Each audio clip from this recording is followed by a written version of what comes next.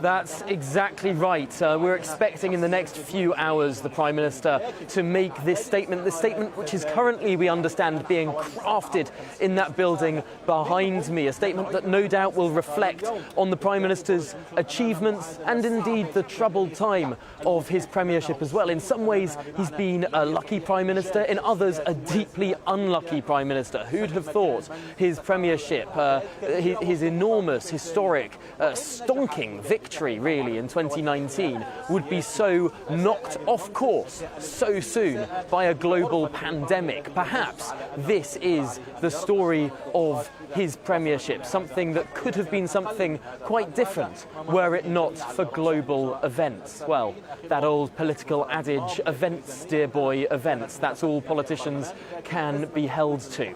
But we're expecting this statement in the next few hours from the Prime Minister, where he will confirm he is resigning as Conservative Party leader today. Note, resigning as Conservative Party leader, but not as Prime Minister.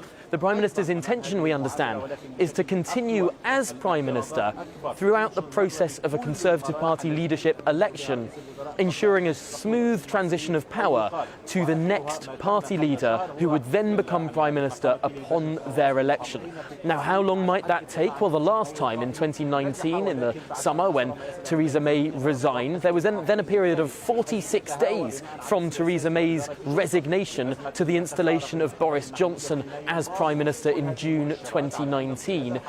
Perhaps a similar time frame is what we could expect to take place this summer. So that would be the Prime Minister no longer being party leader, but continuing as Prime Minister until a new successor is found. And we know the process of the Parliamentary Conservative Party.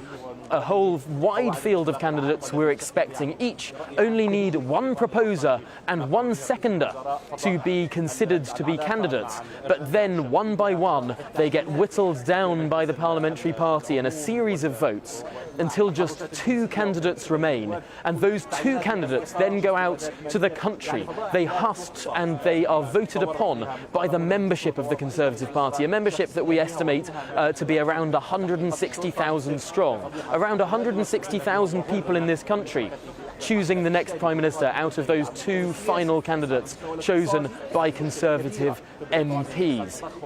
That's the process that the Prime Minister will surely be setting out in a matter of hours. However, there is also some consternation on the backbenches of the Conservative Party. Some people who think that the Prime Minister's behaviour over the course of the last couple of days means that he shouldn't be caretaking as Prime Minister for the next month or so, who believe that someone like Dominic Raab, the Deputy Prime Minister, should step in as an interim caretaker Prime Minister.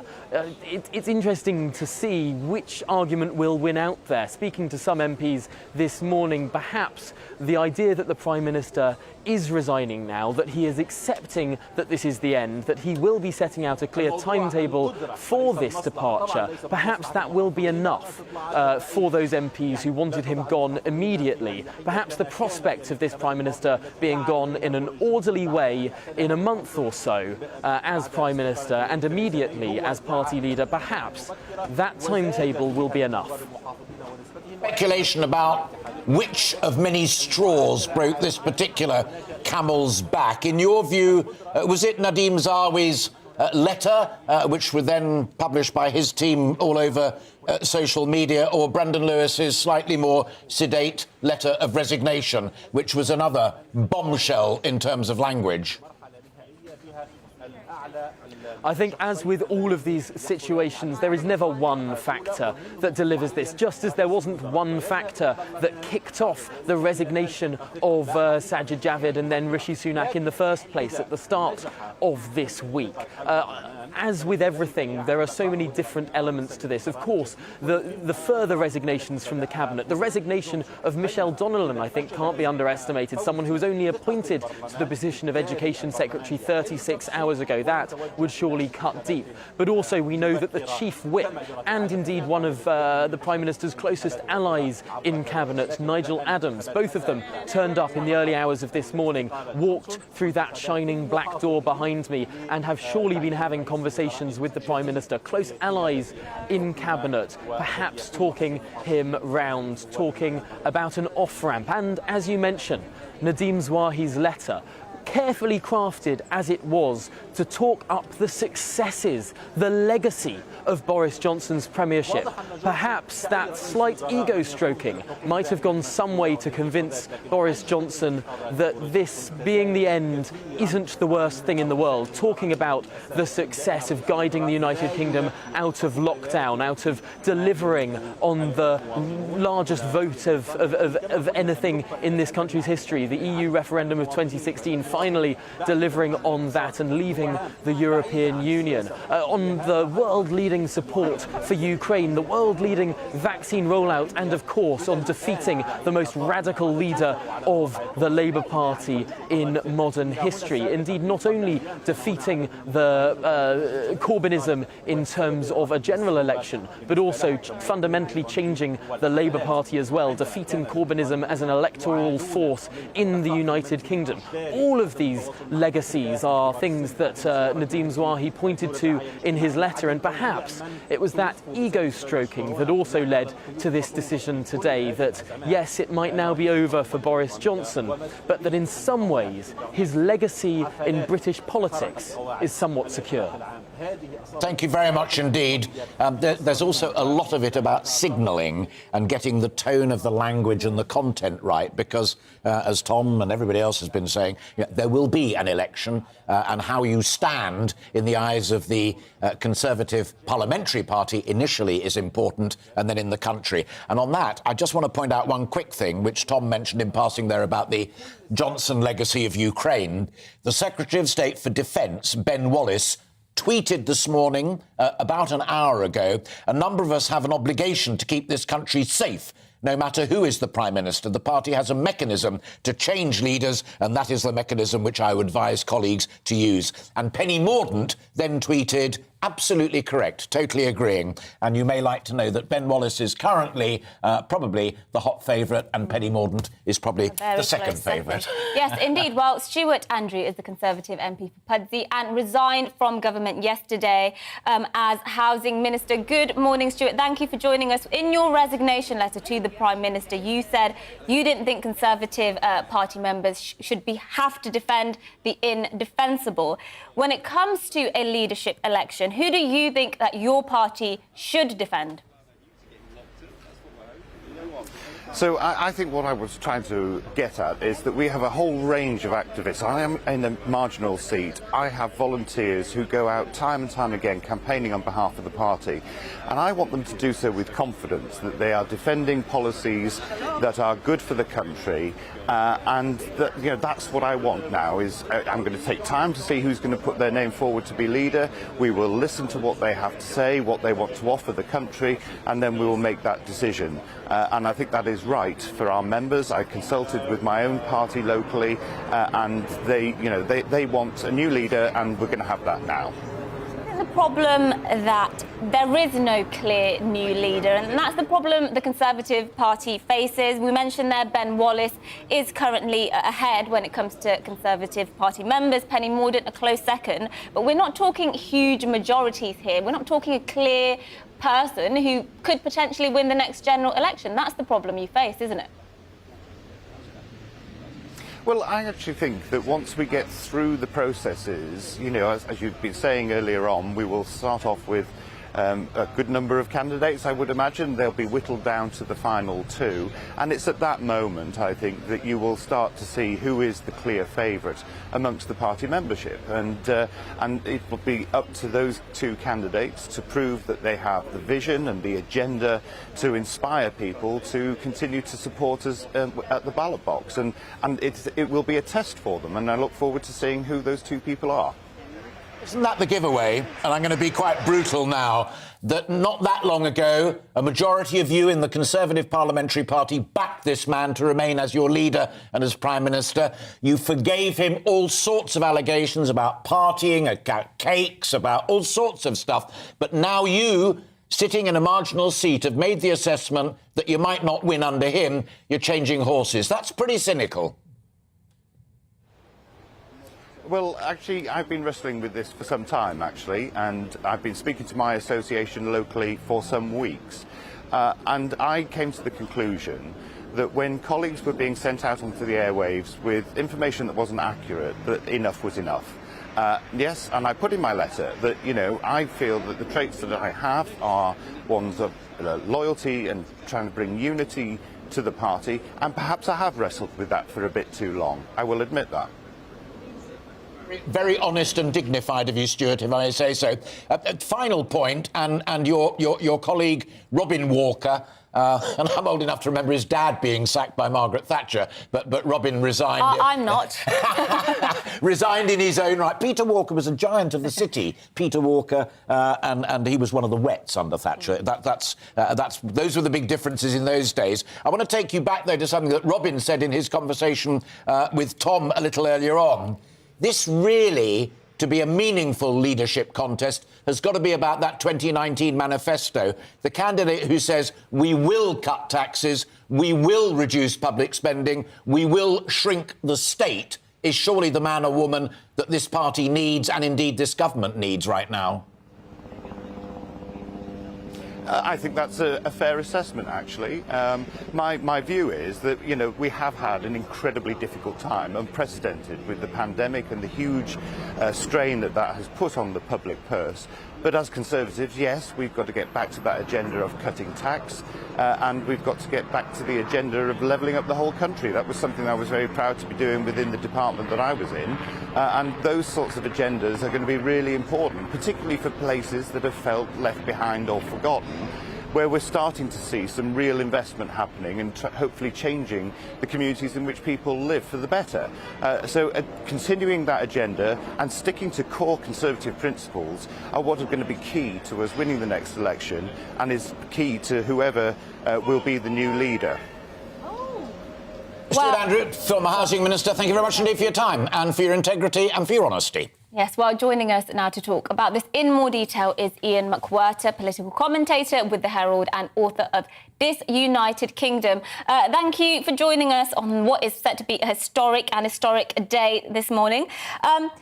I want to ask you this. Look, Alistair mentioned there that, of course, the next leader has to be somebody who says, I am going to deliver what many would say is a proper Conservative agenda. And at the centre of that will have to be, of course, lower taxes.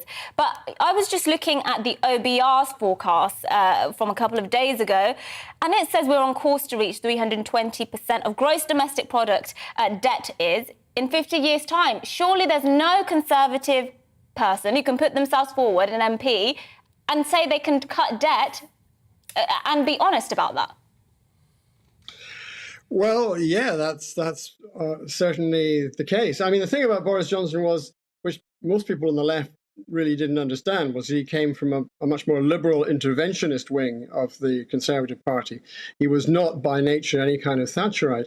So he recognised that when after the turmoil of Brexit, that the country could not go back to the kind of austerity policies, tax cutting and cutting the state, which were imposed by predecessors under David Cameron in 2010. I think he probably sensed that correctly. Whether or not that is a viable economic project, who knows? It's not going to happen now.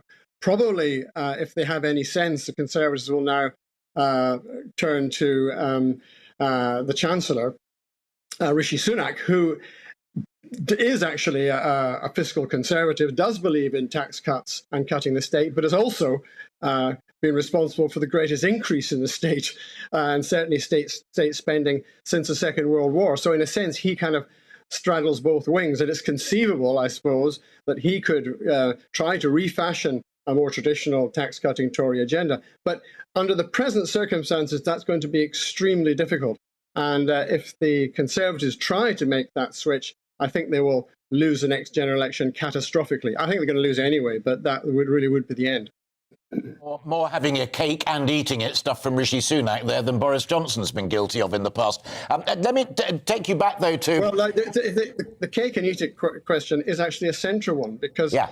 And the problem with the economy is, we are heading for a recession, we have an inflationary crisis. If you now jack up interest rates, which is going to happen anyway, and if you go for austerity economics, which would mean cutting the state very significantly, you will actually deflate the economy even further.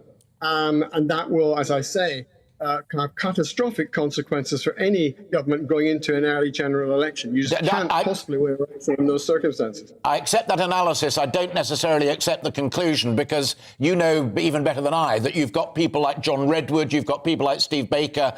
Baker's been out and about this morning. Redwood I haven't heard from, but he was on my programme at the weekend. If you reverse the national insurance increase, not the cuts increasing the threshold, but the 1.25% increase, if you reduce VAT, particularly on fuel, that's a Tory mantra, but also it helps put more money into the economy and stave off the likelihood of that recession. There is a body of opinion within today's Conservative Party that still believes in that.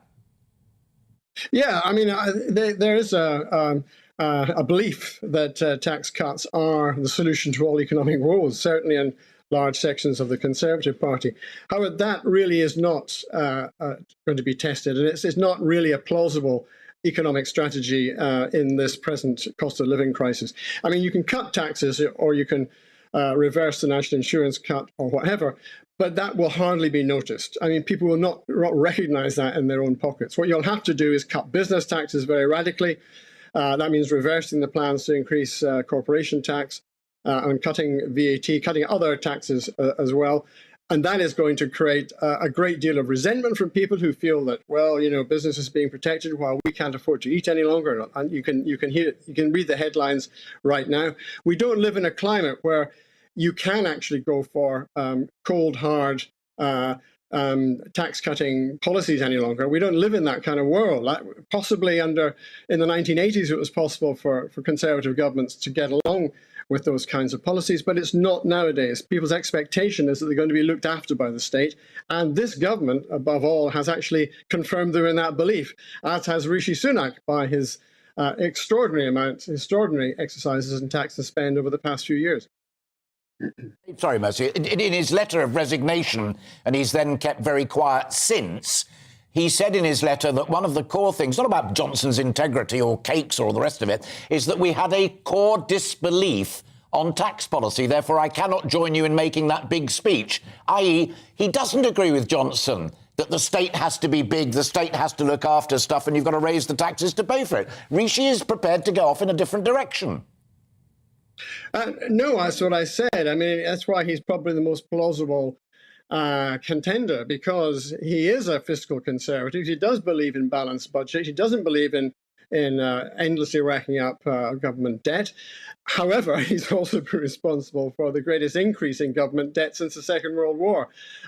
He was responsible for the furlough scheme, which actually paid the wages of large numbers of people in this country during the pandemic, and he's been, you know, in charge, whether he supported it or not. He's been in charge of the splurges over the cost of living bonuses to various people and to the less well off. So I mean, you know, he in a sense he straddles both sides. But I think there isn't really any alternative to what they're pursuing at the moment, which is a kind of botched Keynesianism, but it is the only way they're going to be able to maintain living standards, and the only way they're going to maintain employment. If they now try to impose a kind of Thatcherite agenda of cutting taxes and cutting the state, they'll just definitely lose the next election. I'm afraid there's no alternative. You mentioned there that you're convinced that they will not win the next general election. You know, this opportunity presents a real chance for Labour now to go out to the electorate and say, you know, first of all, we told you so. And secondly, elect us and we will make your lives better. The Conservatives have ruined your lives. In your view, what do you think now? How do you think the Labour Party should capitalise on this moment? Well, by standing aside as the Conservative Party tears into itself in what will inevitably be a kind of civil war. I mean, as you know the old cliche: oppositions don't win elections, governments lose them, and you know that is what's going to happen. I think now this cataclysm will create a vacuum in politics, certainly, and the only party that can step into that vacuum is the Labour Party, despite the fact that they have a distinctly lacklustre leader, someone who is remarkably resilient to public popularity and whose personal popularity has failed to increase, really, despite all the massive problems in the Conservative government. But they are obviously in line to win. They just need to keep saying that they will protect people's incomes, that they won't allow the return to austerity, the public spending, and that the inflation crisis is the responsibility of the Tory party, and they are the only answer to it. It's not going to be hard for them to develop a program, a plausible program around that. It'll take the Conservatives many months of turmoil now before this crisis internally is resolved. I mean, in a sense, tragedy about Boris Johnson is that if he'd actually recognised the situation and had gone with some good grace, he might even have been able to manage a transition to the next leadership and retain some degree of dignity and popularity. He could even have become a kind of national treasure. I mean, he's got that wit and that ability to be self-effacing and to laugh at adversity and the rest of it. And his attempt to cling on like some kind of British Donald Trump has wrecked that. I mean, he can no longer expect to be regarded with any respect by the public. But he's going to be around for a lot longer. And so is Dominic Cummings is going to be around a lot longer, the man who's probably mainly responsible for the turmoil that in Boris Johnson's administration. He's going to be around for a while. There's going to be a war between the Brexiteers and the Remain establishment, if you like, in the civil service, because they are still around and they're not going to allow any backsliding. And so there's going to be an extremely difficult few months ahead. The Tory government will stagger into the next general election. Labour will win it without any great enthusiasm from the voting public, but they'll be installed. The only people who are really miserable, actually, about Boris Johnson's departure just now are the Scottish National Party, because Nicola Sturgeon has almost based her entire project for independence, her rationale for independence, on the personality of Boris Johnson, who is loathed by so many people in Scotland. And his departure means she'll this is going to be maybe what will cheer her up, Ian, if you're right, is that she'll now be plotting what the terms of her coalition with the minority Labour government would be. But for the time being, thanks for joining us, Ian McGuire there, political commentator with the Herald and author of Disunited Kingdom. Yes, well, we're joined now by Guy Opperman, who this morning resigned as Pensions Minister. We appreciate your time this morning. I'm looking at your resignation letter that you tweeted out about 2 hours ago. You mentioned that you were really upset by the behaviour of Number 10 during the COVID restrictions. Many people will be looking at that and saying, hang on, if you were willing to back the Prime Minister then and the party then when members were found to have broken the law, what is the straw that broke the camel's back? It looks a bit disingenuous to now be jumping ship when it's sinking. Well, the practical reality is that 50 of my colleagues, including myself, have been forced to resign in circumstances where it is patently clear that the Prime Minister cannot govern and that he cannot drive this government forward in the way that we would like it to be done. I'm afraid that that has risen out of a series of events, and I would have liked the Cabinet to have been more robust with the Prime Minister so that we wouldn't all have had to resign. Certainly, many of us have been making this case for some considerable period of time, but the practical reality is that government has to continue. It is not a good situation that ministers are forced to resign when we have legislation that we need to take through next week, when we have parliamentary questions on Monday, for example. I'm supposed to be answering questions. I have legislation next week. I have crucial work that should be done on behalf of the vulnerable and for pensioners as a whole. However, the practical reality is, if the Prime Minister was not prepared to move, a group of us had made decisions that we would have to resign to force this eventual circumstance that we now have. Of that last almost throwaway line, Guy, it's Alistair Stewart at this end, that this was plotted and planned. You said a group of us decided a point came where we had to go. We saw the letter from 5 of you saying we're resigning. There is suggestion that maybe Rishi and Saj agreed that they would do their cabinet-level resignation as well. Is this all just a plot? No, I don't think that's the case at all. So I think, listen, several members of the Cabinet have been making the case to the Prime Minister for some considerable period of time. I think Rishi and Saj did resign on the same day, but that I think is coincidence. Genuinely, I think it's patently clear both are running for leader, I suspect. I don't know. My point would be in terms of junior ministers, in that we accepted the situation was no longer tenable. It shouldn't be the case when you lose your Chancellor and when you lose your Health Secretary and you lose your party chairman, that a Prime Minister thinks it's okay to continue. But sadly, he did think it was okay to continue. And we then had to consider, as junior ministers, you'll be aware that every department has 3 or 4 junior ministers. Junior ministers definitely were talking to each other. There's no plot as such. We were very keen for the Prime Minister to succeed and to govern this country and take us forward. Sadly, it is quite clear he can't do that. What did happen last night, though, was we were given repeated assurances that the Prime Minister was going to stand down last night. He didn't stand down last night. And certainly myself and others then decided that left our position as being untenable and that we should continue the list of resignations that took place this morning. As you will have seen, a very quick number of us have resigned this morning. Yeah. Just a very quick one, purely to help the people who are good enough to be watching us on GBNews television and listening to us on radio. Almost a throwaway line again, a very, very important point. The big guns in the cabinet are the ones who can make big political, philosophical statements. But people like you in pensions, and also we were just talking to Stuart Andrew in housing, at Minister of State level, just to help our viewers understand this, you and officials are the ones who literally do the daily work, the daily toil, getting the job done, making sure the pensions department works and that elderly folk get the money that they need and the top-up that Rishi announced in the spring statement. That's what you at your level actually do, day in, day out, yeah? Yeah, there is an awful lot of hard graft by junior ministers, and it is very important.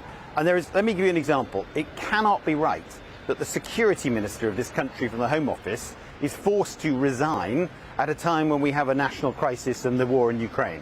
It cannot be right that as we are driving forward cost of living support from the Department of Work and Pensions, where I work, or the Treasury, that individual junior ministers who are in charge of that support, bear in mind £650 is going to land on people's doorsteps next Wednesday. There is support in terms of the winter fuel payment. That's going to be £300. There's support in the energy support grant. That's going to be £400 on the 1st of October.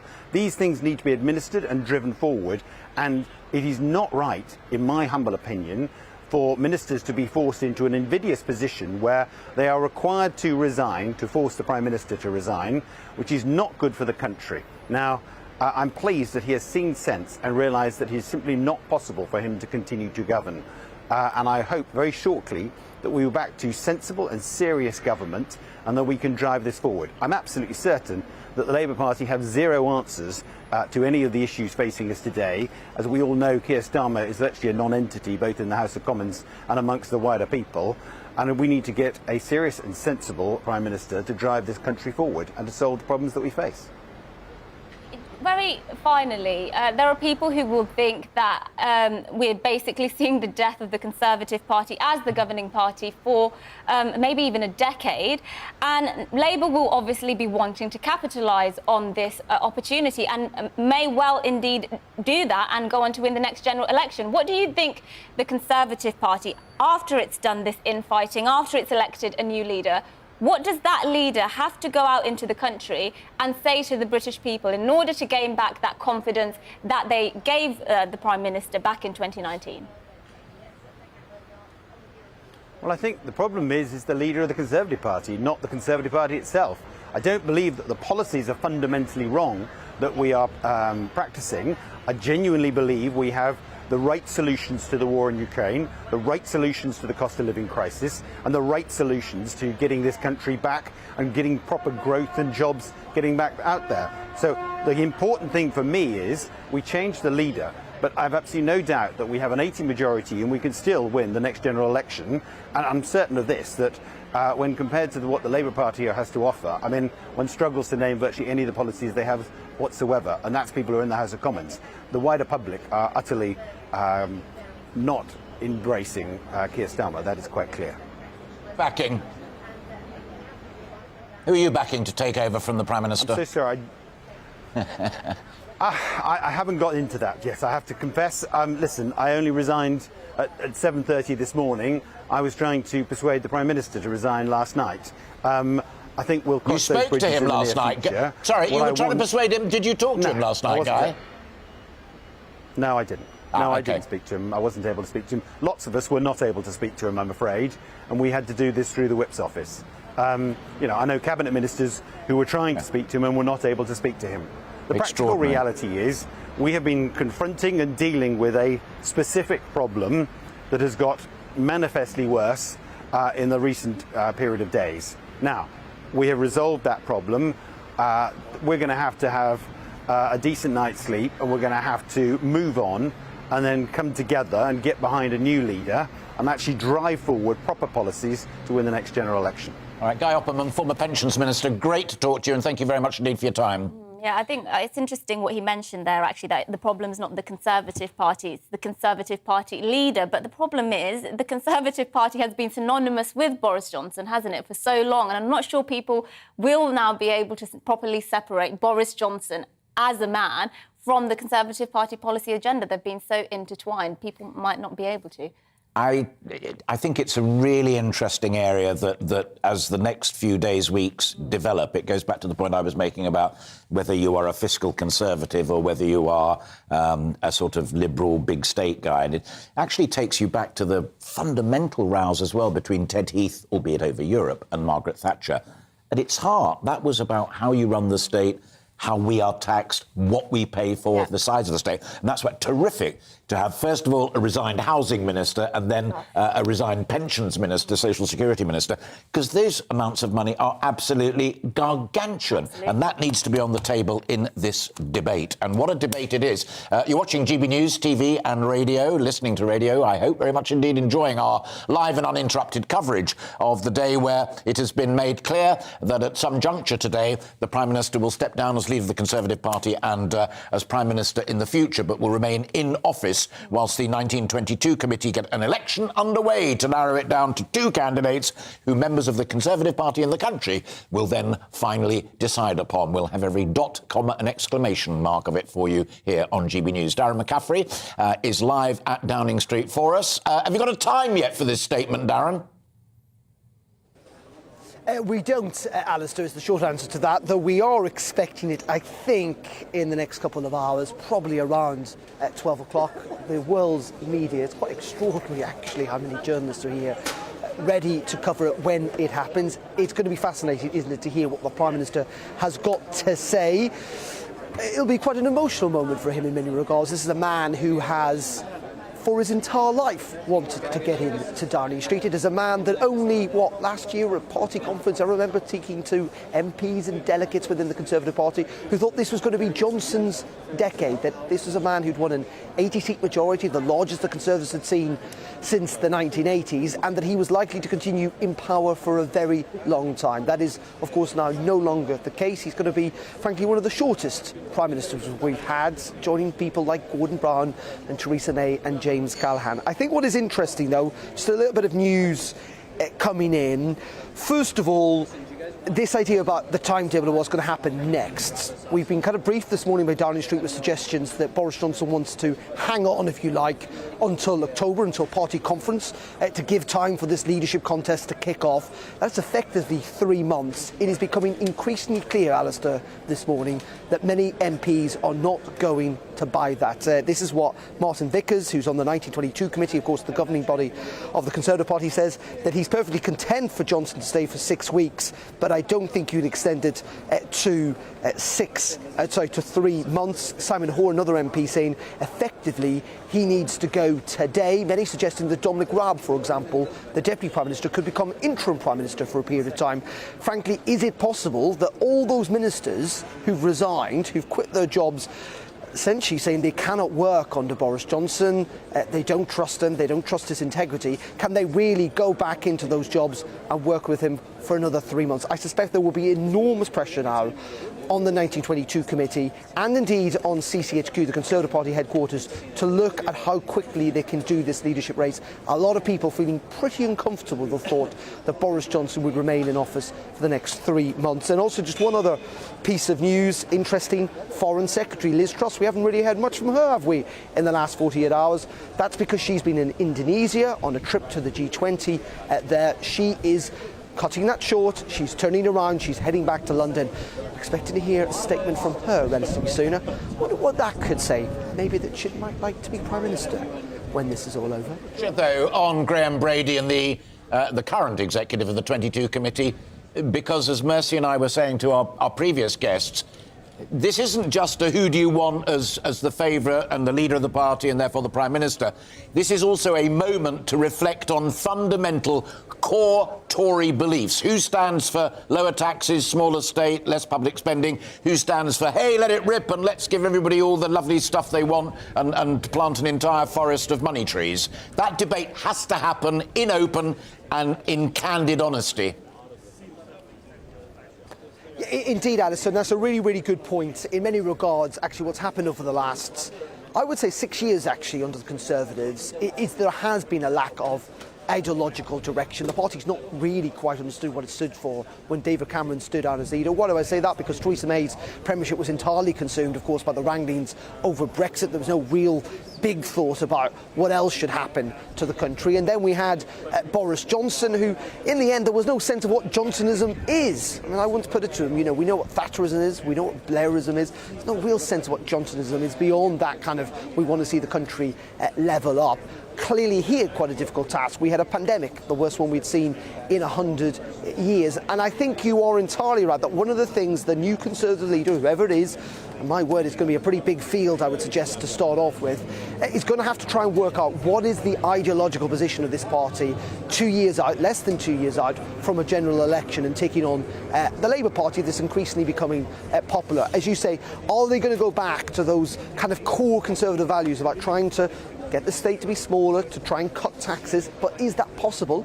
Prime Minister would argue at the moment it's not possible. The current one, when inflation is so high, that taxes cannot be cut. Britain cannot afford to do that. But in the end, you're right.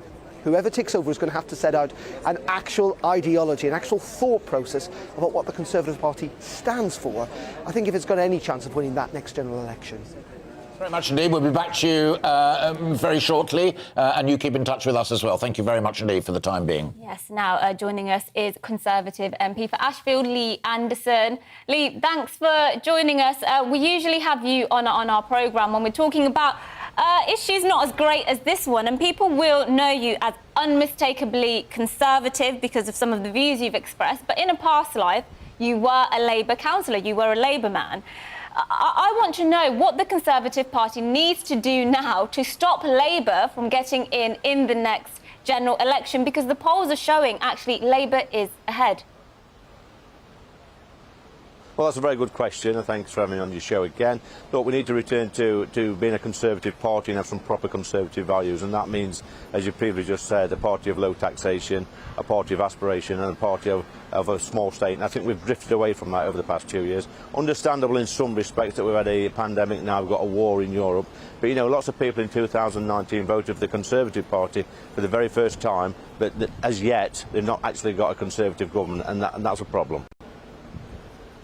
Talking just a moment ago to Guy Opperman, he said, quote, a number of us decided we'd reached a point where we could no longer keep our silence, bite our bottom lip, call it what you will. I said, so it was a plot, it was a conspiracy. He said, oh, no, no, no, no, no, no. And I've had a number of people tweeting me saying, yes, it was. For the last 2 years, they stood by him, the parliamentary party backed him just a few weeks ago. Suddenly, the worm turned. What caused that? Well, there's things happened over the past 2 years. We're having a difficult time, and the boss has had a few scrapes, and we've always backed him over that. But I think the events over the past week, and let's be honest, let's use plain English. We've got a problem in this place with, let's use a proper word, perverts who are taking advantage of young staffers, of other members.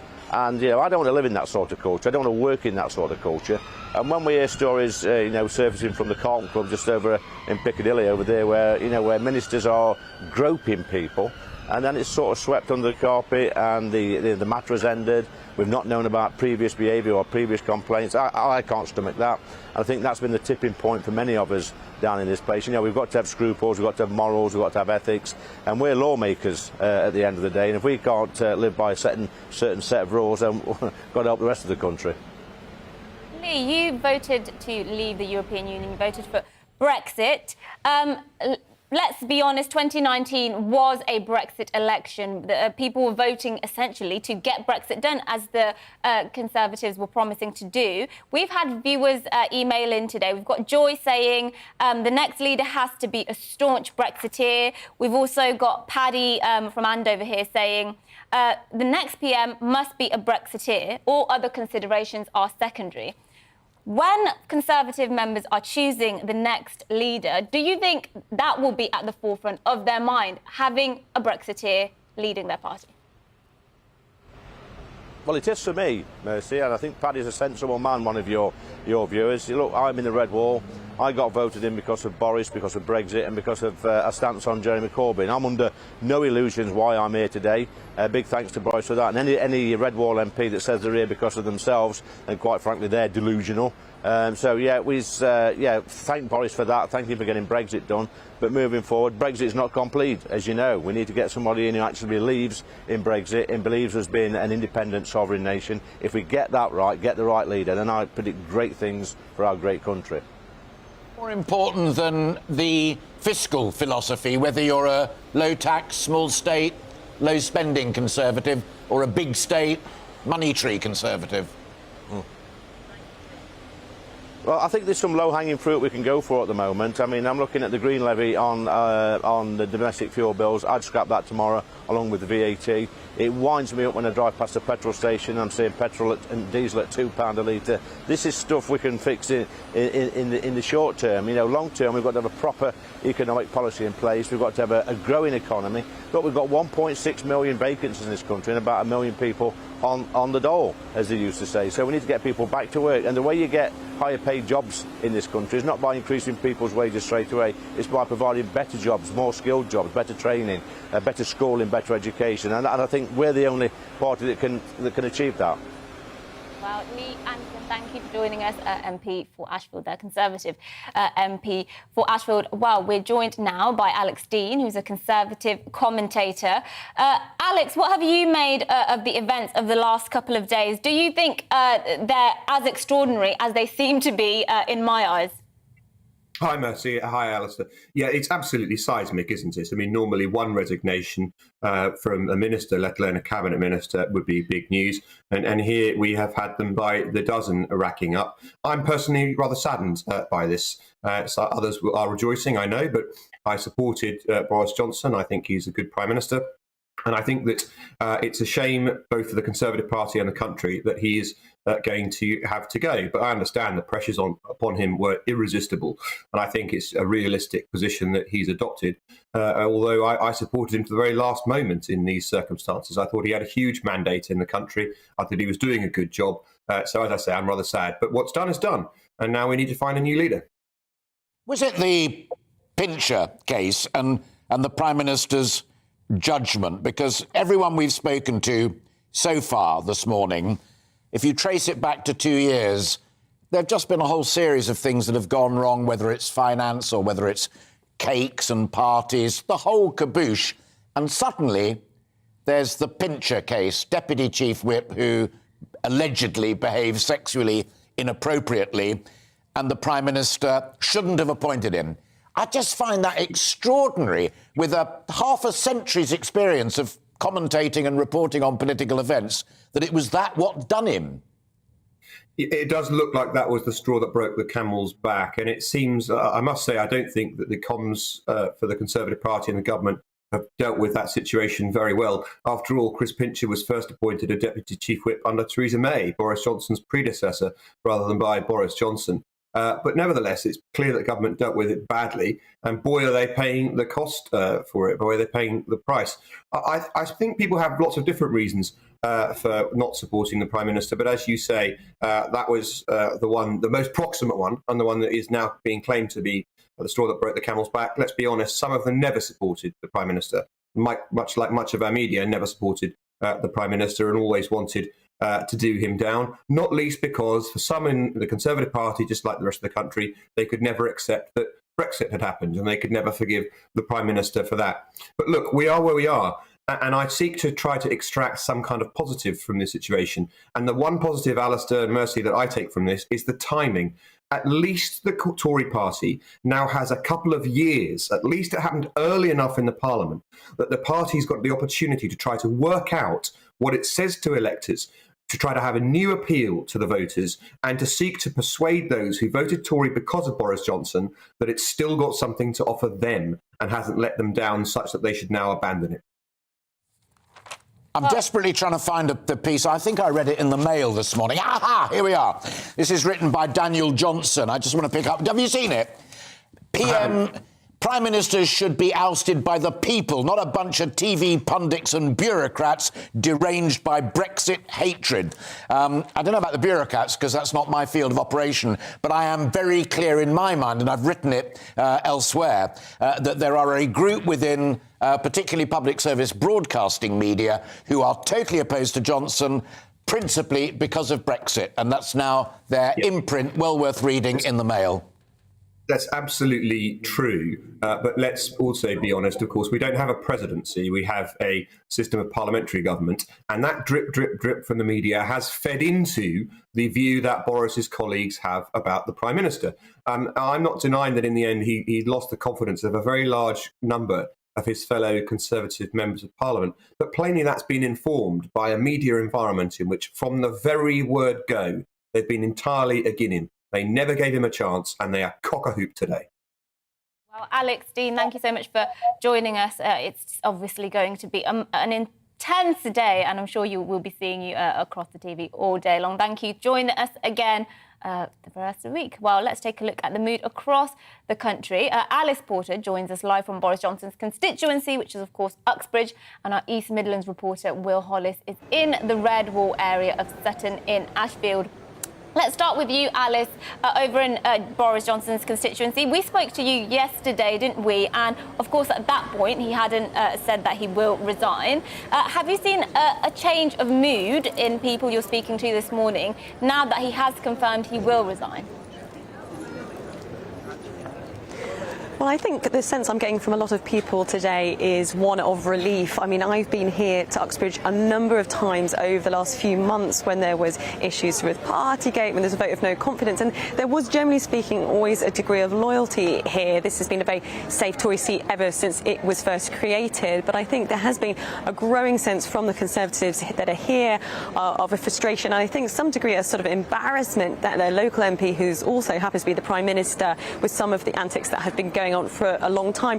I think also some people I was speaking to were sort of saying, you know, he was sort of parachuted in to be the MP here. He's not local to the area, and I think some people felt a sense of frustration that his focus, understandably for a Prime Minister to a degree, is in Westminster, but with some of the issues that were kind of continuing on with Partygate, it meant that he was distracted there and not enough of a constituency MP. Although I think it's important to stress that just because Boris Johnson is resigning as Prime Minister, Minister. He will continue to be the MP for Uxbridge and Ruislip. So in that sense, nothing necessarily will change unless, of course, a general election is held, and therefore there could be quite a dramatic change. But I think it's interesting because I think so often the Prime Minister, the focus is nationally, but what your constituents feel is, of course, very, very important. And look, we don't know what's going to happen. Is he going to be a backbencher, or is he going to leave politics? We just don't know what he's going to do. Is he going to do what Theresa May sort of did and become more of a constituency MP? I think that's what some people in Uxbridge and Ruislip are hoping for,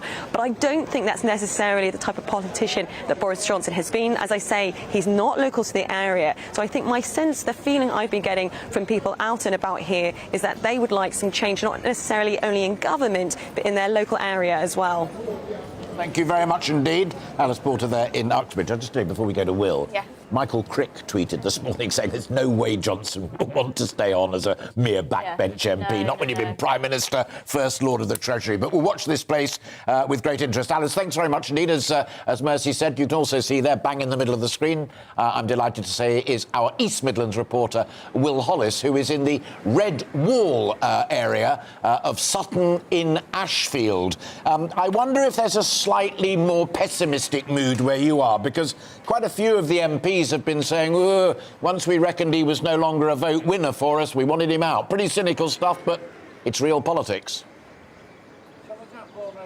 Well, it's really interesting getting a flavour from how people feel in Ashfield this morning. I was speaking to people before the announcement that Boris Johnson is expected to resign, and now I've been speaking to them afterwards. We've also heard from Lee Anderson, who is the MP for Ashfield. He said very matter-of-frankly, basic terms, that his job is because of Boris Johnson. His job is because people wanted to get Brexit done. So it's really interesting to hear from people here about how they feel the news that Boris Johnson is expected to be leaving office, leaving the leadership of the Conservative Party later today. I think there's really three types of people that I've spoken to this morning while I'm trying to gauge the opinion. Number one are people that never liked Boris Johnson and didn't vote for Conservatives, so they're very happy about the news today. Number two are people that do like Boris Johnson. They've given him the time and time again, but now they've found that we're at the end of the line and there's nothing else he can do. But the third group of people that I think is going to be really essential for the Tory party going forward, especially when we're talking about leadership elections and potential elections, is whether their vote is counted for anything, if it can just be taken away quite easily just because of people that have been voted in rather than the actual voters themselves. So I think it's going to be really interesting to see how people react today. We're going to be speaking to a lot more people, and we've been recording a few Vox Pops, so we'll be able to see those a little bit later as well. But for now, we're hearing the news that Boris Johnson is resigning, but how people in these working class towns that have given the Conservatives their vote for the first time, red wall seats, places like Ashfield, like Bassett Law here in Nottinghamshire, or Bolsover, hardline Labour seats that went to the Tories last time, the reaction from them might be most telling for what it means for the future of the Conservatives. Still very much a get Brexit done sense up there, isn't it? Because that's really the core issue, as Mercy said earlier on, that pushed so many people who'd never voted Tory in their life into the arms of Boris Johnson.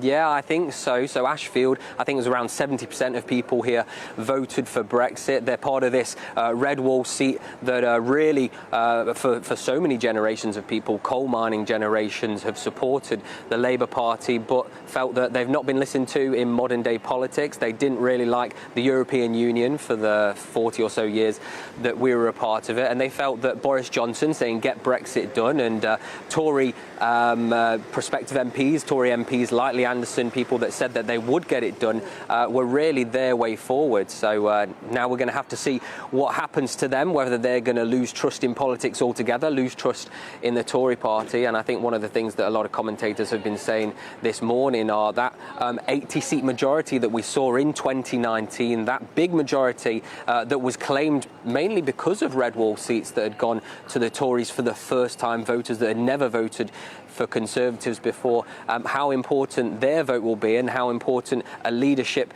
that will connect to those people will be for the future of this Tory party while it is still in government. Spot on, Will. Thank you very much indeed. Well, I do wonder, given Ben Wallace, who is the leader in terms of the polls for the Conservatives, he's a Remainer, isn't he? I wonder how that will play out in those red wall seats where people are still very much thinking about Brexit and still very much want a Brexit Prime Minister leading them. Ben Wallace, Remainer, might not go down very well. I stick my neck out on this one. I mean, I don't think it matters now as going forward. Because my view, and it's a little bit, I nod to Keir Starmer, which is an odd thing to do today, but that assertion, look, the nation made its decision, it's done and dusted. Yeah. I think the real pressure, though, is what getting Brexit done means. Not getting the vote through, but actually sorting stuff out that Jacob Rees-Mogg is supposed to be working 24/7 well, I mean, to his credit, as soon as the vote did happen, I think the next day Ben Wallace did tweet and say, "We have lost, I am now on board." So I think the democratic aspect of Ben Wallace's stance is probably... I think the other thing that Will touched upon, and Alice to a lesser extent, but it matters more where Will was, is that there'll be real anger out there, and it's coming through on our tweet messages and emails, of people saying, excuse me, we'll let you know when we want to change the Prime Minister, we'll let you know when we want to change the government, not a bunch of Tory backbench MPs who shilly-shallied for ages. Sadly, how our system works doesn't quite marry up to those desires for people to have that decision to change the Prime Minister. But now let's go to another guest, I think. Indeed, so another one who resigned, Richard Graham, Conservative Member of Parliament for Gloucester, resigned as the Prime Minister's trade envoy, and he joins us live now from Westminster. Good to see you again, Richard. I don't mean to be remotely rude, and I'm not going to be rude, but initially, after 2 cabinet ministers, my notebook got filled up with people who were PPSs, junior ministers I'd not heard of, and trade envoys. I didn't know we had so many trade envoys. What was the straw that broke your back? Look, I think the key thing is, I mean, I've been the Prime Minister's trade envoy for all 3 Conservative Prime Ministers since 2011. And the straw that really broke my back was ultimately down to a simple question of trust. I didn't feel that I could go on to local radio and talk with my constituents honestly about what I felt about some of the recent incidents and balance that at the same time with my loyalty to the Prime Minister. So in order to be able to say what I wanted to say, I felt obliged to resign. Also that a number of your colleagues, not least people who are in much more marginal seats than Gloucester, felt that he'd passed that line where he was no longer a vote winner, and quite cynically they thought, right, he's gone, next. Yeah, that wasn't, to be honest, a factor in my decision at all. It was simply a question that over the last few days, the handling of the Chris Pincher affair, when the former Foreign Office Permanent Under-Secretary directly contradicted the government's account of events, that was the stage at which I couldn't go on giving the Prime Minister the benefit of the doubt. But in a sense, that's all in the immediate past. I think the crucial thing is we've been in an extraordinary situation now for 36 hours. Having the Security Minister having to resign in order to, make it clear that the Prime Minister has to step down is thoroughly unsatisfactory. But if everything is resolved sensibly later on today, then we'll be able to start the process of moving on. Well, Richard Graham, thank you so much for joining us this morning, a Conservative MP for Gloucester who resigned as the Prime Minister's trade envoy. Well, stay with us for all the latest live from Westminster on the day that Boris Johnson, will resign as Prime Minister. You can also get in touch with your thoughts, GBVs at gbnews.uk. We'd love to hear them. That's it from me, but you'll be joined by Bev and Alistair again in just a moment.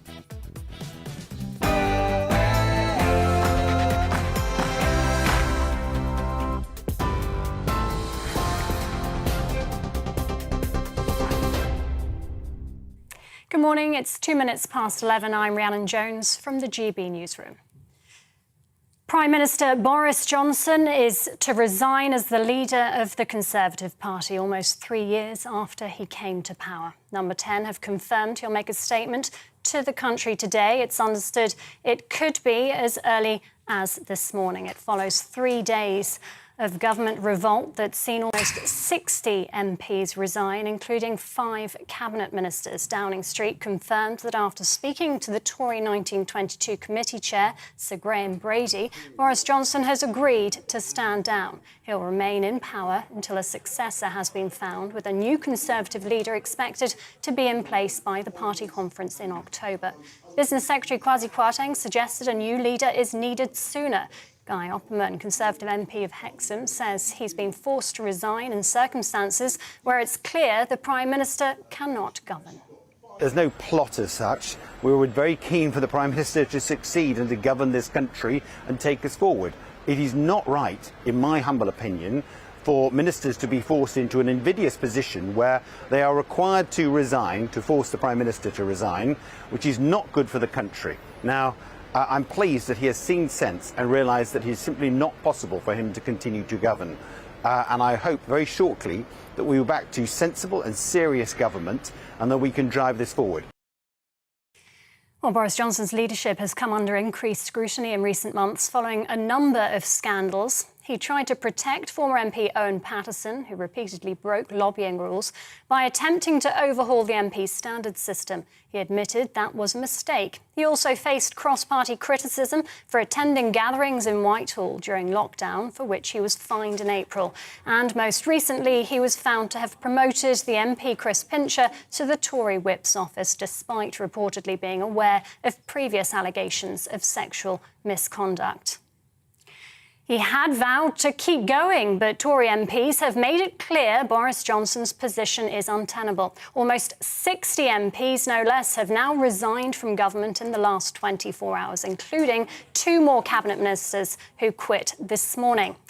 Michelle Donnellan, just 36 hours after being appointed as Education Secretary, leaving just 1 minister remaining in the department, and Northern Ireland Secretary Brandon Lewis, who said the government requires honesty, integrity and mutual respect.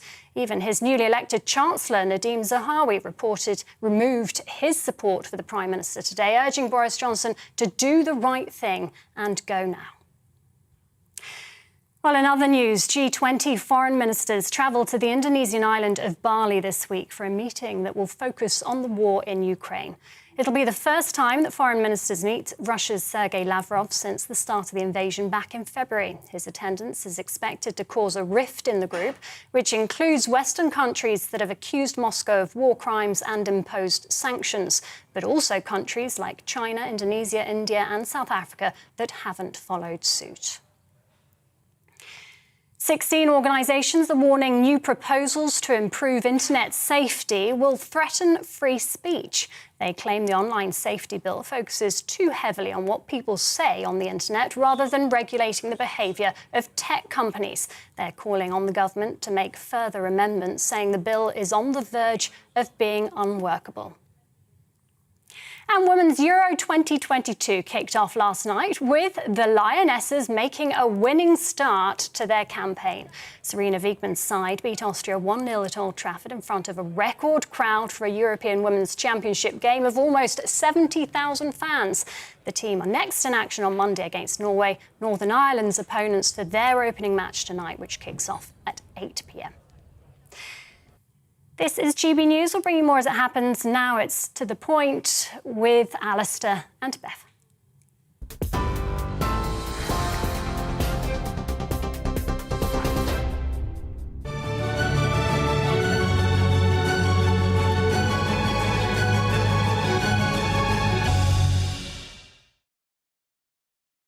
Very much indeed, and you are watching live and uninterrupted coverage here on GB News TV and radio of the decision early this morning by the Prime Minister to call it a day. Resigning as Conservative leader after clinging on for dear life, he's accepted to give up that fight. He will remain, however, Prime Minister until a replacement is appointed. That's right. We are still waiting for his address to the country. We will let you know, of course, as soon as we get the timings on that. But we have got Darren McCaffrey down at Downing Street.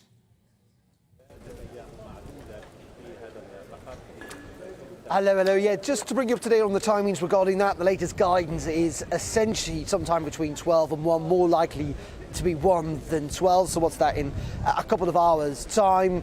We are expecting the podium, and we've seen that quite a lot, haven't we, over the last 5 or 6 years, where the Prime Minister will come out and make a speech. Important to remember, he is standing down or resigning as Conservative Party leader, not as Prime Minister. Number 10 insisting this morning that he wants to stay in post until October, until that leadership contest is over. That is 3 months away, and I can tell you that there are lots and lots of Conservative MPs who are pretty uneasy about that prospect this morning. Many of them have taken to Twitter essentially saying he needs to go, and he needs to go now. For example, Simon Hoare, who's a Dorset MP, says that ministers resigned because of the Prime Minister. The party has lost confidence because of the Prime Minister. It's beyond credulity that Mr Johnson can stay in office, the new constitutional territory, but he has to go, and go means go. I.e., they are just simply not prepared in many regards to accept the fact that he may well stay in post for quite a prolonged period of time. And it does raise lots of questions, of course, for those ministers that have resigned, and there's a lot of cabinet positions right now that are not filled. Are they prepared to come back in and work under Boris Johnson, given the fact that they have questioned his ability to govern, his integrity, and the very fact that they do not have trust in him? So there are big questions. The political drama, let me put it like this, is far from over. Absolutely intriguing. But you and I were chatting a little earlier on when Mercy was sitting where Bev is now sitting, and we've talked to 3 or 4 MPs since then. I still am not utterly persuaded by what pushed him over the line, whether it was the public letter from Nadeem Zahawi, the man he appointed Chancellor of the Exchequer what seems like 5 minutes ago, or whether it was the resignation of one of his closest mates in government, Brendan Lewis, in the Northern Ireland office, or as 2 MPs have told us live on this programme this morning, oh, no, it was the Pincher. It was the Pincher case. It was the handling of that. I'm not quite persuaded. What do you reckon? Was it pushed Boris Johnson over that line? So I'm hearing it was actually Sir Graham Brady in the end, that he went to see the Prime Minister this morning. The Prime Minister clearly went to bed last night, woke up this morning with the chair of the 1922 committee, the governing body of the Conservative Party, essentially saying, Prime Minister, you have lost majority support. I can prove to you that if there is a vote of confidence, you will lose. There are not enough MPs. In fact, actually, the Telegraph were reporting, weren't they, this morning, that when they had added up the total of MPs that supported back the number of MPs, was only 65 out of 360 were willing to back the Prime Minister. In those circumstances, that would have been a pretty devastating defeat, utter humiliation in many regards, and that's why the Prime Minister decided to call it a day. Though Cabinet Ministers, those that did resign and those that went to see him yesterday, say that they do think they had a part to play in trying to convince him that the game was up, that there was no need to carry on. So I think it was probably that pincer movement, if you like, Alistair, of essentially the 1922 committee chair and the Cabinet resignations that did push him over the line. And this, the Prime Minister, of course, had repeatedly said he would never resign. That is no longer the case. But it will be fascinating, A, to hear what he has to say today, and B, whether he can cling on for those 3 months that he wants to do, because the mood in the party is pretty unforgiving at the moment. He has not helped his case, it must be said this week. One final thought, and is that we must have a thought, is for actually some of the people who work inside Number 10, who've served the Prime Minister pretty loyally, who will also lose their jobs in the weeks and months to come. These are pretty emotional times. You talk to people who've seen this with David Cameron and Theresa May. Really difficult days for the people inside Number 10 who are working for the party but also for the country too. And I think sometimes we should remember that these are real people with real lives. It's not just all politics. OK, thank you, Darren. Very, very well put indeed. At Downing Street. We're going to talk now to the political editor for the Sunday People and the Sunday Mirror, Nigel Nelson. Good morning, Nigel. I don't know whether you were hearing what Darren was saying and what Alistair was speculating about. What might have been the fatal blow, in a sense, that would have persuaded Boris Johnson that now was the time? Obviously, Nadeem Zahawi, in his resignation letter, pointed out and used the word dignity, that there was need to leave with dignity. Do you think this is Boris Johnson doing that? Well, it's certainly more dignified than being dragged out kicking and screaming, which was certainly the alternative. And I think Darren is absolutely right, that it was actually those two things, Graham Brady, who is the Tory backbench shop steward, telling Boris Johnson that if he tried to cling on until Monday, the rules would be changed and the parliamentary party would actually get him out. And you've got the cabinet ministers who went in yesterday, and amongst them actually people who've been incredibly loyal to him. Grant Shapps, the Transport Secretary, Priti Patel, the Home Secretary, them telling him, look, the game really is up. It reminded me, because I'm just about old enough to remember it, the last days of Margaret Thatcher, and the same thing happened. The only way that she was shifted was when the cabinet went into her and said, look, sorry, there's no way you can carry on. You've lost the support of the party. You have to go. Margaret Thatcher, Nigel, it's Alistair speaking here, and I raise you Gordon Brown, who after that election, where neither of he nor Dave Cameron had won an overall majority, but Gordon Brown's antics, Labour Party, I hasten to remind everybody, was likened to an occupation, like a student squat. He wouldn't leave. No, you're right. I mean, Gordon was actually squatting in number 10. Obviously, it was a slightly different situation that both in Margaret Thatcher's case and in Boris Johnson's case is actually an internal party matter. What we were dealing with back in 2010 was the question of whether or not there would be a coalition. And obviously, Gordon Brown was trying very hard to do some kind of deal with the Liberal Democrats. What actually came out afterwards, really, was that David Cameron had put an awful lot more work into getting that coalition off the ground.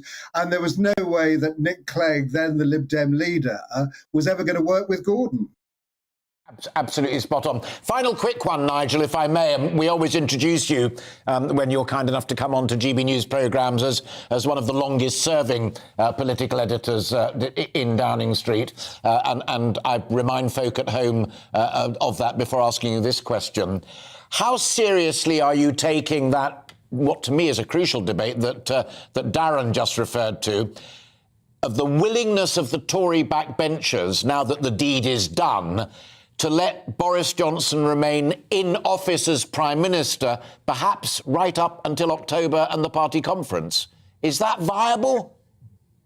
Well, they certainly want him to go completely. And what you've got to remember is that that at the moment that government is actually full of holes. In Northern Ireland, there's no government whatsoever. There's no executive running. We've got a Secretary of State who's quit there and his deputy with him. No ministers at the Department of Education. They've now got to get the government back together again. And that's going to be a difficult task if Boris Johnson remains as Prime Minister. Trouble is that as far as the Tory MPs go, the only power they have is to get rid of him as leader. So really, as another game of persuasion is about to go on to try and make Boris Johnson quit as Prime Minister as well. Do you keep in touch with us? Thank you. Thank you ever so much. Scarlett Mcguire is joining us now, former Labour advisor. Good morning, Scarlett. I don't know whether you heard then a little bit of reflection on when Margaret Thatcher left 10 Downing Street. There were 3 men at the time, Geoffrey Howe, Nigel Lawson, Michael Heseltine. You correct me if I've got that wrong, Alistair, who was sort of plotting behind the scenes to get rid of her. Meanwhile, John Major was very quiet, telling everyone he had toothache. He was at the dentist. He was at the dentist. I don't think it's fair to say that Heseltine was plotting behind the scenes. I think Heseltine was plotting bang slap middle of the camera. Exactly. So, John Major was the quiet one in the background. Miraculously got over the pain to arrive at Westminster to put his own name in the ring for that. So who should we be thinking about now, do you think, Scarlett? Who is quiet, behind the scenes, who we haven't heard an awful lot from in the last, well, what is it, a matter of hours now, 12 hours, not even? Ben Wallace. Ben Wallace is the quiet one. Ben Wallace has been very, very popular with Conservative Home readers, so he's very popular within the party. You know, he's played very well on Ukraine. He's talked a lot about defence. He's an ex-soldier. All of that. I mean, the fact that he probably knows nothing about anything outside soldiering and defence, irrelevant. He's the quiet one. He's the one making friends. Whereas Nadhim Zahawi, I mean, honestly, when Boris Johnson calls Michael Gove a snake, I think Nadhim Zahawi is snake, snake, snake. He goes to the education department does nothing of any consequence there, right, where we've got children who've been out of school for 2 years, leaves them alone and just plots his leadership, and then agrees to become Chancellor, goes on the television, tells everybody what he's going to do as Chancellor, and then writes the letter today. Wow, that is a snake. It's a chameleon rather than a snake, Scarlett, just to be eaten alive. I love you dearly, as you know, and we've known each other for decades. You can't get away with saying he went to the Department for Education and did absolutely nothing. He published a white paper and he got extra money, even to the point where Rob Halfon, who is...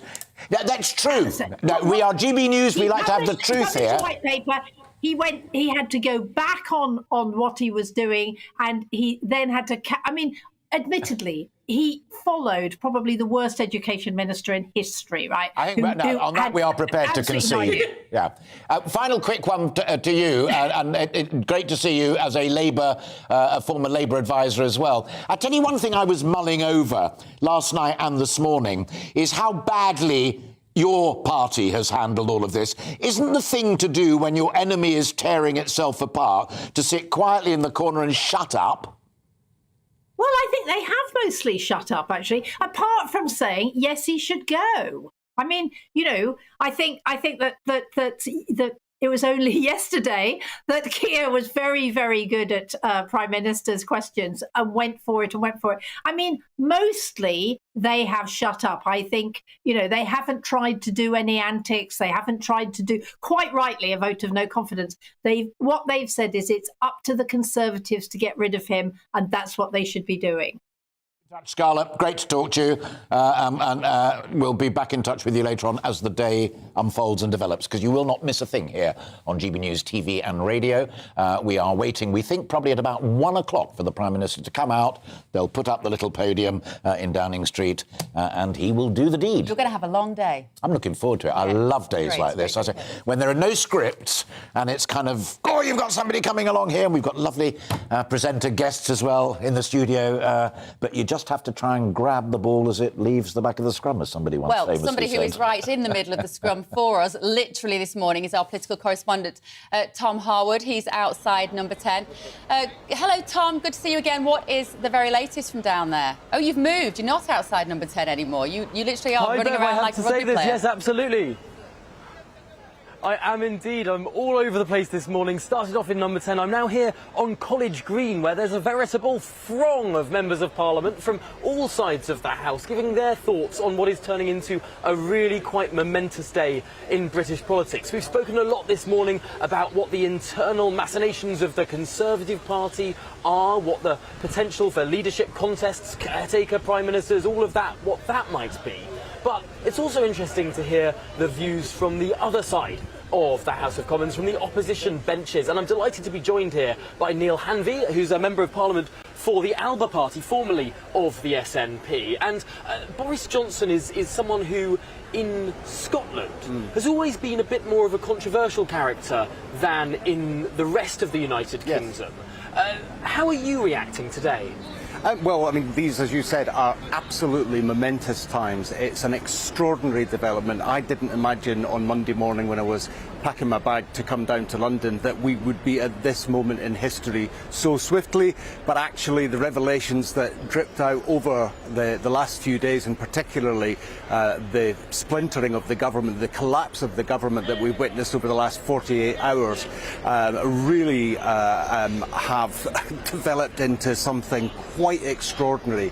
And, the mood in the palace is really quite sombre on some benches, and there's a sense of not quite celebration, but a sense of relief that we may be past this post-truth Prime Minister and that be able to begin to have some honesty and integrity return to politics. And I hope that that will enable us to make a strong case for Scotland's renewed push for independence, and that will ultimately lead to Scotland becoming an independent country. Do you think that the cause of Scottish separatism has been enhanced today, or to some extent diminished? If Boris Johnson is the figure of division in Scotland to some extent more than in the rest of the United Kingdom, doesn't that make your fight for independence, for partition, doesn't that harm it? No, because the reality is that it doesn't really matter who occupies 10 Downing Street. If their position is to continue to hold Scottish democracy hostage, then that will only drive support for independence up. There has to be a willingness to respect the supposed union of equals, this voluntary union. And if the 1922 committee can change the rules because they want to change their mind on a Prime Minister and replace him, then it surely follows that Scotland has an absolute, undeniable right to revisit the question of independence, given all of the calamity that we've experienced, particularly since the vote for the EU referendum in 2016, and Scotland's very clear position that we did not want to be removed against our wishes. Now, just finally in this conversation, yesterday we saw some news about your former party, the Scottish National Party, making moves against an accuser of one of their MPs, someone who has now been suspended from that party. But it's almost an analogous scandal in terms of sexual impropriety to the one that engulfed the Conservative Party. Yes. Well, I mean, there are obvious parallels to these circumstances, and as I asked the Minister on Tuesday in response to his statement on behalf of the Prime Minister, we need to know who knew what when, and we also need to know the scope of the concern. There have been reports in Scottish media that there may be other accusers that may not have progressed their cases. The recent revelations about the victim now being threatened by the parliamentary group are deeply concerning. But I have to say, the culture of that group, as I experienced it, this does not surprise me.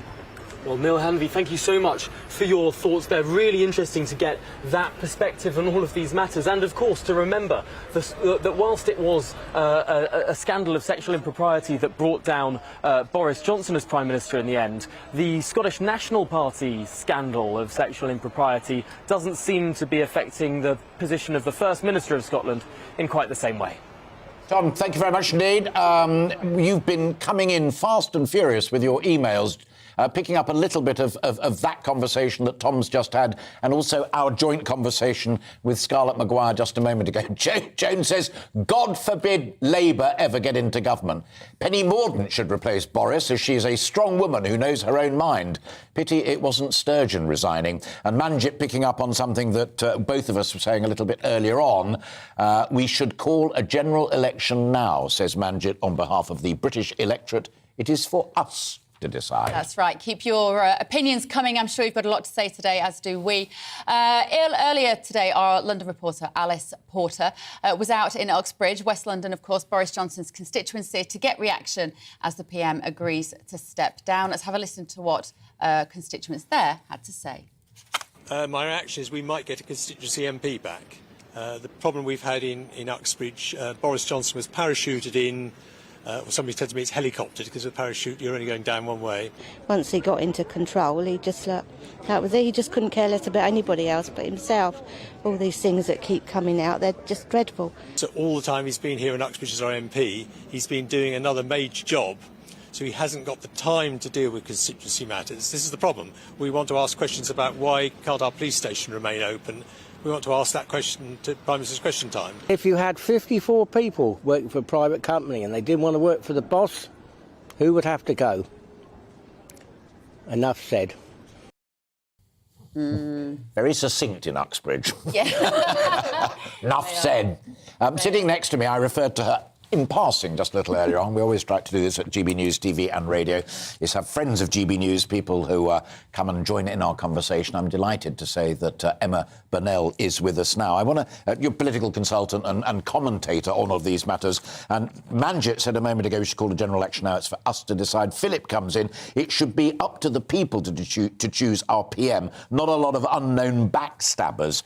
There is a theme developing here that the risks a political party takes when it dumps a leader and it's a decision of the parliamentary party. I mean, ultimately, the successor will be decided in the country. But this is really leaving a bitter taste already out in the country. There is a percentage of the country who are much more supporters of Boris Johnson than supporters of the Conservative Party. They're not a majority. They're not a majority of the people who voted Conservative, I would say, and several people who felt that way maybe 2.5 years ago have changed their minds. But they exist, and they, in a democracy, have a right to their say. And the problem is that the Conservative Party have not only allowed this situation where they pretended we lived in a presidential system because it did them electoral good to continue, they actively encouraged it, and now, of course, it's come back to bite them. There's always been a feeling, I think, from people who knew Boris Johnson from newspapers before he was a politician, that in his heart he is a journalist, he's a wordsmith. He is currently must be writing the most important copy of his life in the speech that he's about to deliver at some point, we think maybe about 1 o'clock today. What do you think he's going to say, Emma? What should he say? Well, I just want to be a little bit clear about the difference between opinion and comment journalists, which is absolutely what Boris Johnson is, and the other kind of... I was speaking to a group of aspiring writers at a school in Canterbury yesterday and was making very clear the difference between a journalist whose job is to root out and tell the truth and an opinion journalist whose job is to interpret what is said by other people and to give their opinion. I think we can all agree that Boris Johnson is not there to have a strong relationship with the truth, but is very good at putting his opinion in the most bombastic possible way. Boris Johnson has a constituency of one, an audience of one, and that is Boris Johnson. And what he's going to do today is come out and make the argument that makes him feel best about himself.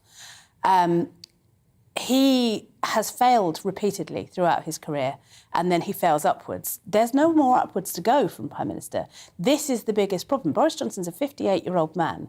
People think he's going to go away and make money on the dinner party circuit and sell his book. Boris Johnson's more interested in power. I mean, he is very interested in money, and he moans a lot about not having enough of it. He has a lot of ex-wives. I'm just going to...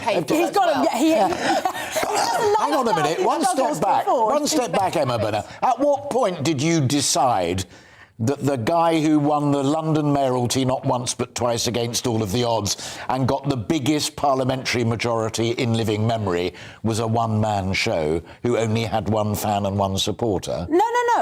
What I'm saying that his own principal audience is himself. He's like Trump. There are people who absolutely buy into it, and what they like I is thought that you were implying that he was electorally No. I mean, I think he is past his best electorally, certainly. You can see why the Conservatives, who are also there to try and get themselves elected more than anything else, have decided that he's no good for them anymore. But what I'm saying is that he will come out and tell a story today that is not about humility, that is not about what he's got wrong, that is, he may gloss over some sort of apology, but ultimately, he will be trying to say, I made all the right calls, I'm really right, it's a terrible thing that I've been forced out by these snakes. And actually, he won't make the speech that I think the country needs to hear to move on. That's what worries me. I was wondering, do you think he'll write two versions? Like which I was going to celebrate it on the Brexit point. May well do. And then decide just at the last minute he gets the podium, that one or that one. Very good point. We had Lord Jonathan Marland in here yesterday, who was instrumental in getting Boris the mayoral candidacy, and then obviously that's that particular tenure. And when I asked him yesterday, how will he be feeling today, so 24 hours ago, he said he'll be thinking this job is a nightmare. I do wonder whether there is a slight sense of relief within Boris Johnson this morning. We know he's not a particularly hard-working man. We know that he has all of the charm and the charisma that wins over even those red wall seats. But I do wonder if today there is a sense that he thinks, I want to go now because I don't really want this job anymore. It's too hard. And I disagree with you, Emma. I think he will ride off into the sunset and he will become an extremely wealthy man in the guise of Tony Blair. I disagree with that last part. The relief part, yeah, there's definitely a part of Boris Johnson that's thinking, oh, God, I don't have to do it anymore. Thank God for that. Boris Johnson is a campaigner. He's not a governor. And this is the problem. And it's a broader political problem. The Conservative Party have rejigged themselves into a party that is a permanent campaign, and they're not a party that is good at governing anymore. And we've seen that, not just with Boris Johnson. It would be very easy to say this is a Boris Johnson problem. But we saw it under Theresa May. We saw it with David Cameron. It's just that constant campaigning. And the problem with Boris, and the reason why I say that he's going to be upset and why he will want to have a comeback, is because what he is most concerned about is his image, his ego. His ego is enormous and needs stroking constantly. And if he feels like the last thing that he's done in public life is fail so massively, so demonstrably, so historically, and this is a man who thinks, constantly of people's historic precedents, wanted to be Churchill, has ended up as, well, he's certainly a Prime Minister who's going to be in the history books, but not for the right reasons. Yeah. Emma, good to see you. Thank you very much indeed. Joining us now is John Whittingdale, who is the Conservative Member of Parliament for Malden in Essex, former Secretary of State for Culture, Media and Sport, Cabinet Minister, confidant of Margaret Thatcher, all manner of things. I'm bigging you up, John, just so that people who are kind enough to listen to our conversation and watch our conversation know where you are coming from. What was the straw that broke the camel's back? For 2 years, we've seen a Prime Minister who's had problems over all manner of things, from cakes to wallpaper to COVID and the rest of it. Why now? Well, I mean, I think you're right that it was the culmination of a sort of succession of incidents which, had damaged Boris.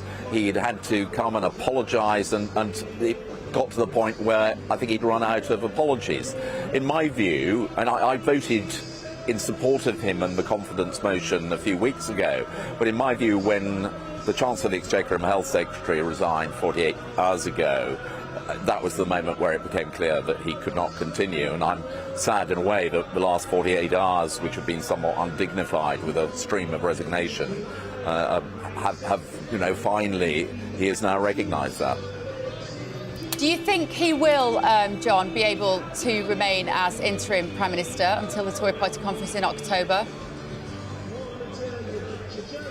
Yes, I think so, because this is not the first time we've had something like this. In actual fact, I've just said in Parliament, we've had Margaret Thatcher, we had Tony Blair, we had David Cameron, we had Theresa May.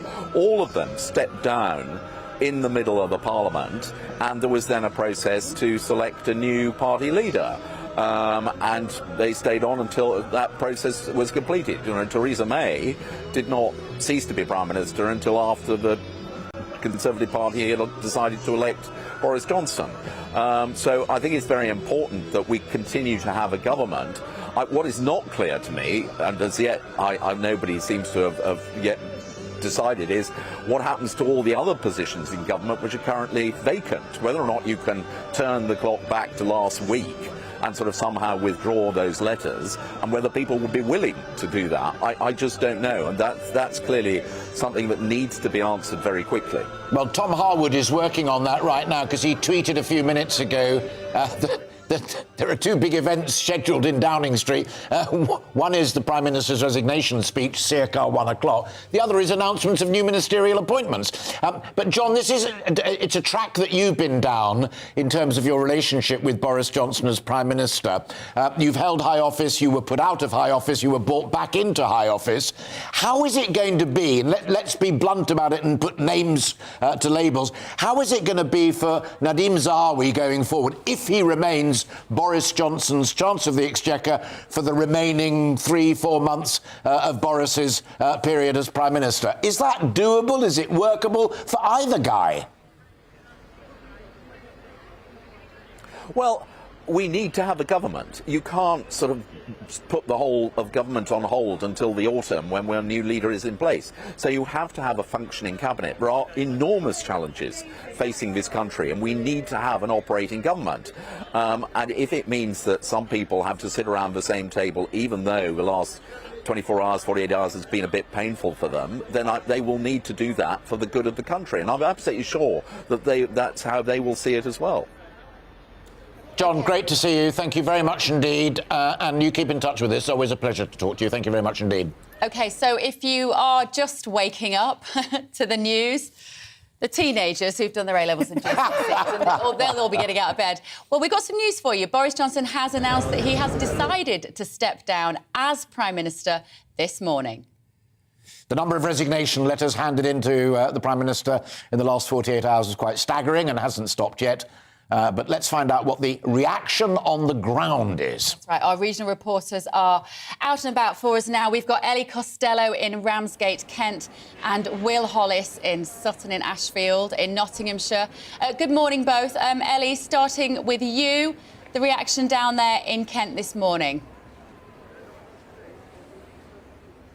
Well, good morning to you both, and what an extraordinary morning in British politics. And we were here at the Royal Harbour in Ramsgate this morning when we heard that news that Prime Minister Boris Johnson will be resigning as Conservative leader later on today. We're expecting that announcement around lunchtime, and this is a true blue seat. People here backed Boris Johnson and they backed Brexit. 61% voted leave in the EU referendum, and it was under Boris Johnson's watch that Brexit was finally done. So speaking to people here this morning, they are big fans of Boris Johnson and are actually feeling very sad to see him go this morning. But the sense on the ground is that they do feel as if it was the right time for him to go.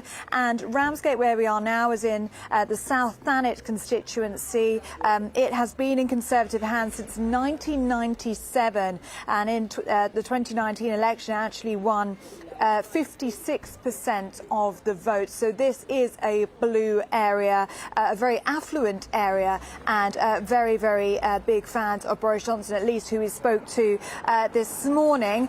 The word integrity kept being raised with people that we spoke to this morning. Ultimately, people wanted to trust the Prime Minister and trust in what he says, and people were saying to me this morning, ultimately, they couldn't do that anymore. But one last thing that people did keep saying to me this morning, and that is what happens after that initial shock reaction that Boris Johnson is leaving, is the fact that they're worried about the people of Ukraine, and they're worried about the people in this country who are struggling through the cost of living crisis, and that's what they're worried about now. Who will succeed Boris Johnson, and will they look after the Ukrainian people and indeed the people in this country who are struggling? OK, thank you, Ellie. It's fascinating, isn't it, when you hear people out and about and what it is that they're concerned about. Will Hollis, you're out and about in Sutton, in Ashfield, in Nottinghamshire. What have people been saying to you this morning? Yeah, just like Ellie, I was here waiting to report on what was expected from the Prime Minister today. Many people didn't expect him to be resigning. Many people here in this red wall seat of Ashfield that turned to the Conservatives for the first time in a very long time in 2019. They don't want to see Boris Johnson go. Of course, there are still people who never wanted him in. There are still people who are really reluctant to say that it's time for him to go. But a lot of people are saying that they voted for Boris Johnson, not just the Conservatives, not just to get Brexit done, not even for the local MP here. They voted for Boris. So I've been speaking to a few of the people about how they do feel this morning here in the news. Well, it's done some good things and it's done some bad things. People don't see the good things it's done. What will be, will be. My worry is who will take over from him. He's done a lot of good things, I think, but I can't cope with the lies that he's told, so I think it's time that he goes. I think that's appropriate, but who's going to take over? I've got one or two people in mind. I don't want to name them, it's not fair, but I've got one or two people in mind, and one or two people I don't want. Yeah, well, lots of different views here today in Ashfield, and a lot of people are going to be looking at how they might vote next time, whether they even do vote Conservative, Labour at all, if they feel that maybe they've lost faith in the system. Thank you very much. Will Hollis there in Nottinghamshire and Ellie down in Kent. Indeed, and joining us live now, back down here in London, I'm delighted to say, is Chris Philp, who earlier today resigned as Technology Minister, and he is a Croydon Member of Parliament. Chris, good to see you. You say in your letter, I'm deeply saddened it has come to this. What was it that brought you to this, to make you resign and help push the Prime Minister into that position whereby he has to make the speech that he's going to, we think, in about an hour and 20 minutes? Yeah, well, I was very sorry that it came to this. I felt a sense of loyalty to him personally. He gave me a job in government 3 years ago as a minister. I was very conscious of his mandate from the general election landslide. I was also in the middle of doing some quite important work reviewing the UK's gambling laws and taking some legislation to do with the internet regulation to Parliament. as well. So I was very conscious of those duties, but eventually I felt that the wider national interest, the questions of integrity and the proper functioning of our constitution had become so overwhelming that they outweighed the considerations about personal loyalty and the importance of the work I was doing in my department. And so very early this morning I reluctantly decided to resign, and I respectfully messaged the Prime Minister just saying I think he should step aside, which he's obviously now done. But I think we should keep in mind Boris's achievements, that landslide victory, getting Brexit delivered. Those are all hugely important accomplishments. Should he go now, or should he strike a deal whereby he says, I'm ceasing to be the leader of the Conservative Party, but I'm going to carry on in that role, in effect, and as Prime Minister until October? If the decision has been taken, should he not go now? Well, I mean, the way these things have traditionally worked with Theresa May when she stepped down, and before that David Cameron, is that the outgoing Prime Minister does stay on in a caretaker capacity. They don't take any new policy decisions or introduce any new legislation, but they just make sure the basic functions of government continue. I do think we need to make sure this contest happens relatively quickly. We need to make the right choice, but it shouldn't drag on for too long. But I just want to finish that point about Boris's achievements. It's not just the election and getting Brexit delivered, it's also what he's done with the vaccine rollout, the record number of payroll jobs we have in this country, and what he's done in Ukraine, where he has been by far the leading European figure in supporting President Zelensky. And those are all really important accomplishments that I'm sure history will remember as well. Agreed, Chris, and thank you very much indeed for finding time for us. Keep in touch as the day develops. We'd love to talk to you again a bit later on. Now, we've been waiting to hear from this man. Don't worry, it isn't Boris Johnson, not just yet. We're going to get to him in a moment. But the opposition leader, Keir Starmer, this is what he's had to say this morning. He needs to go completely. None of this nonsense about clinging on for a few months. He's inflicted lies, fraud and chaos in the country. And, you know, we're stuck with a government which isn't functioning in the middle of a cost of living crisis. And all of those that have been propping him up should be utterly ashamed of themselves. We've had 12 years of a stagnant economy, 12 years of broken public services, 12 years of empty promises. Enough is enough. And the change we need is not a change at the top of the Tory party. It's much more fundamental than that. We need a change of government and a fresh start for Britain. It doesn't look like he'll get a general election if he just swaps leaders. He needs to go. He can't cling on in this way. His own party have finally concluded that he's unfit to be Prime Minister. They can't now inflict him on the country for the next few months. It's obvious he's unfit to be Prime Minister. That's been blindingly obvious for a very, very long time. And if they don't get rid of him, then Labour will step up in the national interest and bring a vote of no confidence, because we can't go on with this Prime Minister clinging on for months and months to come. Wouldn't that unite the Conservative Party? I don't think anything is going to unite this Conservative Party. They're tearing each other apart. And what we've got in the middle of a cost of living crisis is a government that can't function. And that's why I say he can't cling on now. They've declared him unfit to be Prime Minister.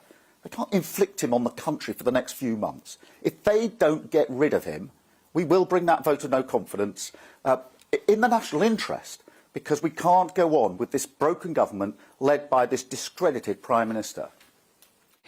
Boris Johnson, in some ways, was your biggest asset if you were going to go to the country. When you lose him, you will have more of a problem, won't you? Look, the Conservative Party has been in power for 12 years. 12 years of a stagnant economy. 12 years of broken public services. 12 years of empty promises. We need a fresh start. And that's why I say changing the person at the top of the Conservative Party is not the fundamental change that we need. We need a change of government. We need a fresh start for our country. Leader of the Labour Party, Sir Keir Starmer, talking to what we call in the trade the pool. One person gets the interview, it just saves time, and then it is available to everybody there. But his position pretty clear, accusing the Prime Minister of a period of lies, fraud and chaos, a government that simply isn't functioning. We need a change of government. Absolutely no guarantee that he and Labour would win such a general election at this juncture. No, there's never a guarantee. That's the joy of the voters. All the polls suggest the best he can hope for is minority, like Cameron last time round. That might well be the case, but I think if there was a very famous tweet by David Cameron that said, you know, your choice is clear between a stability with me and a coalition of chaos under Ed Miliband. And since that election, it has been chaos. And that has been down to David Cameron, who is much more responsible for this than most people give him credit for. But frankly, it can't get worse than this. It cannot get worse than this. OK, it may well end up with a minority government, something we are now much more used to in this country than we were previously, something that much less frightening than it used to be, having seen it work constitutionally, I would argue not politically, but that's my role in life, under the coalition between the Conservatives and the Liberal Democrats. We know that it can work. We certainly know it can work better than this. It's been such a seismic 2 years, though, hasn't it, Emma, in terms of where people felt that they sat politically. We've been forced to question, all of us, our values, our morals, what we hold important in life throughout the pandemic. And it's almost like left and right was thrown into the air at some point in the last 2 years and has just scattered everywhere. And I think the risk with this process that we're experiencing at the moment is actually going to be just a complete voter disengagement. As many of our viewers are getting in touch, as Valerie has said, I'll never vote Conservative again. They've played right into the hands of Labour and the SNP. It's a sad day for our country. People just feel like washing their hands of the whole sorry lot on a day like this. And that, for democracy, is disappointing. It is, absolutely. And I think the Conservative Party in particular have a really, really important constitutional job to do to re-establish who they are, what they're for, what they believe, what they stand for, and how they do all of that with probity. And I genuinely, yes, I'm on here as a left-wing voice. You know that I'll be critical of the Labour Party when I feel that it's required. I'm also going to say that I think it's really, really important that we have a Conservative Party that can function and offer a right-wing politics, and then the voters can choose between two ideologies, two governing approaches, rather than simply just throwing their hands up in horror at the mess. And party leaders who deliver what they promised, which is what Cameron did on the referendum over Brexit, so people said thank you for that as well. I mean, obviously, Cameron delivered a referendum. He was probably quite surprised at how that turned out for him and for the rest of us. That's a different point. Emma, for the time being, don't go anywhere. Thank you very much indeed. Welcome to hear your thoughts on that. Breaking news, political correspondent Tom Harwood is in Westminster. You have breaking news for us, perhaps amongst the most unexciting development of the day. But you did tweet about it half an hour ago, which I mentioned.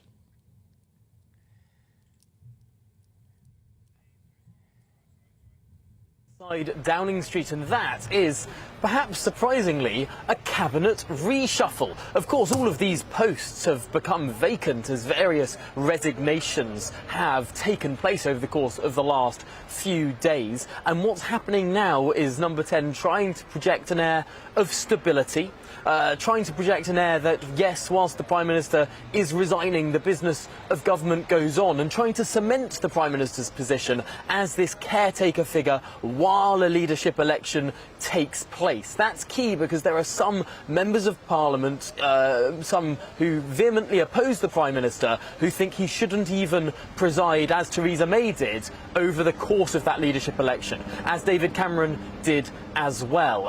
It's the ordinary done thing, usually, for a Prime Minister to still be Prime Minister until the next one's in place. We don't usually have interim Prime Ministers in between, but there is a movement for that. Trying to avoid that movement now, a cabinet reshuffle and some surprising, perhaps, appointments. Greg Clark is now the new Levelling Up Secretary, replacing Michael Gove, of course. An interesting appointment, as Greg Clark had the whip withdrawn from him by no one other than Boris Johnson back in 2019 over, of course, Brexit rebellions. Well, that rift has now been healed and he's now a member of the cabinet for, well, however long Boris Johnson remains Prime Minister. Also appointed to the cabinet, James Cleverly. He was a minister in the Foreign Office. Before then, he was party chairman for a while under David Cameron, under Boris Johnson, sorry, but he hasn't been in the cabinet for a little while. He's now back in the cabinet as Education Secretary. James Cleverly, someone who actually stood to be Tory party leader briefly back in 2019 as well. I wonder if eyes will turn to that as a potential candidate now that he is in the cabinet. But yes, these cabinet appointments continue to come through. Boris Johnson hours, perhaps minutes before he is due to resign as Conservative Party leader, appointing people to his cabinet. Tom, thank you very much indeed. God, absolutely wonderful. Lies, fraud and chaos. Government isn't functioning, says Sir Keir Starmer. Greg Clark joins the cabinet and James Cleverly joins the cabinet. It's one of those days where they're really at each other's throats in the most glorious and subtle way. You're watching GB News TV and radio, and thank you so much for doing so. The time is now just coming towards midday, and we are expecting at 1 o'clock or thereabouts Boris Johnson to emerge from number 10 Downing Street and confirm his decision to step down as leader of the Conservative Party and Prime Minister. The very latest developments now with our political editor, Darren McCaffrey, who is indeed live for us. There he is, in Downing Street. Yeah, very good morning to you, Alistair. I mean, I haven't seen Downing Street, and I've covered these events over the years, quite like this. I mean, there are literally hundreds and hundreds and hundreds of journalists camped outside. We've got hundreds of people also at the other end of the street, beyond the gates, watching and waiting for this podium, which still hasn't emerged, but will do relatively shortly. And then we're expecting to hear from the Prime Minister probably within the next hour. He's going to come out through the front door, though these things do tend to slip, as you well know. And he will make a statement there. He will make a statement in which he will formally resign, not as Prime Minister, but as leader of the Conservative Party. Though we're being told this morning that he's having to look at that speech again, that there's a bit of tension behind the doors of Downing Street about what precisely the Prime Minister is going to say. And there is continued tension within the Conservative Party about this idea that he wants to stay on for effectively 3 or 4 more months until October, while that leadership contest takes place. Frankly, there is now a kind of avalanche, if you like, of Conservative MPs who are insisting that is not possible, that the Prime Minister needs to go, and he needs to go pretty soon, that it is not plausible that he could remain in office for months and months and months to come. And as Tom's been talking about, Prime Minister trying to re-exert some authority today, trying to fill some key cabinet posts. I mean, it's incredible in many ways. The Prime Minister's filling cabinet posts while he's about to resign as leader of the party, but that's what he's trying to do, because the government does have to function at a certain level. And just to add to what Tom says, we believe that Robert Buckland, who used to be Attorney General, he's going to become the Welsh Secretary. And there are suggestions and kind of rumours that Brandon Lewis, who you may remember resigned as the Northern Ireland Secretary this morning, trying to force the Prime Minister out, if you like, that his resignation hasn't been accepted and that he may remain as Northern Ireland Secretary. I think Northern Ireland probably needs a Secretary, given the fact that obviously there is no functioning government at Stormont either. So in many ways, it is all a little insane and ridiculous at points today. But the key moment will come, we suspect, as I say, in the next hour or so, when Boris Johnson will essentially call time on his leadership of the Conservative Party after what, effectively 3 years. But the political drama, as I say, is not over, because many Conservative MPs are pretty angry and pretty unsettled by the thought of him remaining behind those doors until later in the autumn. And also fascinating, I completely accept your suggestion that it's more whoops apocalypse than apocalypse now. But just looking at those appointments, Clark taking over from Michael Gove, the snake of the day, they say, and James Cleverly coming in at education, and possibly Buckland, but that's not confirmed. Johnson's people, or somebody in there, maybe the chief whip, is being quite clever, because Clark very much on the right of the party and Cleverly very much on the left of the party, or at worst in the middle, as it were. The balance continues as they have that succession debate, whether you're going to be right-wing on the economics of it all or left-wing on the economics of it. Yeah, indeed, and it is fascinating, isn't it, to a large degree, that these appointments are being made, but they're being made to ministers who've made it very clear that they are only doing this on an interim basis, that they are not taking these jobs with the expectation that they're going to be in them for a very long period of time, that they are trying to offer some form of stability to the government at a time in which entire departments, frankly, don't have ministers. I mean, that's the most incredible thing, is James Cleverly taking over at education. is because there were literally, until a couple of minutes ago, no ministers in the Department of Education in this country, quite incredibly. So this, for them, is all about trying to provide some form of stability. I think what is also kind of interesting is that Nadhim Zahawi, who of course is the occupant of number 11, was meant to be making a major statement today on the economy, about how to try and get through this cost of living crisis, about a potential change in direction when it comes to tax policy that you've been talking about this morning, Alistair, though clearly that speech is not now going to happen. But it is this reminder that while this chaos, and let's be honest about it, it is chaos, is happening at the heart of government here in Westminster and in Downing Street, government is not really functioning at the moment, and that means some decisions, big decisions, frankly, are not being made, and some big decisions that should be made about the future of the economy are being put off, and that is clearly also not sustainable. That's right. Thank you, Darren, thanks ever so much. We'll be back to you whenever I love you the need idea us. of an education secretary called Cleverly. I know, it's rather accurate, wasn't it's- it? Nominative determinism, isn't it? There we go. Emma, we were joking about the fact that Boris Johnson would have 2 speeches written, and the first thing Darren tells us is he's got some trouble with his copy because people don't like it. Isn't this part of the problem, though? Like we said, he is a journalist at heart. Once he doesn't have a good editor, there's not a lot left. And I almost think that once Dominic Cummings left as his advisor, it's almost like he ricocheted between not being quite sure which way to go. Well, I mean, Dominic Cummings famously calls him the shopping trolley, doesn't he? Because he careens all over the place. Right. And, you know, what Boris Johnson has always needed is someone with a firm grip on Boris Johnson. That has been a number of people in his life. Previous wives have been said to play that role. Very strong advisors like Dominic Cummings, like Munira Mirza. They've all gone. Yeah. They've all gone. There's no one there who can actually have the authority with him to sit him down and say, Boris, you are messing this up. Sit down, shut up, behave. And sitting down, shutting up and behaving are not his instincts. No. Do you think, and you were kind enough earlier on to say kind of left-wing commentator, but coming at it from a slightly different angle, that Cummings will now shut up? Or will he continue to pour poison and vitriol over this affair? I think Dominic Cummings has the slight problem that he and Boris Johnson are a symbiotic relationship. Once Boris Johnson ceases to be important, so does Dominic Cummings. Yeah. Where is his next role? And again, he too is a campaigner at heart. He thinks he's this, you know, he writes these thousands and thousands and thousands of word blogs that you just have to really comb through to get to the point. But Machiavelli should never be the prince. Exactly. And that's what Dominic wanted to be. Who is Dominic Cummings now? Yeah, absolutely. What importance does he have to our conversation? Stay with us, Emma. Thank you very much indeed. And you out there as well, watching us on GB News TV and listening to us on radio, you stay with us too, please, because we'll be keeping you right up to date throughout the whole day as Boris Johnson is set to resign as Prime Minister in about an hour's time.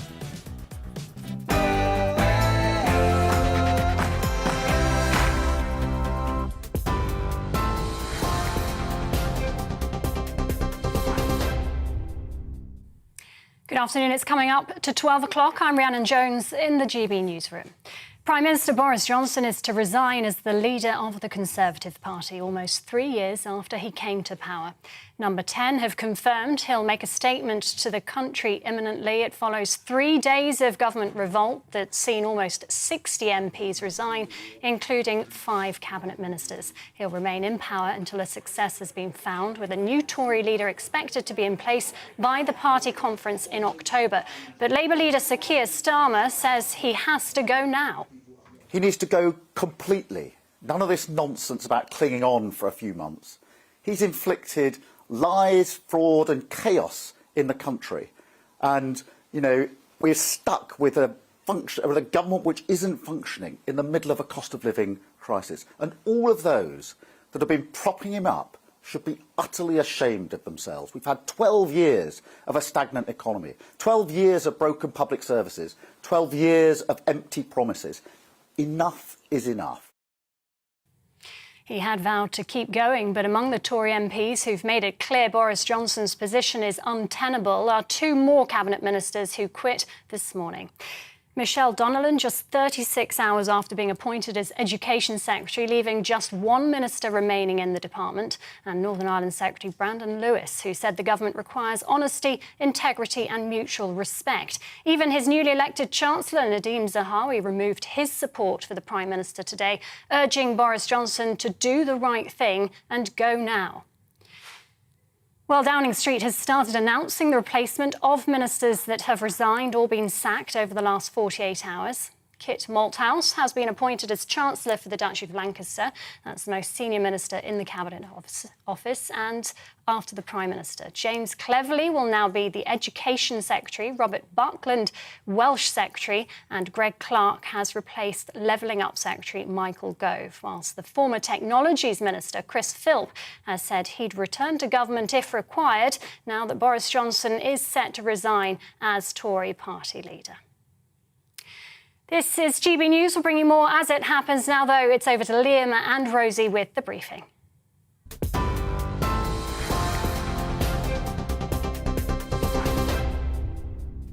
This is GB News just after midday. You're watching Liam Halligan and Rosie Wright on your TV, digital radio and online. We're following a torrent of resignations from the Conservative Party. Prime Minister Boris Johnson is set to resign imminently. Of course. Stay with GB News. We're bringing you all the latest developments live from Westminster as they come. We'll be hearing from politicians, analysts and you, the punters. Keep emailing us at gbviews at gbnews.uk or tweet at gbnews, and we'll be reading out plenty of your emails and other messages throughout the show.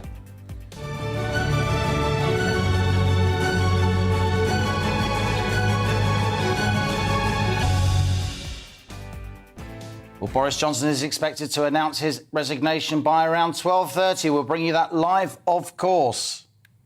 Speaking a short while ago with his reaction, all eyes, of course, on Keir Starmer. This is now a huge opportunity for the Labour Party. This is what he had to say. He needs to go completely. None of this nonsense about clinging on for a few months. He's inflicted lies, fraud and chaos in the country. And, you know, we're stuck with a government which isn't functioning in the middle of a cost of living crisis. And all of those that have been propping him up should be utterly ashamed of themselves. We've had 12 years of a stagnant economy, 12 years of broken public services, 12 years of empty promises. Enough is enough. And the change we need is not a change at the top of the Tory party. It's much more fundamental than that. We need a change of government and a fresh start for Britain. It doesn't look like he'll get a general election if he just swaps leaders. He needs to go. He can't cling on in this way. His own party have finally concluded that he's unfit to be Prime Minister.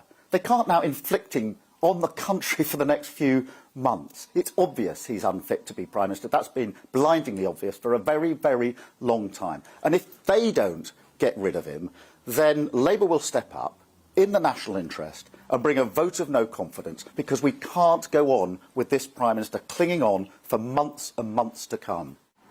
Wouldn't that unite the Conservative Party? I don't think anything is going to unite this Conservative Party. They're tearing each other apart.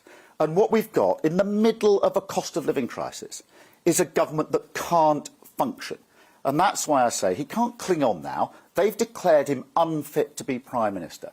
They can't inflict him on the country for the next few months. If they don't get rid of him, we will bring that vote of no confidence in the national interest, because we can't go on with this broken government led by this discredited Prime Minister. Boris Johnson, in some ways, was your biggest asset if you were going to go to the country. When you lose him, you will have more of a problem, won't you? Look, the Conservative Party has been in power for 12 years. 12 years of a stagnant economy. 12 years of broken public services, 12 years of empty promises. We need a fresh start. And that's why I say changing the person at the top of the Conservative Party is not the fundamental change that we need. We need a change of government. We need a fresh start for our country. Labour leader Keir Starmer there talking just a few moments ago, responding to news that Boris Johnson will imminently resign. As you say, Rosie, a huge opportunity this this political fluidity for the Labour Party. Yeah, Keir Starmer saying Boris Johnson can't cling on. Well, it doesn't look like he's going to. Let's go live to Downing Street now to speak to our political editor, Darren McCaffrey. Darren, lots of speculation about what's going on in the building behind you. Cabinet positions being filled and refilled and Boris Johnson rewriting his speech. What do you know? Really fascinating stuff. There's a real sense of occasion now in Downing Street. We believe that the street is essentially going into lockdown. That is a sign that we're expecting the statement from the Prime Minister pretty imminently. We think at around 12:30. These things slip a little bit, don't they, sometimes? But we reckon in around 25 minutes' time we will start to see the Prime Minister. By the way, there are literally hundreds of journalists. I know we can pan around a little bit and show you just the sheer scale of the number of journalists from right across the world who are covering all of this, Rosie. And also in the background, coming out of the number 11 door, have been lots of officials from Downing Street are now getting the acoustics, getting the speakers into place, getting the logistics for the Prime Minister to make this statement. Important to remember, isn't it, though, this is a Prime Minister who's not making a statement that he's resigning as Prime Minister, but as leader of the Conservative Party. Boris Johnson has made it clear to colleagues, to Conservative MPs and others, that he wants to stay on as an interim Prime Minister, if you like, until the leadership race for the Conservative Party is wrapped up. He's even suggested he wants to stay in position until October, until party conference. Now, that is 4 months off. That is an awfully long time. And there were a lot of Conservative MPs who are pretty uncomfortable with all of that, more than uncomfortable. They have publicly stated they do not want that to happen, and they want the Prime Minister to go, and to go as soon as possible. Even suggestions that there could be an interim Prime Minister, in essence, that someone like Dominic Raab, for example, could in theory take over. It really is quite extraordinary stuff, and you say this all comes as the government tries to stutter on, if you like, much degree. We've heard in the last couple of minutes of those new appointments, Greg Clark to Levelling Up, replacing Michael Gove, James Cleverly to Education. He at the moment is the only education minister in that department. Up until his appointments, the last 15-20 minutes ago, there was literally no one, no ministerial team at all in the Department of Education, and we believe that Robert Buckland is to become Health Secretary. A little bit of confusion about Brandon Lewis and whether he's actually resigned or not, whether his resignation has been accepted. He may remain as the Northern Ireland Secretary. So lots of moving parts to this. It is a very dynamic story. We are all obviously waiting with bated breath for that podium, for the Prime Minister to come out and speak to the nation, to resign as Conservative Party leader. But this idea that the political drama somehow is going to end with that, that's simply not the case. Darren, just briefly, we'll come back to you again soon, but just briefly, these two senior ministers that have been appointed, literally as Boris Johnson's about to go out the door. Greg Clark, of course, famously from the North East, son of a milkman, though he's now MP for Tunbridge Wells. He was very much a staunch Remainer, wasn't he? Boris Johnson withdrew the whip from him. James Cleverly also coming in Education, the MP for Braintree. These are all people who have left government in the past. It's almost as if Boris Johnson's running out of warm bodies he can fill these slots with. Do you think these ministers will stay in place, even if, as and when Boris Johnson leaves office, for this interim period? No, is the honest answer. I mean, extraordinary, yeah, to add to that list that you just read out, Robert Buckland, for example, who's the new Welsh Secretary, literally called for the Prime Minister to resign yesterday. Now he's in the cabinet, but they are making it clear that they are doing this for the stability of the government, that they are not expecting to be in these posts for very long, that they're doing it simply because the cabinet government needs to function. But yes, be in no doubt that they are not envisaging being in those posts for very long. It will be for as long as Boris Johnson remains Prime Minister. Clearly, when there is a new leader, they will then develop and appoint an entirely new ministerial team. It is, as I say, quite an incredible time in politics, but at the end of the day, government has to function, and there are people, even though they don't like Boris Johnson and even though they've asked for him to resign, who are willing to step up, they would argue, so that the state, the government, can actually function.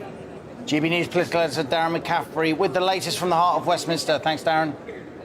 Right now, it's 10 minutes past 12, so we are expecting to hear from the Prime Minister, the current Prime Minister, in about 20 minutes. We'll bring that to you live here.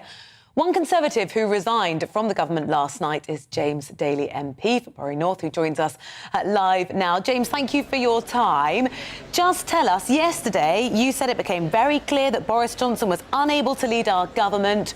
We're going to hear from him. What do you want him to say?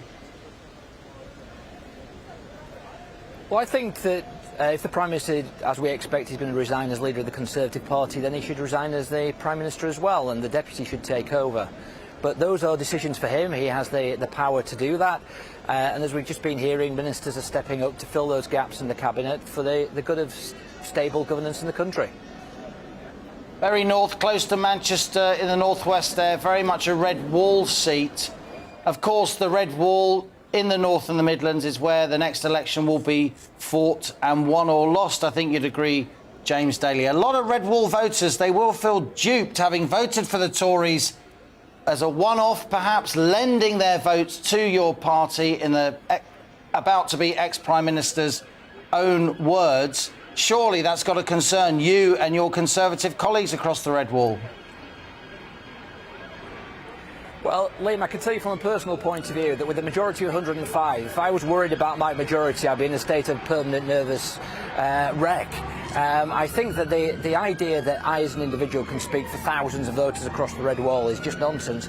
People have got to judge MPs and politicians of all kinds on the decisions they make, what they do for their areas. We get some things wrong, hopefully we get a lot of things right. And hopefully people will judge us on what we're delivering, because there are a lot of really positive things that the government led by this Prime Minister has done. In Bury, the two parliamentary seats in Bury have got over £200 million of investment in things like a new SEND school, 2 levelling up fund bids, £89 million for a new skills centre in Bury. These are all really, really, really good things. But sadly, it certainly is my view that Prime Minister should step down now. We should have fresh leadership and go forward and continue to deliver on our mandate. James, who would be at the helm of the party that would restore your confidence? I do apologise. There's a lot of noise on College Green at the moment. Of course, it's a very busy day. You obviously have lost confidence and conviction and faith in Boris Johnson as leader of the Conservative Party. Who would restore your confidence in it?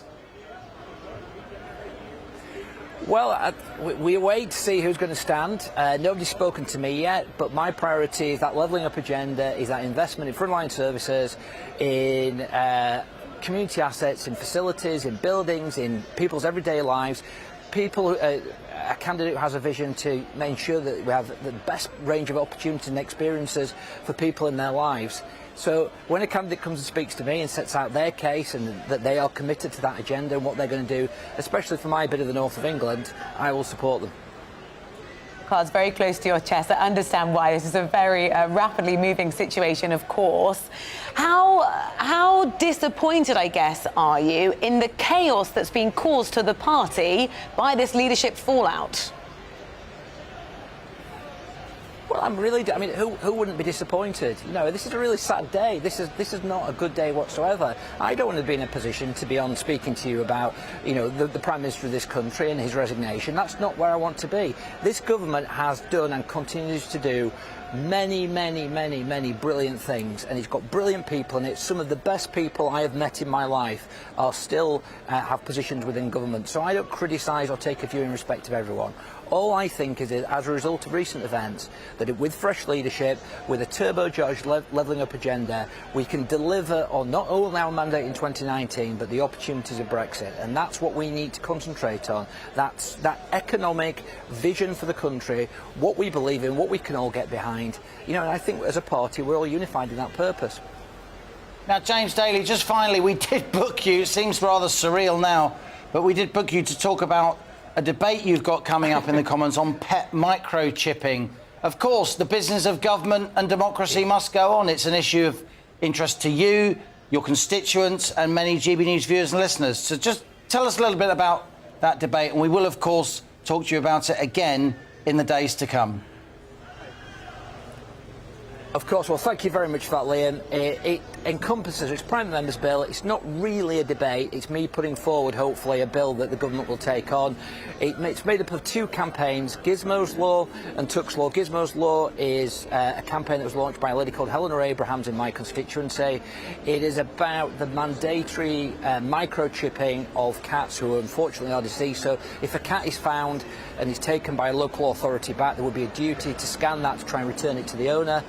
Tuck's Law, and before I spoke to the campaigners involved in Tuck's Law, I did not believe this was an issue.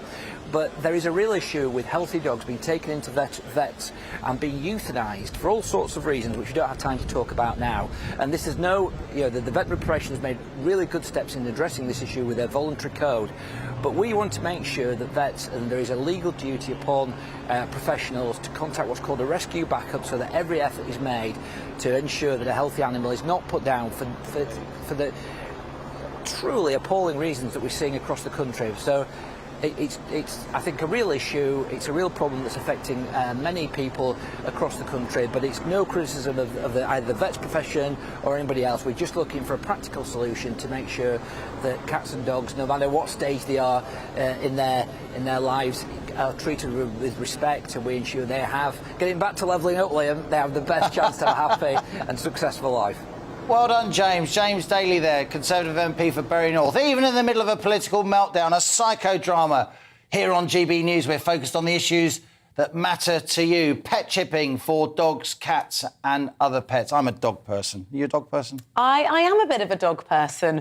It does feel really surreal that all these debates and things, the normal working of governance, have really ground to a halt. In some cases, actually, Boris Johnson doesn't have enough people to backfill. Right now, he's sort of doing yet another reshuffle of the cabinet. Lots of things going on, a very, very fast-moving situation. Of course, we're going to keep you up to speed. Special rolling coverage here.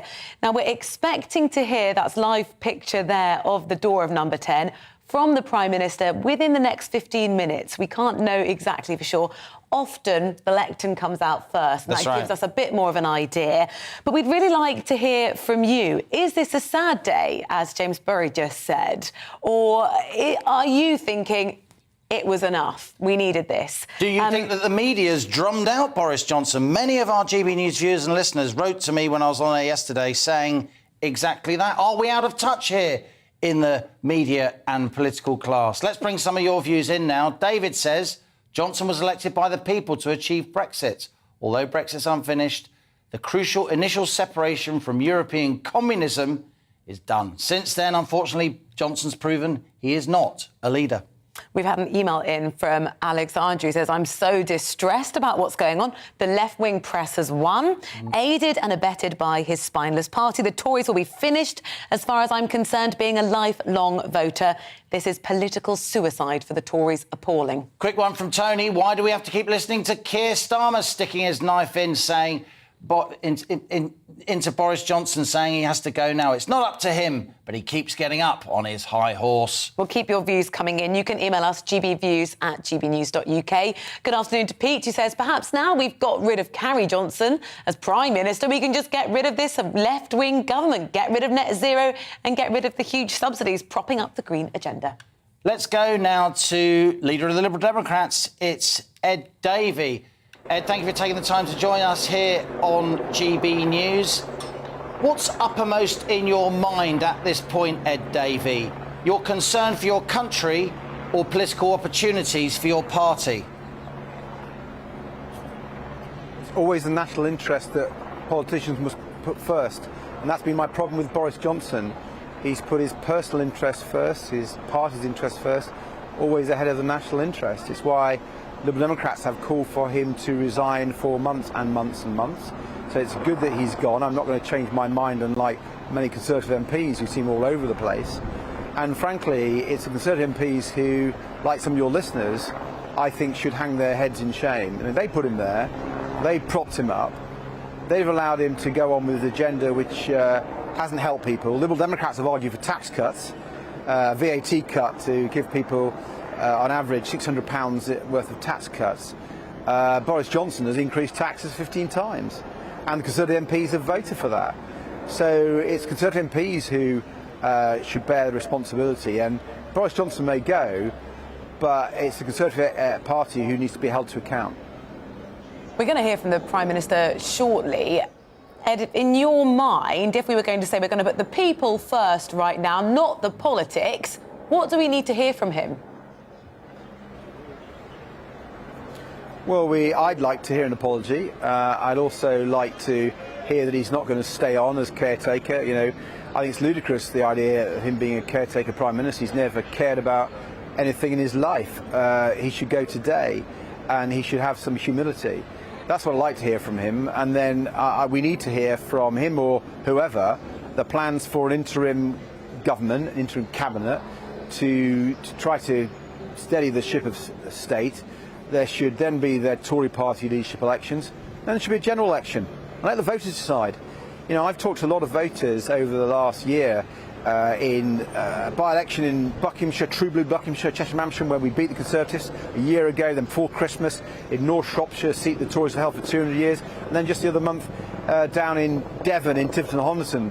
Each of those elections, Liberal Democrats beat the Conservatives in their true blue heartlands. And when we talk to people, yeah, there were some people who didn't like Boris Johnson, but there were a lot who didn't like the Tory party. They felt the Conservatives had taken them for granted for too long, taken them for fools, and they want to change. So I'm up for that election. I'll let the Tories get a new leader. I think that's only fair. But then let the people decide. We shall see. Ed Davey, leader of the Liberal Democrats, we appreciate your time. Thanks so much for joining us on GB News. And now we cross over once again to our political editor, Darren McCaffrey. It looks like the podium might be out. Darren, tell us what's happening. Yeah, hello, Rosie. Hello, Liam. Yes, the podium has come out. We are going to hear from the Prime Minister, I would suspect, in the next couple of minutes. His members of his team, just out of shot, outside number 11, have just emerged. His inner team, those who've been working with the Prime Minister over the last couple of months, last couple of years, gathering so that they can listen to what he's got to say. But yes, we are now expecting to hear from Boris Johnson imminently, I would suggest. Going to be really interesting.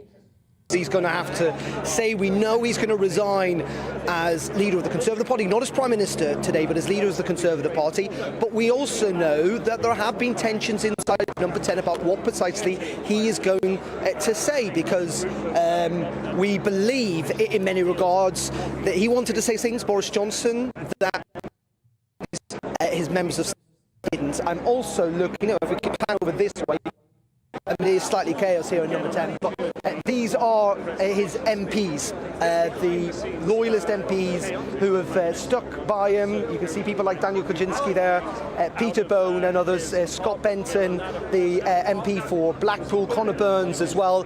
Pretty unprecedented. I've covered 3 of these, Liam, Rosie, in the street. I've seen 3 Conservative Prime Ministers, or I'm about to see a third one resign. I've never seen a group of MPs turn up to listen to him, but it is also a reflection. Looking at that, you've maybe got 36 MPs who've gathered there. A reflection, though, that there were many, of course, within the party, clearly a majority, the reason he's gone, who felt that he could not carry on in Downing Street, that he'd frankly lost the support of the Conservative Party. That is certainly the message that Sir Graham Brady, the chairman of the 1922 committee, when he went to speak to the Prime Minister, essentially conveyed to him, and it seems it was that the Prime Minister that he decided the game was up. We're battling with Darren's line ever so slightly. Oh, there we go. Hundreds and hundreds of TV cameras there, all trying to get on the same broadband and transmission signal. Really historic times, Rosie. Crikey, what a time to be broadcasting. And I say again, this is political drama. For journalists, it's landmark day. A lot of people in the country, though, are worried. Really concerned. As soon as we can get back to Darren, we'll do that. Of course, there's lots of journalists all trying to use mobile phone signal, Wi-Fi connection, so it's definitely busy down there. That's live picture, though, of what's happening, so we can see some aides making sure the lectern is in the right place. It all started to crumble very quickly this morning. Yesterday, we saw a Prime Minister who was defiant, who said in the House of Commons at Prime Minister's questions, he took the jeering, the atmosphere was pretty grim, but he said, no, I've been given a strong mandate. He kept on repeating that, and he said, I'm going to continue running this country. It started to fall apart yesterday afternoon. Then before even 7 a.m. this morning, we started to see significant resignations. pretty delusional, really, to think that he could have carried on. It seems so obvious to everybody maybe outside the political bunker. I'm just struck thinking it's only June 2019 we were here before. Remember Theresa May's dramatic resignation speech, my time serving the country that I love, and her voice cracked. She could barely get the last words out. I wonder how emotional Boris Johnson's going to be during this resignation speak. I wonder if Carrie Symonds, his wife, is going to be standing by the door at Downing Street. The wandering will be over very shortly, I expect. The analysis from Darren McCaffrey, our political editor, who is outside Downing Street, where, it has to be said, journalists from around the world. But they're right outside the front door. The lectern is there. Boris Johnson will come out. We don't know with who. We don't know what he's going to say. A lot of the speculation has been, and Darren mentioned this, that Boris Johnson had his speech and then has been having some sort of wrestling conversations with staff about getting a rewrite of it. I mean, he's a journalist. He's going to give his speech to the last minute. We can talk to Kevin Maguire and Andrew Pearce. We will stay on this picture for the moment that the Conservative comes out. Andrew Pearce, let's go to you first. Did you think it would happen this quickly?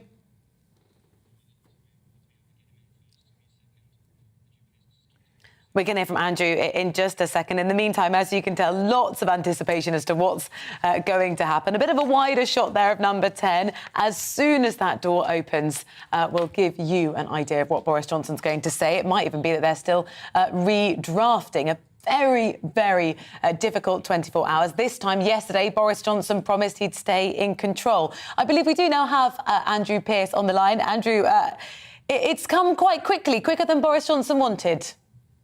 Yeah, but it's inevitable. I think he's doing the right thing, because it was a question of not if, but when. He was going to try perhaps to limp through the weekend, but the new executive of the 1922 committee would have been elected on Monday. They'd have changed the rules and he could have been humiliated in a leadership contest. Some talk he would get as few as 65 MPs supporting him. So he's read the tea leaves, he's read the front pages today, and he's doing the right thing. And it's been the most extraordinary psychodrama, which is what you'd associate with a tumultuous premiership under Boris Johnson. At the most famous front door in the world, and being no doubt much of the world's press will be focused on what's going to happen outside that front door at that lectern in the next few minutes. How do you think Mirror readers, Kevin, feel about this? Of course, many of them will be glad to see the back of the Tories, but surely there will be concern given the possibility of financial instability, given the fact that we've got no government at a time when NHS waiting lists are at a record high. We've got what seems like an interim chancellor during a cost of living crisis. Liam, most of them dislike or detest Boris Johnson, so they'll be pleased, relieved, cheering that he's gone. But all political careers really end in failure, but this is a total humiliation for the dead man lying, who has been ousted by his own party and goes out not with a bang but a pincher, because they just got sick of him lying and treating them with contempt. In some ways, he's done that to the country. And look, of course there is a cost of living crisis, and you and Rosie know it's becoming the #1 issue for many people. But he hasn't had any plans to make it better. In fact, he made it worse. He does that. I think we've just lost Kevin. Let's see, do we still have Andrew Pearce on the line? Yeah, I'm here. I am. Great. Yeah.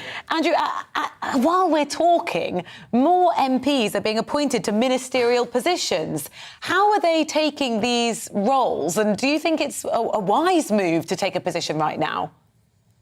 Well, this is a real sign that Boris is not going to say he's standing down and handing over to Dominic Raab, the Deputy Prime Minister. He wants to see out the interim period. It'll be about 2 months, maybe 10 weeks to elect a new Prime Minister. That's what Theresa May did. That's how it was with David Cameron and even Mrs Thatcher. Difference is, though, of course, he has lost 4 or 5 cabinet ministers, and his Chancellor of the Exchequer, who's due to make a major speech in the next few days about the cost of living crisis, told Boris only yesterday he had to go barely 24 hours after he got the job. It's going to be a band-aid cabinet. That's basically what it is. Sticking. We can see a picture of Carrie Johnson there, Boris Johnson's wife, Nadine Dorries, Culture Secretary. See Chris Heaton-Harris there, the Chief Whip, just in the background.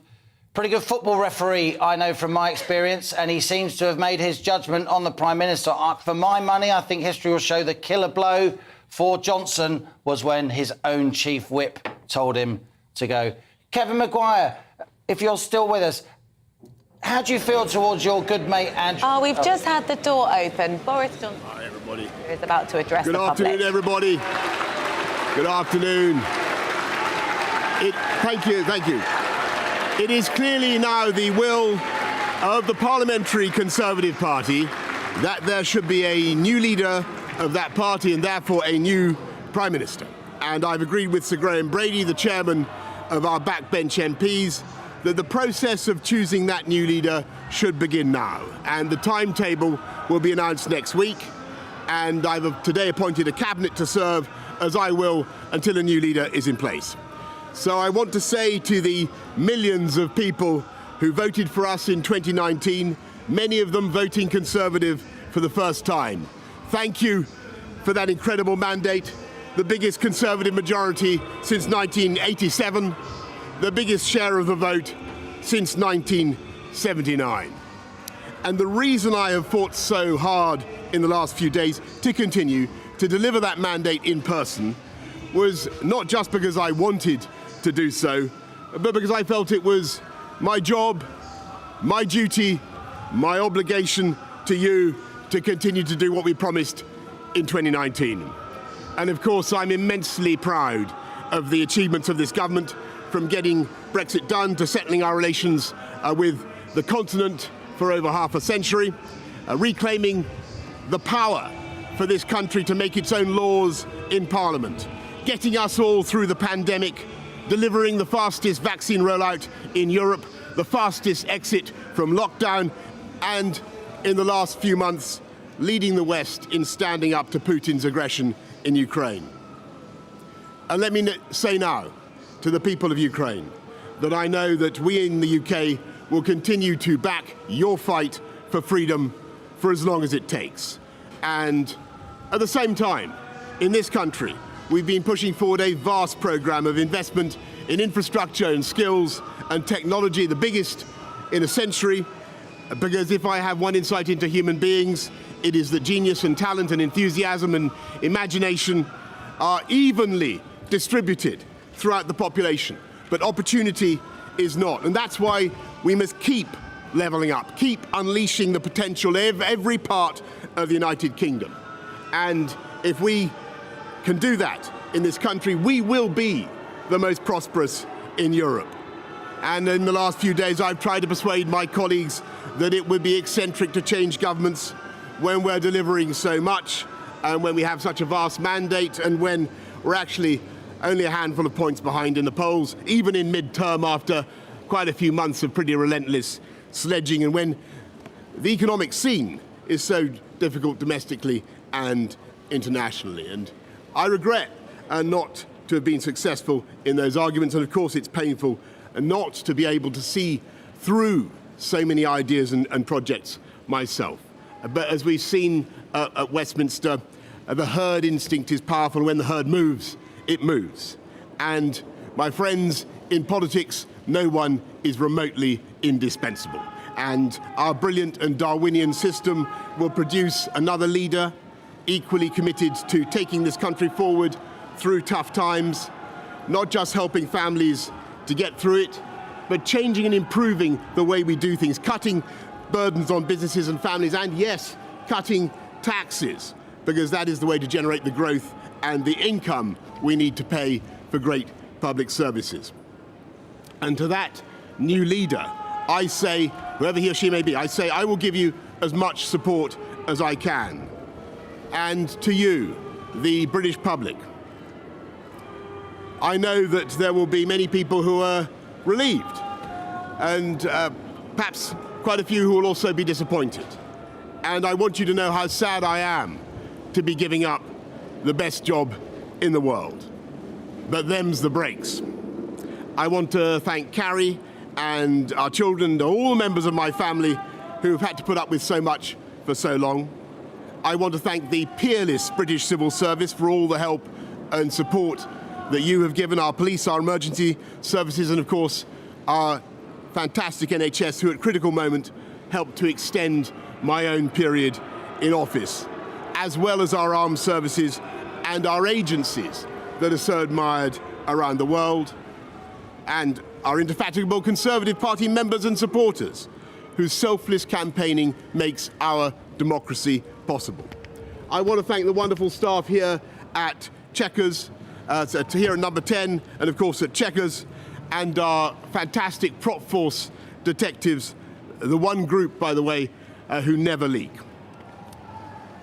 Above all, I want to thank you, the British public, for the immense privilege that you have given me.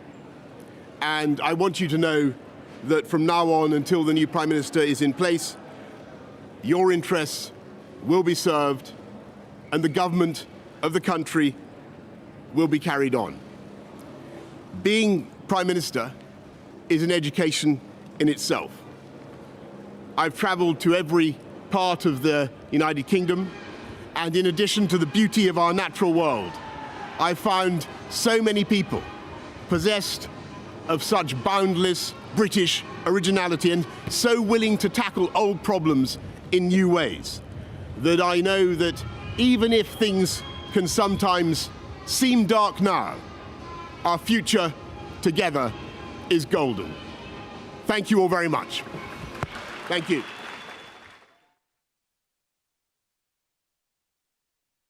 They're delivering a statement, of course, in front of the assembled press, in front of the staff of Downing Street, and in front of 20 to 30 supportive members of Parliament as well. Quite a moment in British politics, just 3 years after Boris Johnson became Prime Minister, almost exactly 3 years after Boris Johnson became Prime Minister first, now ceasing to be Prime Minister. After winning the largest Conservative majority, as he said, since 1987, the largest share of the vote since 1979.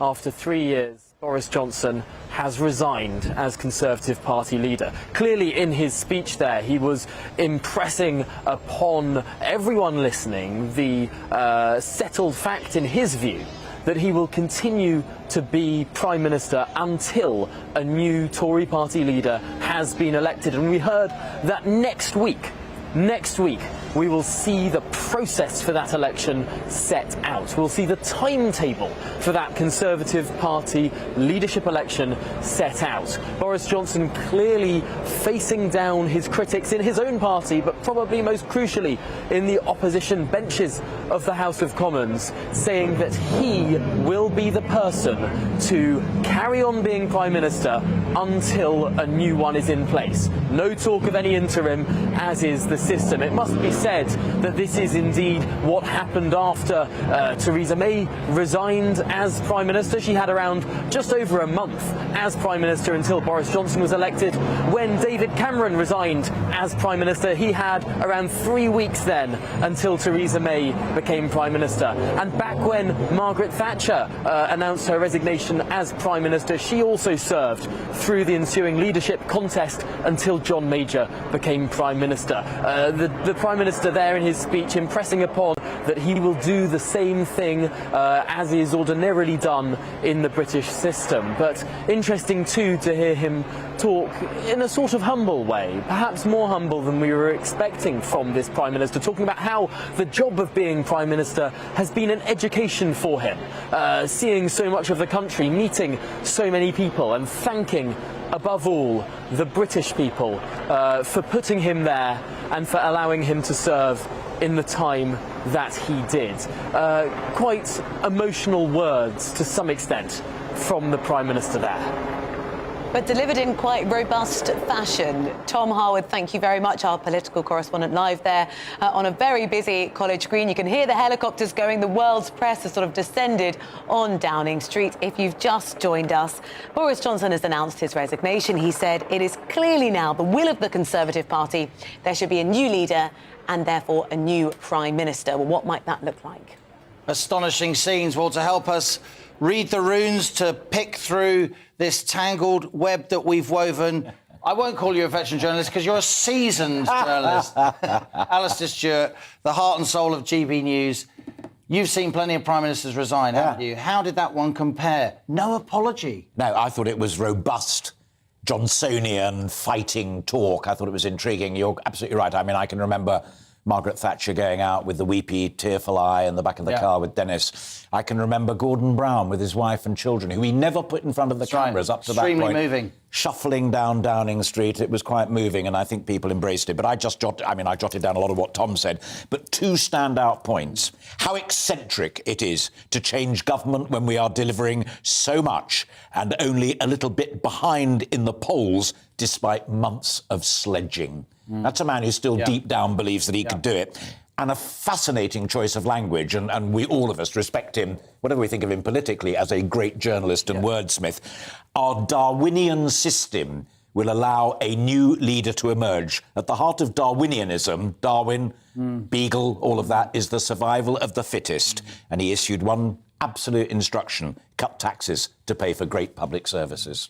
Did we get a sense of the legacy that Boris Johnson wants to leave? He was talking about Brexit, his response to the pandemic, and also standing up to Putin. Yeah, after the stuff that Tom pointed out about biggest win in seats since 87 and the biggest share of the vote since 79, he went straight into talking to the people, I thought, not his own parliamentary party. We've restored the power of this country to make our own laws via Brexit. We had the fastest vaccine rollout. He keeps hammering Labour for that, and Keir Starmer's only just said we won't try and go back into the single market. And you're absolutely right. Not only our support for Ukraine, but, quotes Boris Johnson, leading the West, doing more than America. Not in terms of money, but in terms of upfront leadership. That's the legacy. He's not going to hang around, though. He won't stay an MP for long, will he? He won't. He'll do a David Cameron and go out into the world rather than a Theresa May or a Ted Heath hanging around. I would have thought so, and our mutual friend Michael Crick, who's been in this game for a long old time, was making exactly that point. You know, although he does genuinely love the people of Uxbridge right now, in the same way that he loved the people of Henley before that, but he's not going to hang around. And I'd be amazed if he took a peerage as well. And also, we saw that lovely shot of Carrie with one of the children. I mean, she's got her own work to do as well. She's a former senior political advisor. She cares passionately about the environment. These are two people who can make a real living out in the real world doing stuff that they enjoy without having to be sweet to backbenchers. It's definitely not the job that Boris Johnson wanted to be having in the next few weeks. No, Alistair, thank you very much. He's going to be with us No one is indispensable, he said. Yes. Andrew Pearce is still on the line with us. Andrew, let's just get your initial reaction to the words from Boris Johnson. He was only speaking for sort of 6 minutes or so. Was it what you expected? Yeah, very, very Boris Johnson, unrepentant, no apology. He wasn't talking to Tory MPs. He's given up trying to persuade them to stick with him. He was talking to the country, saying what he's achieved, what he's done, how sad he is that he's going. He kept it. Some of the words were emotional, but unlike Theresa May, he kept his cool. His face didn't crumple. He didn't cry. And I thought it was pretty good, actually. Boris Johnson, we have to remember, we've had no Prime Minister like it before, and I suspect we'll never have one like it again. He just doesn't do things the way others did. Last night he was talking about blood on the floor as they tried to drag him screaming and shouting out of Parliament. He must have slept on it. I don't suppose he got much sleep at all and decided, actually, he really couldn't limp on any further. Because if he had subjected himself to a leadership contest, a confidence vote next week, he would have been humiliated. Some would argue he's been pretty humiliated anyway because he's being kicked out of Downing Street. But I think he's going out now with at least some dignity. And I regret it because I think he's one of the best electoral assets the Tory party has had in many, many years. And who'd have thought a premiership would come to an end over a political pygmy called, what's his name? Pincher, the groper? Who'd have thought it? In America, in France, they'll be laughing at this, that a prime minister's gone over this, although you might argue it was probably the straw that broke the camel's back, because even I would say, and I'm a big fan of Boris's, he does have this unusual relationship with the truth. And when the herd moves, it moves, he said in that speech. Them's the breaks. Can you imagine any other prime minister in our lifetimes, in our history, using a phrase like that at his most public moment of humiliation? Them's the breaks. You have been broadly a fan of Boris Johnson, Andrew, while being, of course, an extremely astute political observer in your own right. Do you think the Tory party has made a huge mistake here? I mean, putting aside Boris Johnson's own role in his own demise, but there is still a lot of support for him out there in the country. I think there is, but I think the problem was that it was just here we go again. It was a sense of deja vu. The moment that story broke about Chris Pincher, the groper, on the front of newspapers last week, people like me were saying to people in Number 10, get this out of the way. Do not let this drag the Prime Minister down. Just deal with it. Just say, I did know, I shouldn't have appointed him. Get it out. But it was just all the same. It was just like Partygate all over again. Deny, dissemble, move aside, try and brush it away. They didn't seem to learn. And every Tory MP I spoke to about this week said, if we give him another second chance, how many more second chances do we have to get? And we know even if he gets through this, there'll be another extraordinary self-inflicted own goal. And there have been quite a lot of own goals. And you can only score so many when the team decide, boy, that's too many now, off the pitch. And I think it'll be sad if he leaves Parliament because he's got a lot to offer and a big gift. But we know one other thing, don't we? He's broke. Well, at least he says he is. He's got no money. That's been a real issue for him. And he's going to make an absolute fortune on the international lecture circuit. Theresa May, who's one of the most boring public speakers you'd ever have the misfortune to listen to, she's made over 1 million and 1.3 million in 3 years on the lecture circuit. Boris will make 5 times that, and he deserves it. Andrew Pearce, consultant editor at the Daily Mail, political pundit extraordinaire. Always great to have you on the show, Andrew. Well, we're joined now by Munira Wilson, who's the Lib Dem member of Parliament for Twickenham. Thank you very much for joining us on a very chaotic afternoon. Hello. What was your first impression of the words from Boris Johnson there? At Andrew Pearce's comments. Which specifically, which comment made you laugh? Well, just, I mean, the fact that he's still championing Boris Johnson, who is just, has totally debased our democracy and has gone without the slightest bit of contrition or grace and thinks how wonderful it is that he's going to make millions on the lecture circuit. Well, he's welcome to it because most members of Parliament across all sides, not whether you're Conservative, Labour, Lib Dem or SNP, most of us are in there because we have a sense of public service and duty. And Boris Johnson does not have one iota of that. And I disagree fundamentally with Theresa May and her politics, but she has shown that at least she cares about public service and duty, and she's continuing to do that as a backbencher. What's clear is that Boris Johnson has not stood down today. He said there needs to be a new leader. The process for how that's going to be laid out will happen next week. Oh, we just lost Munira. Do we still have her there? She still can hear us. So if that is the case, it looks like Boris Johnson's going to stay at the Man in Helm for at least a few weeks.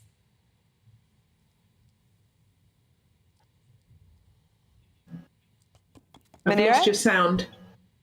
I lost the sound part way through. I heard, yeah. So there seems to be an issue with the Why don't we leave Munira for now? Alistair Stewart is still in the studio with us. So, Alistair, talk us through the process, because lots of members of Parliament who would be wanting to wait and just say, let's get rid of Boris Johnson, clean break. Well, what they've got instead is someone saying, we've had a leadership process. I'll stay here. I'll stay put for a little bit. Yeah. Well, kind of having cake and eat it, which I've heard before from certain quarters. Just one other thing. I was listening to Andrew and I didn't laugh. I thought Andrew was really perceptive and on the money, that Boris Johnson didn't have to pledge his undying support to his successor, whoever that man or woman is. You just remember Ted Heath and Margaret Thatcher. Heath made Thatcher's life agony. The great sulk that they call it. The great sulk and what have you. And that is quite an important point. No, I mean, the 1922 committee of backbenchers met, I think, 48 hours ago or so and decided that they wouldn't change the fundamental rules right now. They are having elections next week, and that committee, rather undemocratically, can make rules up as it goes along.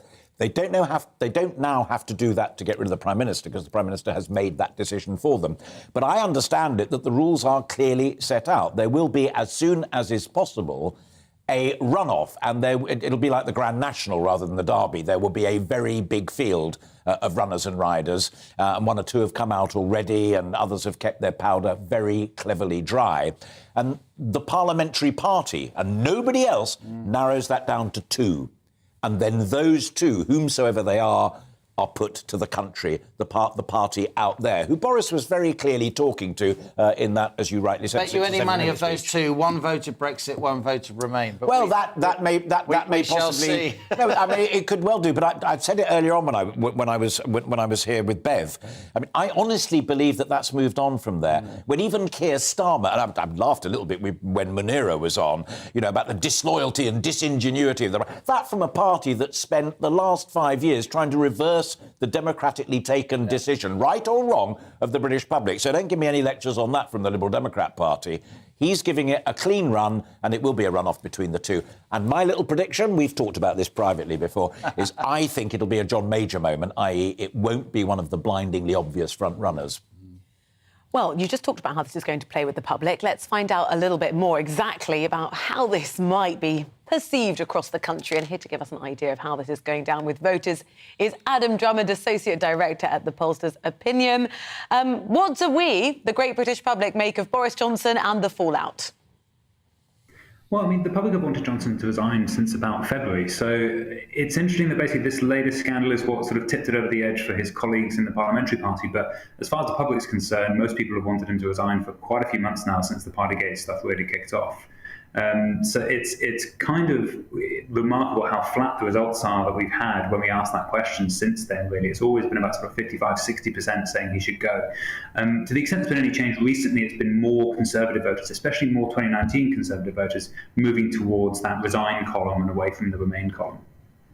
Not to cast aspersions, Adam, on your noble profession, but if we believe the opinion polls, we'd still be in the EU. If we believe the opinion polls, Neil Kinnock would have become Prime Minister, famously, in 1992. Harry Truman wouldn't have become the US President. You get my drift. There's a lot of people out there. We get lots of emails telling us that they're concerned that the political and media class has basically scalped Boris Johnson. It's been a witch hunt. It's been trial by drip, drip media obsession.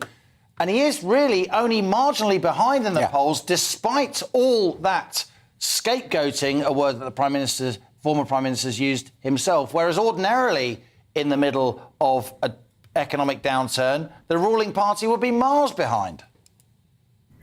2 points there. One of them is that if you looked at our poll, you would have found Leave ahead before the referendum, and I think we were one of only 2 companies out of about 10 that had an accurate result for the referendum. So I'll just sort of nip that one in the bud.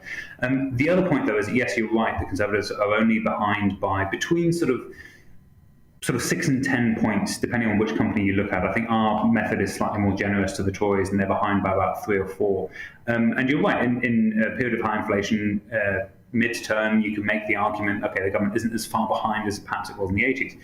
The interesting thing, though, is that Boris Johnson's figures are well behind, miles behind. The Tories are on about sort of 34-35%, let's say, depending on what day of the week it is and which poll we look at. Whereas Boris Johnson's approval rating is about 22%. So he is far below what people think of the Conservative Party, which suggests, and this may be something that's cut through to his colleagues, that with a different leader, they may be able to put somebody in who is an asset to the brand rather than a drag. And I think it's pretty clear that in the last sort of 6 months at least, Boris Johnson has very much become a drag on the Conservative brand rather than an asset. So who's going to speed it up? In terms of the public's mindset, who would they like at the helm? It's very difficult at the moment, actually, to produce poll results that mean something on this question, just because a lot of it is a function of name recognition. So when we asked, actually earlier this week, we put most of the cabinet, or used to be the cabinet, in front of the public and said, do you think each of these people would be a good or a bad Prime Minister? The most popular answer from most of the people that we asked about was, I don't know enough to be able to say. The figures that you would expect to get high percentages, so Rishi Sunak is still just about net positive. I think it's about 41 to 42% say he would be good rather than bad. Very negative figures for other well-known members of the cabinet, so Priti Patel's in deep negative territory. Michael Gove is very unpopular. Jeremy Hunt as well is also pretty unpopular. But some of the other figures that, as Alistair was saying, might come through, in a sort of John Major-like fashion, their don't know figures are like 50% plus. So I think there's going to be really interesting possible change as MPs go through that process of winnowing down the candidates, and we might see some candidates become more prominent and become more well-known, and we can maybe see the numbers shift quite dramatically. Or Adam, I mean, I know you care deeply about politics and public life, and indeed your company was pretty much the only opinion poll which at the last moment got it right before the Brexit vote, and I'm absolutely happy to acknowledge that. But are you concerned about turnout here? I'm concerned about turnout, Adam. I'm concerned that a lot of the population will just throw their hands up in the air. They're all as bad as each other. It's a psychodrama. I've lost my job. I can't pay my mortgage. My kids can't buy a house. I'm not going to vote. Isn't that the danger here? That our politics has been so intense. There's been such a kind of feeding frenzy around getting Boris Johnson off the perch and out of Downing Street that a lot of our voters will just throw their hands up in the air. It's definitely an interesting thing to be concerned about, and I do take your point there. A couple of counters to that. So one is that in 2019, we had the two most unpopular party leaders, I think, for any election that we'd had in decades. And turnout was pretty decent and pretty high. Whereas obviously, the election that we all know had the lowest turnout was 2001. Everyone knew Tony Blair was going to win, so turnout fell through the floor.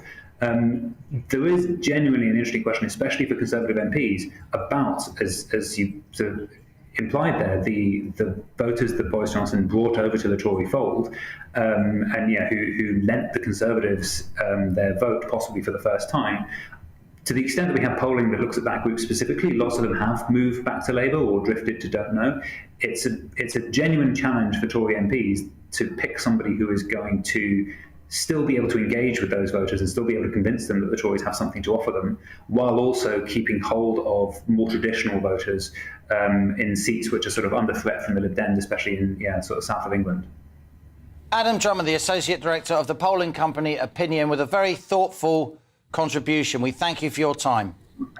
So it was just about half an hour ago, Boris Johnson exited number 10 and resigned. He said it's clearly now the will of the Conservative Party. There should be a new leader and therefore a new Prime Minister. Let's have a listen to what he said. Everybody, good afternoon. Thank you. It is clearly now the will of the Parliamentary Conservative Party that there should be a new leader of that party and therefore a new Prime Minister. And I've agreed with Sir Graham Brady, the chairman of our backbench MPs, that the process of choosing that new leader should begin now. And the timetable will be announced next week. And I've today appointed a cabinet to serve, as I will, until a new leader is in place. Boris Johnson there talking just half an hour ago, resigning from the post of Prime Minister. So many of you getting in touch, and if you've got a view, gbviews@gbnews.uk. A very good afternoon to Margaret, who's had this to say: being a Boris supporter and a leaver, I'm disappointed he's been forced to resign and appalled at the sanctimonious tone of Keir Starmer. I'm also concerned about the future of Brexit. Jane got in touch to say, as a lifelong Tory supporter, I feel so cross and so sad that I've just witnessed one of our best Prime Ministers in memory forced to resign. He will be a great loss to our country. I fear for the safety, prosperity and well-being of our great country. David said, once again, the UK is the laughingstock of the world. Is that a fair reaction? Do you think, Alistair, have we become a laughingstock because of how we've handled this? No, I think those tweets, emails were fascinating. I think the Conservative Parliamentary Party runs the risk of becoming a laughingstock because, as one or two commentators have said, and I think that Andrew Pearce put it brilliantly, after everything that's happened in the last couple of years, that it be the behaviour of a little-known deputy chief whip that tilted things over. And you can argue that it's an example of Boris Johnson's poor judgment, but to go on that score just seems to me to be extraordinary. Eccentric was the word that Boris Johnson himself moved. Can I just add one other? I thought that opinion conversation was utterly brilliant on the polling data of it. No one had heard of Margaret Thatcher when she became the leader of the Conservative Party and went on to win 3 general elections. I feel he's going to win, said Airy Neve, because she was almost unknown. Absolutely, and one of the other great supporters of Keith Joseph, who barely spoke English in a way that most of us could understand. He was away with the fairies completely. Tony Blair, for a long, long time it was Kinnock, and if it hadn't been for Charles Clarke and John Reid pushing hard upon that, then Blair might not have happened. So I repeat what I said to you guys earlier on, I'm, for an outsider, someone who perhaps isn't tainted by being a senior member of this current administration, but has been beavering away, working hard, junior job perhaps, chair of a select committee perhaps, can't think who I might be talking about. But maybe we'll talk about that later. We will. Alistair, great to have you with us. Good to be here, Liam. This and historic Rosie. moment. It is 1 p.m. You're watching GB News here with Rosie Wright and me, Liam Halligan. We're bringing you the latest on the Prime Minister's resignation. Don't go anywhere. But right now, let's get the very latest headlines.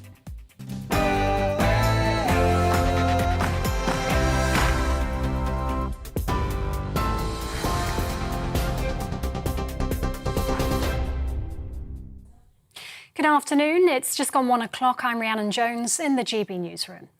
Boris Johnson has said he's fought to stay in Downing Street as Prime Minister because it's his job, his duty and his obligation. Announcing his resignation as Conservative leader outside Number 10 half an hour ago, Mr Johnson said it was clearly the will of his party that there should be a new leader.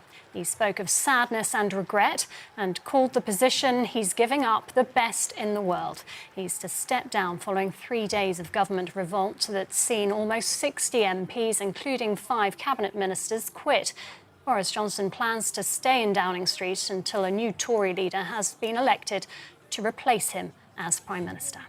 In those arguments, and of course it's painful not to be able to see through so many ideas and projects myself.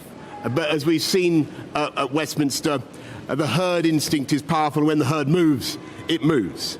And my friends, in politics, no one is remotely indispensable. And our brilliant and Darwinian system will produce another leader equally committed to taking this country forward through tough times, not just helping families to get through it, but changing and improving the way we do things, cutting burdens on businesses and families, and yes, cutting taxes, because that is the way to generate the growth and the income we need to pay for great public services. And to that new leader, I say, whoever he or she may be, I say I will give you as much support as I can. Well, he had vowed to keep going, but among the Tory MPs who've made it clear Boris Johnson's position was untenable are 2 more cabinet ministers who quit this morning. Michelle Donnellan, just 36 hours after being appointed as Education Secretary, leaving just 1 minister remaining in the department, and Northern Ireland Secretary Brandon Lewis, who said the government requires honesty, integrity and mutual respect. Even his newly elected Chancellor, Nadeem Zahawi, removed his support for the Prime Minister today, urging Boris Johnson to do the right thing and go now. Well, meanwhile, Downing Street's announced the cabinet reshuffle to replace those who've either resigned or been sacked. Kit Malthouse has been appointed the Chancellor for the Duchy of Lancaster, the most senior position after the Prime Minister. James Cleverly is the new Education Secretary. Robert Buckland, the new Welsh Secretary. Shailesh Vara, the new Northern Ireland Secretary. And Greg Clark has replaced Levelling Up Secretary Michael Gove, whilst the former Technologies Minister, Chris Philp, has said he'd return to government if required, now that Boris Johnson has agreed to resign. This is GB News. We'll bring you more as it happens. Now it's back to the briefing with Liam and Rosie.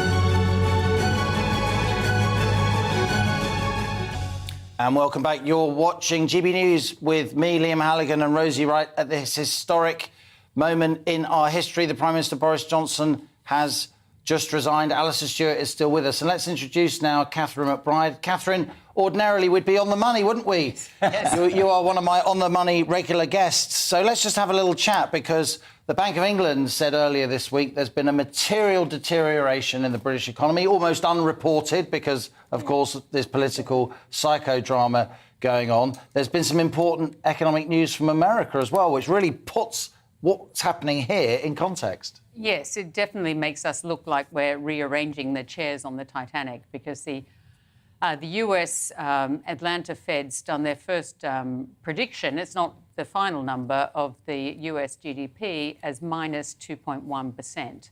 And another group has also predicted it will be minus 1%. And as the real GDP for the first quarter is now been revised down to minus 1.6. 2 successive quarters of declining GDP means a recession. A recession. Yeah. Let's just put this in context. So this is obviously still, by a considerable margin under most measures, the world's biggest economy. When the US sneezes, the rest of the world catches a cold. This is going to upend financial markets and indeed British politics to some degree if we too follow the US, as we generally do, into a recession. And also, if we look in the other direction, the euro's been tanking this week as well. The single currency. Yes, so that's not happy either. So and European growth much lower, even here. Yes, exactly. So there are a lot of other things going on economically, and one of the problems is, of course, the very high fuel prices, which is things like oil, coal, gas. And yet a lot of the Western world has decided not to frack, in the case of the UK. Extract shale gas, yes, which could ease our energy security definitely, concerns. but not just ours, the whole world's. You know, and the US has stopped pipelines and they've stopped fracking on federal land. And then they wonder why oil companies don't want to go out there and produce more oil, because basically, you know, in 10 years' time, they think their product's going to be made illegal. So why are they going to put the money in now? So we've really got to redress that, because we've made some silly decisions and that's affecting the whole world's economy. And no amount of changing the cabinet is going to change that. You know? So changing the leader might. Changing the leader? Changing the leader. Yes. No, but quite seriously, we were saying earlier on, this is the fundamental choice for the leadership of the Conservative Party, is whether it's someone from the camp that says, let fracking rip now, let's cut taxes, let's reduce public spending. That's also the answer He's to got my vote, whoever they are. But that's the core answer. We're all amateur. Well, you're a professional economist, and so is he, right? But I go back to university doing it. That is the best guaranteed way out of a recession. Inflation and recession means stagflation. It's back to the 70s. Well, let's pause on the economic repercussions and look again at the absolute headache, the politics, the situation that we're in now. Let's go to the front line outside Downing Street is our political editor, Darren McCaffrey. Oh, no, we've got Tom Harwood, political correspondent, who's on the green instead. Tom, we don't know exactly yet when or how we'll have a new Prime Minister, do we? No, we don't. We have the simple sentence that next week a timetable will be set out, a timetable for the Conservative leadership contest. And what does that mean? Well, the committee that is in charge of governing the rules for that contest is, of course, the oh-so-famous 1922 committee. But they can't yet set those rules out because they're in the middle of elections themselves.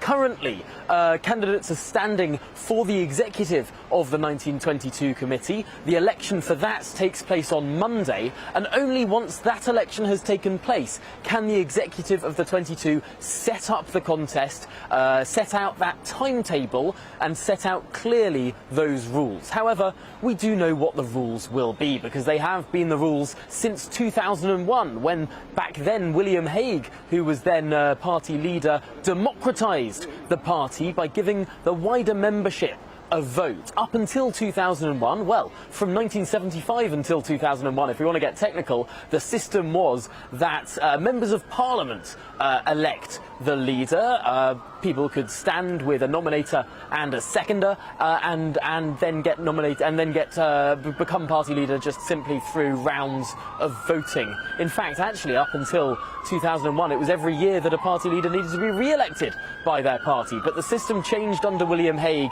democratised, and what happens now is that the parliamentary party of the Conservative Party, candidates stand, they whittle down the number of candidates in votes, in successive votes over successive days, until they're down to just 2 candidates. And then those 2 candidates take their case to the country, to the Conservative members of the country. We believe around 160,000 of them, who then will vote by post in terms of who they want to be the leader of the Conservative Party. Once that leader is elected, they will become the Prime Minister. That's the process. We'll find the timetable early next week. And so many Conservatives, it's now a period of deep thinking about whether they want to put themselves forward for the top job. We heard earlier on GB News that Steve Baker said he's really considering it. Tom, who do you think is going to step forward and say, look, count me in? There is such a wide field. I was about to say wild field as well, and no doubt there will be some wild cards. But really, we're looking at an entirely wide slate of, and no one can really predict who it might be. If we were talking several months ago, we might think that Rishi Sunak, the former Chancellor, would be the absolute front-runner. He, of course, fell back a little bit in the odds due to some scandal around, of course, his wife's financial affairs and indeed, frankly, his wealth. Who else might be up there? Nadeem Zwahi? Tom Tugendhat is a name that's mentioned. Penny Mordaunt is a name that is mentioned. Of course, we were also hearing about Ben Wallace, someone who polls very well amongst Conservative Party members. A YouGov poll this morning showed that Ben Wallace was the favoured candidate, but in a very, very wide field. No one gaining more than 12% in that poll of Conservative Party members. Lots of names, not all of them cabinet ministers, also junior ministers, and indeed, if we're looking to someone like Tom Tugendhat, a select committee chair as well. An incredibly wide field. So what we need to do is put our ears to the ground, really. We know that some campaigns have been running sort of in the background for a little while. A name that I haven't yet mentioned is Liz Truss, of course, who has cut a visit to Indonesia short today, is flying back to London, no doubt to have some discussions about what she might do with regard to putting her name forward for the leadership. Last time round she mulled it over but ended up supporting Boris Johnson. This time she'll be a serious contender. There are going to be probably some surprises, no doubt some deals being done, but genuinely this time round it's all to play for. And we will keenly be watching as the game develops. Tom Harwood, thank you very much. An absolutely exhausting day for you out on the Common chasing down, I'm sure, many MPs to ask them the questions that we'd like to hear. Alistair, let's bring you back in. I mentioned there, just before we went to Tom, the 70s. You were a working journalist, I was a lad. It was a time of high inflation, not quite higher than now, though producer prices are back where they were in the 1970s, and indeed of slow growth. Just try and tell our younger viewers the impact that a proper economic downturn has on politics, on society, on the fractiousness of industrial relations. Oh, well, there are two episodes, certainly the 70s, which ultimately trade unionists, not unlike the rail workers right now and many others, were saying inflation had got so high that it resulted in what was called the winter of discontent, which was an existential crisis for Labour. Eventually got rid of them and then brought in Thatcher for a long period of time. But again, not when you were, however you just described yourself as a little-un, but you were old enough to remember this vividly. Towards the end of the 80s, there was equally rocket-high inflation, massively high rates of interest as we fell out of the snake, the single currency, child thereof. And for ordinary folk, real folk out there, it is a nightmare. It's bins unemptied. It's coffins unburied. I remember that clearly from Winchester alone. And Admiral Morgan Giles was the Tory MP. Then he was out there helping people do it. Make no mistake, people go without food when inflation is at 15, 20%. They really do and we're suffer. Currently at 9-10% headline inflation. What we're seeing right now in terms of inflation is peanuts compared to the end of the 70s and indeed the end of the 80s. And I still think that the interest rate threat is the worst conceivable thing that could be done. Catherine, have you got anything to add to that? Well, by the interest rate threat, you mean that putting up interest rates? Yeah, to choke off inflation, which you quite rightly said a moment ago, the bulk of the inflation that we're suffering from, the Americans and everybody else, is the result of the disruption to energy supplies. Energy was rising up quite uncomfortably anyway. Oh, yes. Ukraine, Russia has made that an absolute nightmare. There are short-term solutions, which is to pay a lot more, and that's exactly what's happening. Your fracking point and nuclear power stations like the ones Rolls-Royce have got ready to roll out, that's long-term. Ain't going to help it now. And so long as those oil prices remain north of $100 a barrel, inflation will continue. Raising interest rates ain't going to do anything to help that at all. Alistair Stewart, you're staying with us, and indeed, Catherine. I believe I am. I hope so. Centre for Brexit Policy. We are just now going to move on. Yeah, let's bring in now the Labour MP for Ellesmere Port, Neston Justin Madders. Thank you very much for your time this afternoon. What did you make of Boris Johnson's comments then? Well, I think there was a real lack of self-acknowledgement that really he's the author of his own downfall. There was no sense of any contrition there. There was no apology. There was no acknowledgement that his lies, his deceit, his style of government has led to this point. He sort of talked about the parliamentary and Westminster herd converging on him.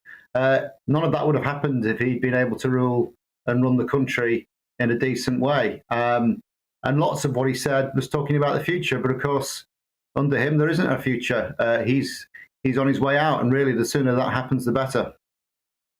Madders, if Boris Johnson's so terrible, why aren't you way ahead in the opinion polls? Tony Blair was 20 points ahead.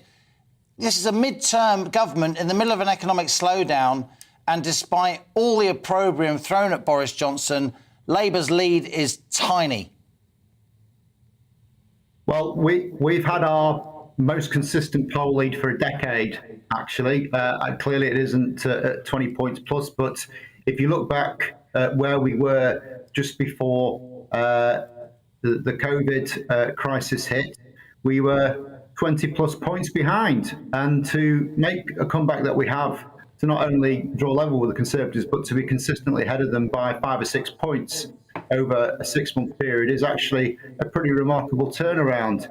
Because I think a lot of people have had to think very carefully about how the Labour Party has moved forward in the last few years, and I think that we've still got some way to go on that. But actually, I don't think any political party has seen such a sustained improvement over a couple of years from such a low starting point. And really, now the floor is yours. So, what's Labour's plan? Well, I think our immediate priority is to make sure that we get rid of Boris Johnson, and he can't cling on for months and months because he's got no authority left. He's not going to cling on, though. He said there'll be a leadership process that's going to be set out next week.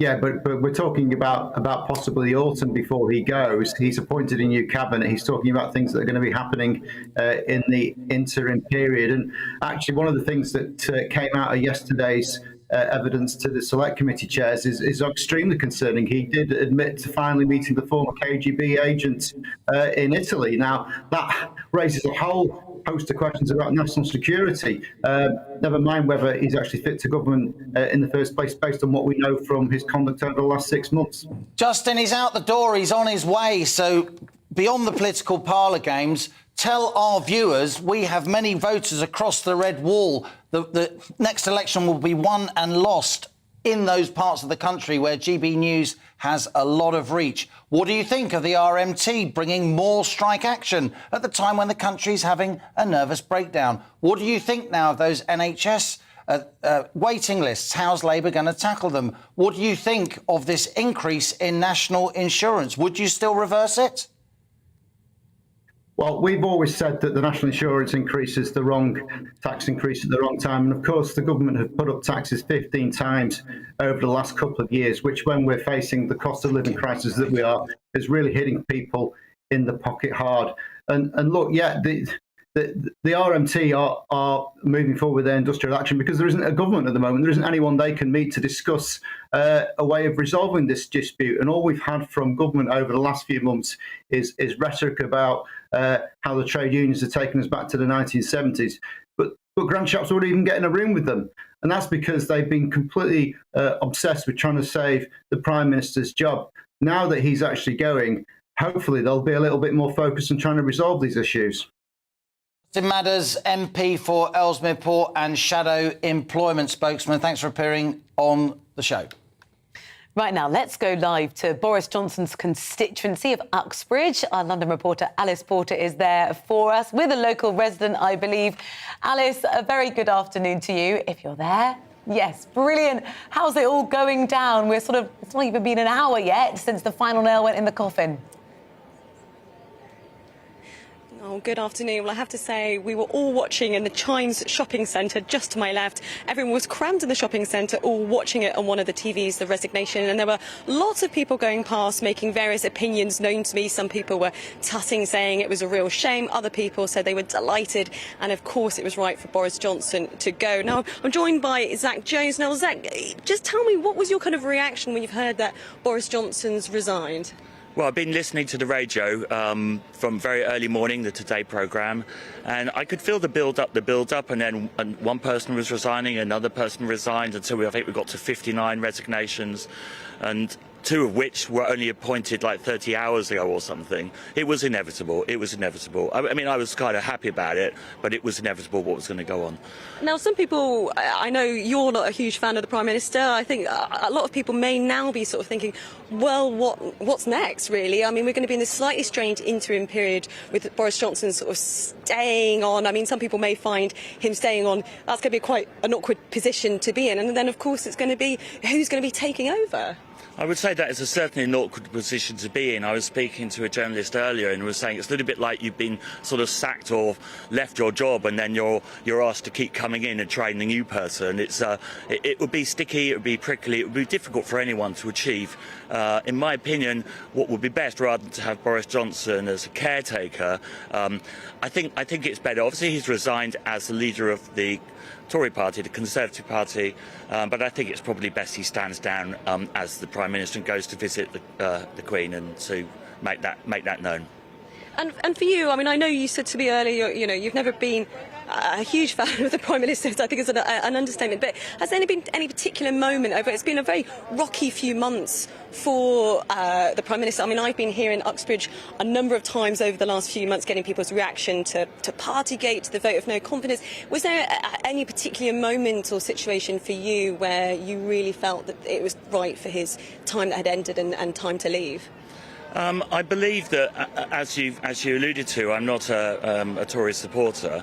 However, you have to work with what you've got, and we do have a Tory government in place, and the country needs to go on and to be run correctly. We've got rising costs. We've had the pandemic. People's lives are being challenged on the Channel with immigration. There's an awful lot of serious work needs to be done. I have felt that during the time with the frivolities of suitcases with wine and all the other nonsense, if you like, the buffoonery, I just feel just wasn't serious enough. It wasn't statesperson enough. It wasn't grown up enough, if you like. Well, look, Zach, thank you very much for speaking to me. A very grown-up conversation, which perhaps hasn't been reflected in some aspects of our politics over the last few months. But I've been here all this morning, and I've had a huge range of views of people coming up to me. Some people absolutely delighted by the news, and other people very sad, because this is, of course, a very safe Tory seat ever since it was first created. But just because you support the Conservatives doesn't mean you support Boris Johnson, and I think that has been very clear over the last 24 hours. I think that's the perfect way to sum it up. Alice, thank you very much. Really testing the opinion of Boris Johnson's own constituents. Alice Porter there. Now, at 12:30 today, the Prime Minister, Boris Johnson, resigned. Let's take a listen to some of his resignation speech. Good afternoon. Thank you. It is clearly now the will of the Parliamentary Conservative Party that there should be a new leader of that party and therefore a new Prime Minister. And I've agreed with Sir Graham Brady, the chairman of our backbench MPs, that the process of choosing that new leader should begin now. And the timetable will be announced next week. And I've today appointed a cabinet to serve, as I will, until a new leader is in place. So I want to say to the millions of people who voted for us in 2019, many of them voting Conservative for the first time, thank you for that incredible mandate, the biggest Conservative majority since 1987, the biggest share of the vote since 1979. And the reason I have fought so hard in the last few days to continue to deliver that mandate in person was not just because I wanted to do so, but because I felt it was my job, my duty, my obligation to you to continue to do what we promised in 2019. And of course, I'm immensely proud of the achievements of this government, from getting Brexit done to settling our relations with the continent for over half a century, reclaiming the power for this country to make its own laws in Parliament, getting us all through the pandemic, delivering the fastest vaccine rollout in Europe, the fastest exit from lockdown, and in the last few months, leading the West in standing up to Putin's aggression in Ukraine. And let me say now to the people of Ukraine that I know that we in the UK will continue to back your fight for freedom for as long as it takes. And at the same time, in this country, we've been pushing forward a vast programme of investment in infrastructure and skills and technology, the biggest in a century, because if I have one insight into human beings, it is that genius and talent and enthusiasm and imagination are evenly distributed throughout the population, but opportunity is not. And that's why we must keep levelling up, keep unleashing the potential of every part of the United Kingdom. That was Boris Johnson speaking nearly an hour ago now, resigning as leader of the Conservative Party, laying out the fact that the process to appoint the next leader would happen next week. So in some ways, Liam, we've had some clarity, but there are a lot of unanswered questions. What will that leadership challenge look like? And most importantly, who will take part? Well, let's speak now to Paul Scully, Tory MP for Sutton and Cheam, just to the south of London there. Paul, the last time I checked, you were small business minister. We've often spoken about small and medium-sized enterprises, the engine room of the British economy. There seems to be a sense now coming from the Conservative Party amidst the political chaos that whoever takes over is going to move towards cutting taxes, particularly on businesses. Would you support reversing that 25% corporation tax that's coming in, a rise from 19% this year? That increase of 25%, that's nailed on. That's already legislated for. How about reversing it? Well, look, I think it's something we've got to look at. We're not going to do a budget here today, and I'm not the Chancellor, but I am still the Minister for Small Business, you're right, and I know businesses want to remain competitive. We want to remain competitive for inward investment as well. We want to make sure that risk gets rewarded for new entrepreneurs, and so all of those things are what I'll be looking for in a new leader. And obviously Nadeem Zahawi, our Chancellor, has run a business himself. He started and scaled a unicorn business in YouGov really successfully, so he gets that exactly what a business needs. So that's the appetite that we have to make sure that we can have the landscape now to grow ourselves out of the cost of living issues that are affecting people right the way across the globe, but especially here in the UK. This needs what the population, the public need, is confidence. Do you have confidence in the Conservative Party today? Yeah, because what you've seen today, what you've seen over the last few days, the frustration that so many have had around Westminster is a personality-driven one. It's not a policy-driven one. It's not something that the Conservative Party and the philosophy and the drive from the Conservative Party has been fueling that. It's all been about the fact the concerns around the Prime Minister, and he did the right thing today to step down, having heard from so many ministers and backbenchers across the party. It took way too long, but it's here now. And so the fundamentals of both the Conservative Party, the Conservative government, and indeed the fundamentals of the British economy remain strong. We remain the best path to grow our way out of the cost of living situation. Paul, you and I often talk about economics and business issues. Lord Frost, David Frost, formerly Boris Johnson's chief lieutenant, perhaps, he wrote a column in the Telegraph earlier this week calling a lot of Conservative policy content-free. Look, your former boss, he's now out the door. Isn't it time now to acknowledge that there has been a dearth of policy? There has been a fundamental lack of ideas about reform, about how to push the economy forward. Surely now it's the time to be bold, to be radical. The signs are that the US is about to go into a recession, and you know what that means here in the UK. Yeah, look, bold and radical I have no problem with. I agree with Lord Frost on that. I would have a disagreement with the fact that we're idea free. I think what we've had is the buffeting around of various headwinds that have affected us right the way through COVID and the situation in Ukraine with the invasion of Ukraine that has caused incredible pressure on public finances.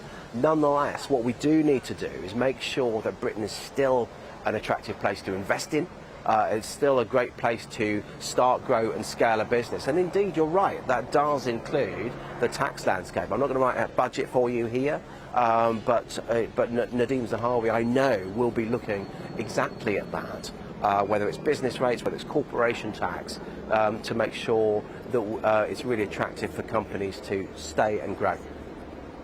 Well, stand by your phone, Paul, because you could have a new job soon. For now, you are the Small Business Minister and MP for Sutton and Cheam. Thanks a lot for joining us here on GB News. Right now, it's 1:30. You're with GB News. We're on your TV, online, DAB+ radio, continued uninterrupted coverage of course, the political fallout. Boris Johnson has resigned as the Conservative leader. We don't know who will replace him or exactly how that will take place. Let's find out more. South Thanet is one of the Conservative seats which voted most heavily for Brexit.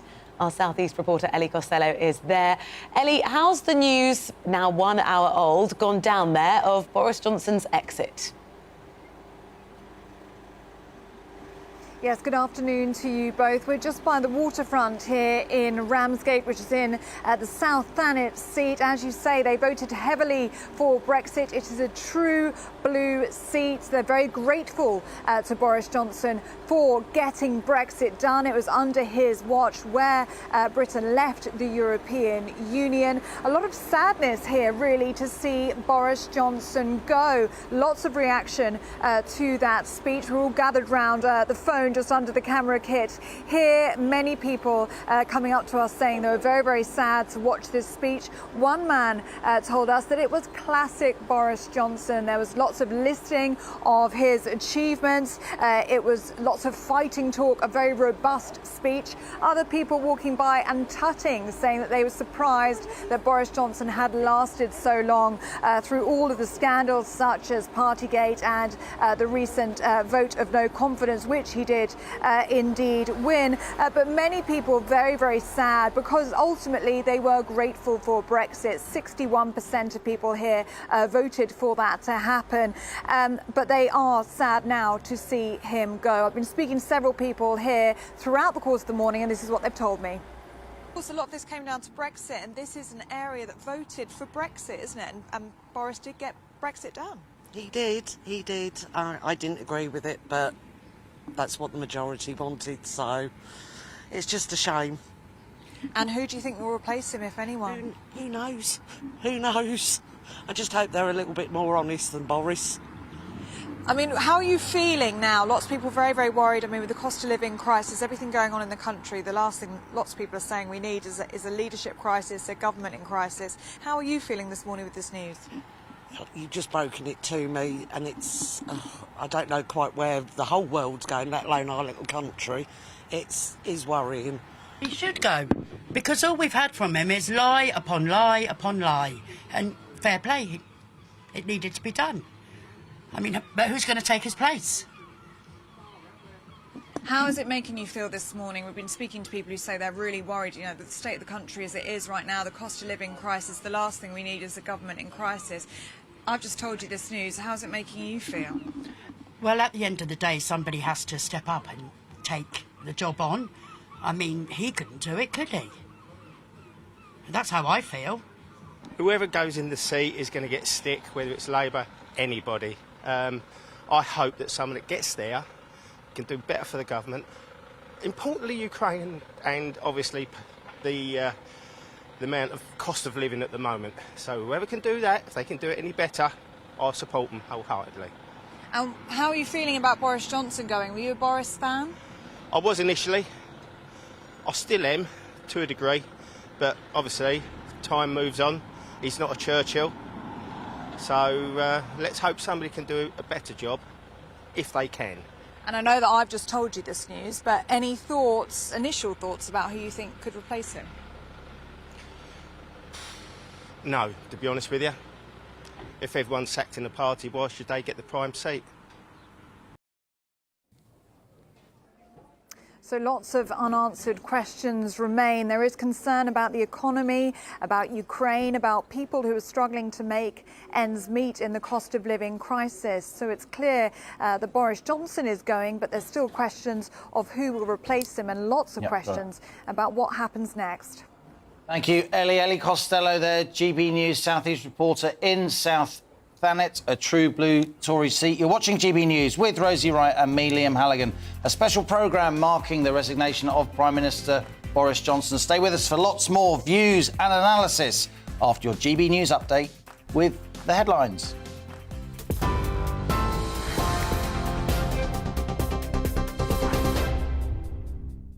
It's 1:35. I'm Rhiannon Jones in the GB newsroom. Boris Johnson has said it was clearly the will of his party that there should be a new leader, announcing his resignation as Conservative leader outside number 10 an hour ago. Mr Johnson thanked the British public, the NHS and his family. He's to step down following 3 days of government revolt that's seen almost 60 MPs, including 5 cabinet ministers, quit. Boris Johnson plans to stay in Downing Street until a new Tory leader has been elected to replace him. He says it's been an immense privilege to serve as Prime Minister. The reason I have fought so hard in the last few days to continue to deliver that mandate in person was not just because I wanted to do so, but because I felt it was my job, my duty, my obligation to you to continue to do what we promised in 2019. Meanwhile, Downing Street's announced the cabinet reshuffle to replace those who've been resigned or sacked. Kit Malthouse has been appointed the Chancellor for the Duchy of Lancaster, the most senior position after the Prime Minister. James Cleverly's the new Education Secretary, Robert Buckland the new Welsh Secretary, Shailesh Vara the new Northern Ireland Secretary, and Greg Clark has replaced Michael Gove as Levelling Up Secretary, saying he'll do his best to provide stability in government. Well, the Kremlin in Moscow's taken a swipe at the outgoing Prime Minister, saying Boris Johnson doesn't like us. We don't like him either. That as G20 foreign ministers travel to the Indonesian island of Bali this week for a meeting that will focus on the war in Ukraine. It'll be the first time foreign ministers meet Russia's Sergei Lavrov since the start of the invasion back in February. His attendance is expected to cause a rift in the group, which includes Western countries that have accused Moscow of war crimes and imposed sanctions. TV Online and DAB Plus Radio, this is GB News.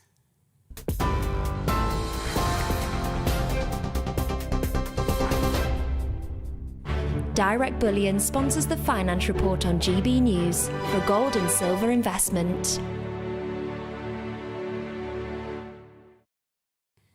Here's a quick snapshot of today's markets. The pound will buy $1.198 and 1.175 euros. The price of gold currently stands at £1,457.01 per ounce. Direct Bullion sponsors the Finance Report on GB News for gold and silver investment.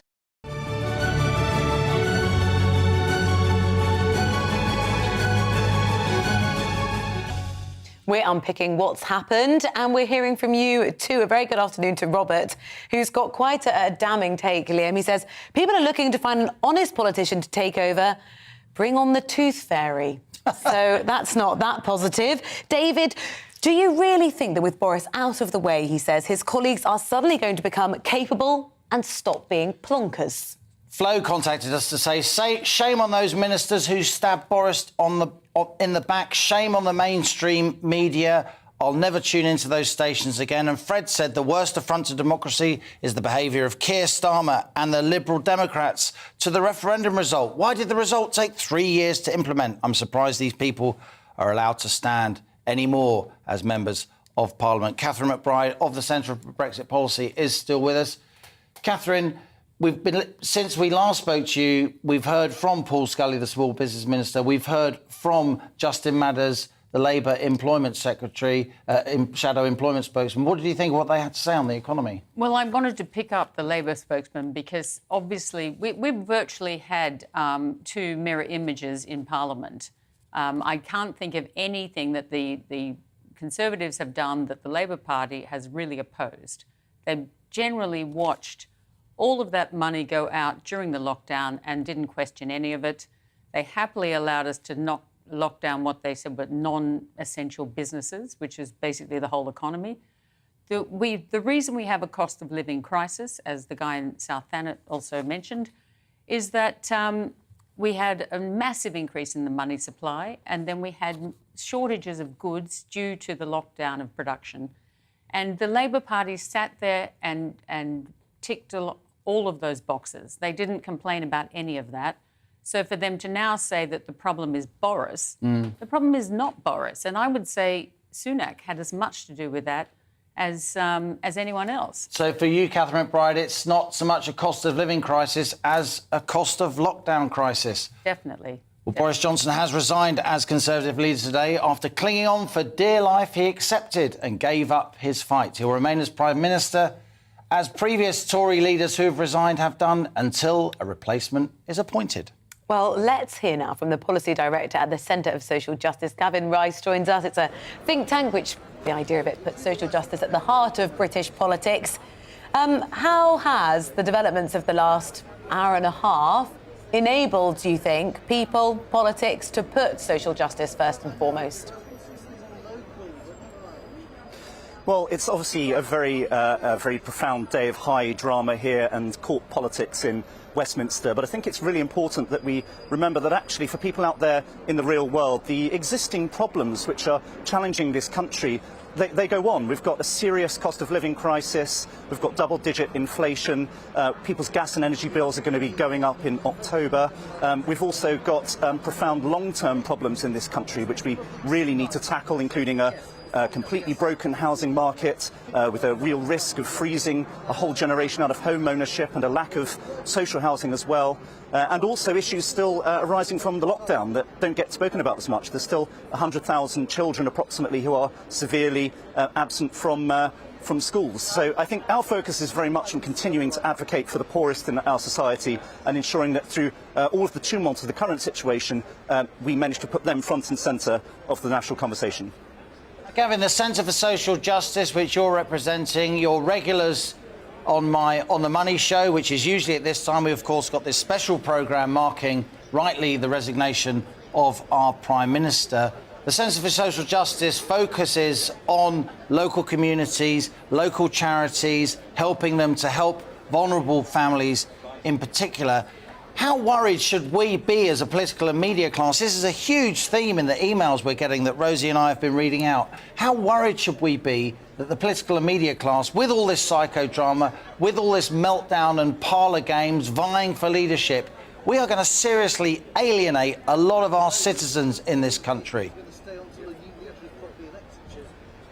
I think that's absolutely right, and I know Boris Johnson spoke in his resignation speech today about the need to deliver not just on the mandate that he was given in 2019 by those new Conservative voters, many of them from less affluent backgrounds than would traditionally vote Conservative, but for the whole country as well. I think that's absolutely vital. I mean, I was up in Manchester a couple of weeks ago with a charity, going around to people's houses, seeing the conditions in which many people are living in this country, delivering food and furniture to people who just can't afford it. And I think that's the part of this that often gets lost. And the slight concern that I may have is that if we have an overly prolonged and drawn-out set of leadership races and leadership campaigns, that the entire national media conversation will be focused on that. Meanwhile, the policy agenda gets put on the back burner. Well, here on national media, tell us what things should we be focusing on instead of a leadership challenge? Well, I think whoever emerges as our leader has got serious problems that they need to grip. So the most obvious one is kind of the immediate emergency problem of the cost of living crisis and soaring inflation. But we also need to think about some of the social fallout of the lockdown. I mean, I was talking just now about the scale of absence from our schools. We've also had a situation in which we've had kids arriving for their first year of primary school without the right literacy and numeracy, unable to speak properly because they've not been properly socialised, because they were locked in their homes for so long. There's all sorts of hidden social problems as well, whether it's to do with rising addiction, domestic abuse, mental health. I think we really need to shine a light on these issues and make sure that we're tackling them in the appropriate way. Gavin Rice of the Centre of Social Justice, a think tank set up, by the way, by the former Conservative leader Ian Duncan Smith. Catherine McBride is still with us. Catherine, you're very much a policy person, you're a professional economist. It seems to me, looking on, that so much of our political class, it's almost as if they don't want to govern. There's so many distractions. No one ever gets down to the sort of proper grown-up adult business of making policy, implementing a new law to try and improve people's lives. I couldn't have said it better. That's exactly what they've been doing since they got elected. I think that they surprised themselves with what a strong majority they had, and they have been doing everything they can to procrastinate, basically. And they got involved with COVID far more than they should have. They stopped doing other things. And then they got into Ukraine, and it's always easiest to do something else. And I really agree with the Centre for Social Justice. Yeah. There are lots of problems around that stem from the lockdown. It was a huge mistake. And I think one of the things we should also be looking at is making us an attractive place to invest and set up companies. And the companies now can look at all the tax all around the world. And I think the small business spokesman made a very good point that we can't have higher taxes than other countries. You know, it's crazy that we decided to put our taxes up and put our national insurance up, which is basically a tax on employment.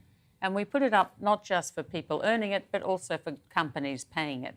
So that was a massive mistake as well. And both of those have to be reversed. Well, we'll see what the Conservative Party does in this brave new world. See if they are now emboldened to be bold and radical. Right now, it's 1:45. You've joined our live, continued, uninterrupted coverage of the political fallout today. And let's go right to Downing Street to speak to our political editor, Darren McCaffrey. Darren, at the crucial moment, we lost your signal. That was about an hour ago. It has been an absolutely dramatic day. Let's just get your initial gut reaction to the words Boris Johnson had to say. No apology, and he seemed quite keen to set out his legacy himself. Yeah, indeed. It was very much a speech in which he was not conceding any ground that he had made mistakes, that he was leaving office because of some of the issues around his leadership.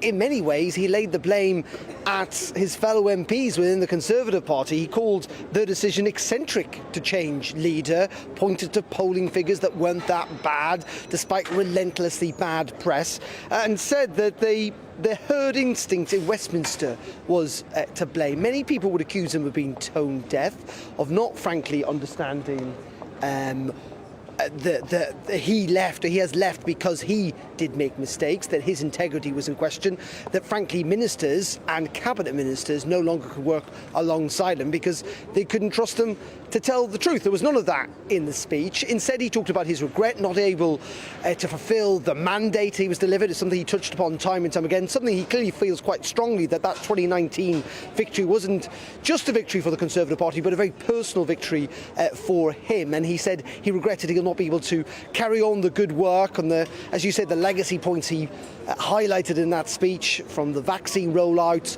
to dealing with Ukraine and the pandemic, and of course getting Brexit done as well. Really interestingly, and it's quite difficult because I'm obviously in the street here, you've got the feed coming into the TV with the mics. It's actually quite difficult to hear Boris Johnson. I mean, there's hundreds of journalists here. The speakers weren't terribly loud. At one end of the street, you had all his advisors and some current cabinet ministers who'd served under him, like Jacob Rees-Mogg, Nadine Dorries and others. Also, Carrie Johnson, his wife, and kids were there watching the speech as well. And then at this end, rather extraordinary, I'd never seen it before, some of his loyal MPs, maybe about 30, 40 of them, had turned up to watch, and they clapped. But actually, they were all, in some ways, being drowned out by protesters at the other end of the street, just beyond the gates of Downing Street. Hundreds of people had gathered, rather loud music, an awful lot of booing, it must be said, as well, as the Prime Minister was making that speech. But this is a moment, a rather significant moment in British politics, in which Boris Johnson clearly is now in the process of handing over the reins of power. We have to remember he's not resigning as Prime Minister today, he's resigning as leader of the party. That race to succeed him has well and truly begun. The question now fundamentally facing the Conservative Party is how quickly do they do it? How long will that man remain inside number 10? GB News political editor Darren McCaffrey joining us from Downing Street at the heart of Westminster, and we'll be back with Darren again soon. Well, we can speak now to George Freeman, Conservative MP for Mid-Norfolk, who is one of several who resigned this morning. In your letter of resignation, you said, I do this with a heavy heart, but our country needs strong leadership. Who is the person who can give it strong leadership now? Well, that's not the question for right now. The question is, I think, that we need stability and we need a little bit of competence and stability in, sorry, there's somebody shouting at me, in government. I think we need a caretaker Prime Minister for 2 or 3 months while we choose the right longer-term leader. I regret that, but I'm afraid I think the situation is that the urgency of the economic challenges we face, the international, the geopolitical, the military challenges we face, we haven't got a quiet summer ahead of us. There are some very big decisions to be taken. And I regret this, but I can't see how the Prime Minister, with a Chancellor who's already said he doesn't have confidence in him, is going to be able to take those big decisions. Nor internationally, a Prime Minister can command the majority of the House and his party in military and geopolitical decisions in this situation. It's very sad, it's tragic, but I'm afraid I think the Prime Minister has to resign as Prime Minister this weekend and a caretaker take over for the summer, somebody who won't run for the leadership, an elder statesman figure, so that we've got the time to get the right future leader. I think that's the answer to your question. We mustn't rush and appoint somebody in a hurry in a febrile and hot Westminster in a smoke-filled room in the next week or two. We need to get this right. George, I know you don't want to get into the particular personalities right now, and very few people would expect you to, but let's just talk about the direction of your party. I think it's fair to say you're more from the one nation tradition of the Conservative Party, a very honourable tradition, the bedrock of the party. There are many people in your party saying what we really need to do now is put a shot in the arm of this economy, an economy that's about to face some serious turmoil as the US, we got news today, could go into recession. That's semi-official figures from a part of the US administration. Do you think there is a case for lower taxes now, for scrapping the corporation tax increases, for really boosting this economy through tax cuts rather than spending rises? Because even beyond the personalities, that is the bare outline of the debate that the Tory party needs to now have with itself as it decides how to respond to a worsening economic emergency. Yes, I do, and I think Nadhim Zahawi's instincts on this are absolutely right. Look, you described me as a one-nation Conservative. Please don't allow that to be interpreted to mean I believe in high tax. I'm not at all. I think there are two big issues ahead of us. One is how we get the economic growth back in this country, how we get prosperity being generated. That is urgent, and I think it does require a fiscal package, a mixture of tax incentives, tax cuts for business, for growth, to get the enterprise economy going again. But we also do need to be investing in skills so that those people who've been on the scrap heap of this country in the last 30 years have a chance to get into work. So it isn't a question of sort of dry or wet, but we urgently need a growth package. I agree. I think where those of us on the One Nation side have had a difference of view increasingly with the Prime Minister is in the importance of unity. He stood on a One Nation ticket, a platform, as a Prime Minister with an inspiring vision that we could make Brexit, which had divided the country, a moment of inspiring renewal. I deeply believe in that. I think it is a moment for us to tackle the structural weaknesses of our economy, to get growth growing, to give people a chance all around the country. I deeply support the levelling up mission. But I don't think we can do that if we're doing divisive politics, if we're seeking to exploit the cultural divisions, exploiting a culture war, alienating different parts of the economy. And I think that's where I've differed increasingly with the tone of the Prime Minister's messaging recently. We have got to get back to that message he set out at the beginning. This as an inspiring moment for better growth, better prosperity, better job prospects for people who've been left behind, and to bring this country back together so we can grip the big international challenges and be the country that our destiny shows us we can be. And that's the big challenge as we look ahead. George Freeman, Tory MP for Mid-Norfolk, thanks for joining us on this historic day, the day that the Prime Minister resigned, Rosie, as leader of the Conservative Party, but not as Prime Minister. And that now is the question. Will he resign as Prime Minister, allowing a caretaker PM to come in, an older sort of grey beard, or even an older woman even? Well, that's certainly the case that George Freeman was laying out there, saying maybe we could have a more elder statesperson just take the reins for the next few weeks. It didn't appear to be that clear that that was Boris Johnson's plan. He said he's going to lay out a plan next week. In the meantime, as we were waiting and that podium was being presented and we hadn't yet heard from Boris Johnson, there were still announcements for new people going into the cabinet.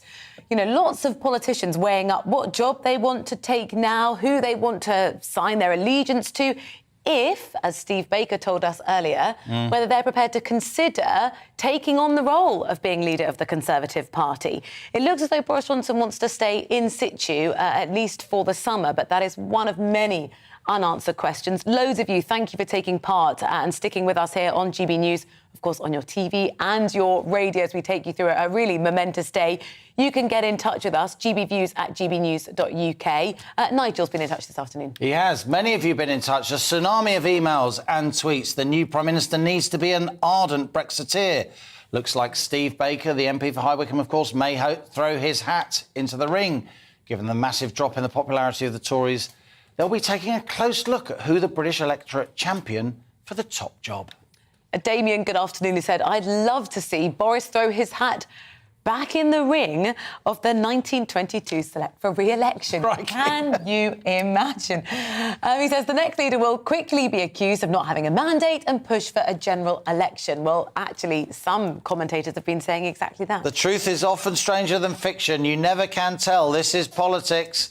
It's war by another name. Really enjoy your show, says Malcolm. I've just one comment, and that is now how Carrie Johnson has left number 10. Now she's left number 10. Will the green tax on electricity and gas be scrapped, along with VAT on fuel? We've certainly been calling for that scrapping of the VAT on fuel here on GB News, Malcolm, and we shall see. Now, last night, Boris Johnson made the shock move to sack Michael Gove, the Secretary of State for Housing, hours after he told the Prime Minister that he should resign. Johnson's decision leaves a wave of instability for the housing sector, with the future of Gove's reforms put into question. Joining us now is Ben Beadle, another regular on the money, my show that's usually on at this time, but of course it isn't because of the Prime Minister's resignation. Ben is the Chief Executive of the National Residential Landlords Association. Ben, good to have you with us. Crikey, you and I have spoken so much about Gove coming in as the Secretary of State for Levelling Up, Housing Secretary, a slew of reforms. Many people on the left, the likes of Shelter, the campaigning charity, glad that Michael Gove was Housing Secretary, looking forward to his implementation of his ideas on council housing and all the rest of it. It's gone up in a puff of smoke. They say a week's a long time in politics, don't they? But it feels like an hour's a very long time in politics. Look, I think this is a real opportunity now for government to reset the relationship that it has with landlords and the private rented sector. Yes, Michael Gove has come in and he's brought in a huge amount of or seeking to bring in a huge amount of regulation. There's been some really tricky issues for him to get his teeth into, not least building safety and rental reform. But this move can only mean that things are going to take a little bit longer now. And what I want to remind people is that the private rented sector is a good place to be. It's housing a lot of people. And I think, we heard George Freeman talk about the divisive language that we've seen. And this is a huge opportunity to reset things with the PRS and private landlords. And I look forward to working with George Clark, maybe on a short-term basis, Greg Clark, on a short-term basis. And then we'll see who comes in thereafter.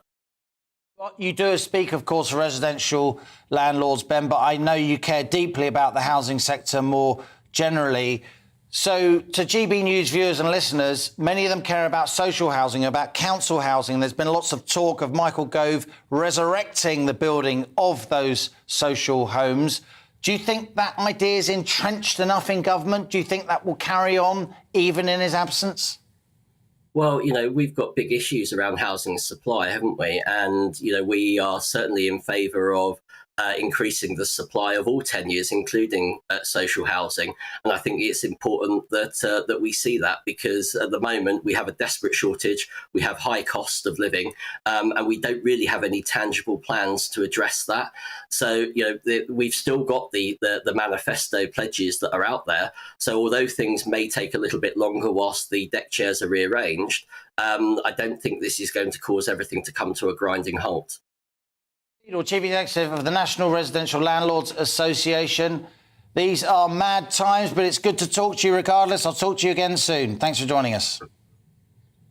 Thank you to all of you who've been getting in touch. Don't go anywhere. We're going to keep you up to date here on GB News, uninterrupted coverage.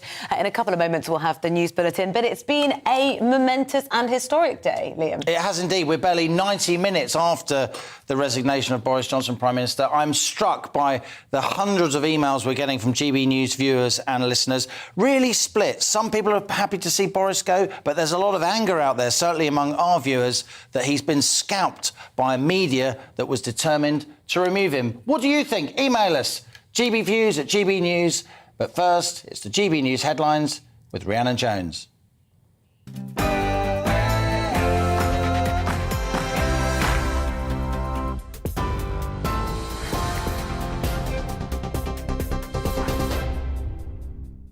Good afternoon. It's exactly 2 o'clock. I'm Rhiannon Jones in the GB newsroom. Boris Johnson has announced his resignation as Conservative Party leader. Addressing the country outside Number 10, Mr Johnson said it was clearly the will of his party and that there should be a new leader. Mr Johnson says he'll continue to serve as Prime Minister until his party chooses his successor. He said he fought to remain in the role because he felt it was his job, his duty and his obligation. He spoke of sadness and regret and called the position he's giving up the best in the world. He's to step down following 3 days of government revolt that's seen almost 60 MPs, including 5 cabinet ministers, quit. Boris Johnson plans to stay in the role until he's replaced. That's expected to happen by October. I've tried to persuade my colleagues that it would be eccentric to change governments when we're delivering so much and when we have such a vast mandate and when we're actually only a handful of points behind in the polls, even in mid-term after quite a few months of pretty relentless sledging, and when the economic scene is so difficult domestically and internationally. And I regret not to have been successful in those arguments, and of course it's painful not to be able to see through so many ideas and projects myself. But as we've seen at Westminster, the herd instinct is powerful. When the herd moves, it moves. And my friends, in politics, no one is remotely indispensable. Well, Boris Johnson's leadership has come under increased scrutiny in recent months following a number of scandals. He tried to protect former MP Owen Paterson, who repeatedly broke lobbying rules by attempting to overhaul the MP standards system. He admitted that was a mistake. He also faced cross-party criticism for attending gatherings in Whitehall during lockdown, for which he was fined in April. And most recently, he was found to have promoted the MP Chris Pincher to the Tory whip's office, despite reportedly being aware of previous allegations of sexual misconduct. Well, meanwhile, Downing Street's announced the cabinet reshuffle to replace those who've either resigned or been sacked. Kit Malthouse has been appointed the Chancellor for the Duchy of Lancaster, the most senior position after the Prime Minister's. James Cleverly is the new Education Secretary, Robert Buckland the new Welsh Secretary, Shailesh Vara the new Northern Ireland Secretary, and Greg Clark has replaced Michael Gove as Levelling Up Secretary, saying he'll do his best to provide stability in government, whilst the former Technologies Minister, Chris Philp, has said he'd return to government if required, now that Boris Johnson has agreed to resign. Well, the Kremlin in Moscow's taken a swipe at the outgoing Prime Minister, saying Boris Johnson doesn't like us, we don't like him either. That as G20 foreign ministers travel to the Indonesian island of Bali this week for a meeting that will focus on the war in Ukraine. It'll be the first time foreign ministers meet Russia's Sergei Lavrov since the start of the invasion back in February. His attendance is expected to cause a rift in the group, which includes Western countries that have accused Moscow of war crimes and imposed sanctions. And some welcome good news for air passengers. British Airways staff at Heathrow Airport have suspended their planned strike action after the company made an improved pay offer. Workers had voted to take industrial action, saying a 10% wage cut during the height of the pandemic had not been reversed. But union leaders and airline chiefs held extensive negotiations today, and an agreement has been reached. The Unite union said it will now ballot members involved, including check-in staff, on the proposed offer. Meanwhile, the BA announced yesterday they're axing 10,300 flights until October amid staff shortages. This is GB News. We'll bring you more as it happens. Now it's back to the briefing.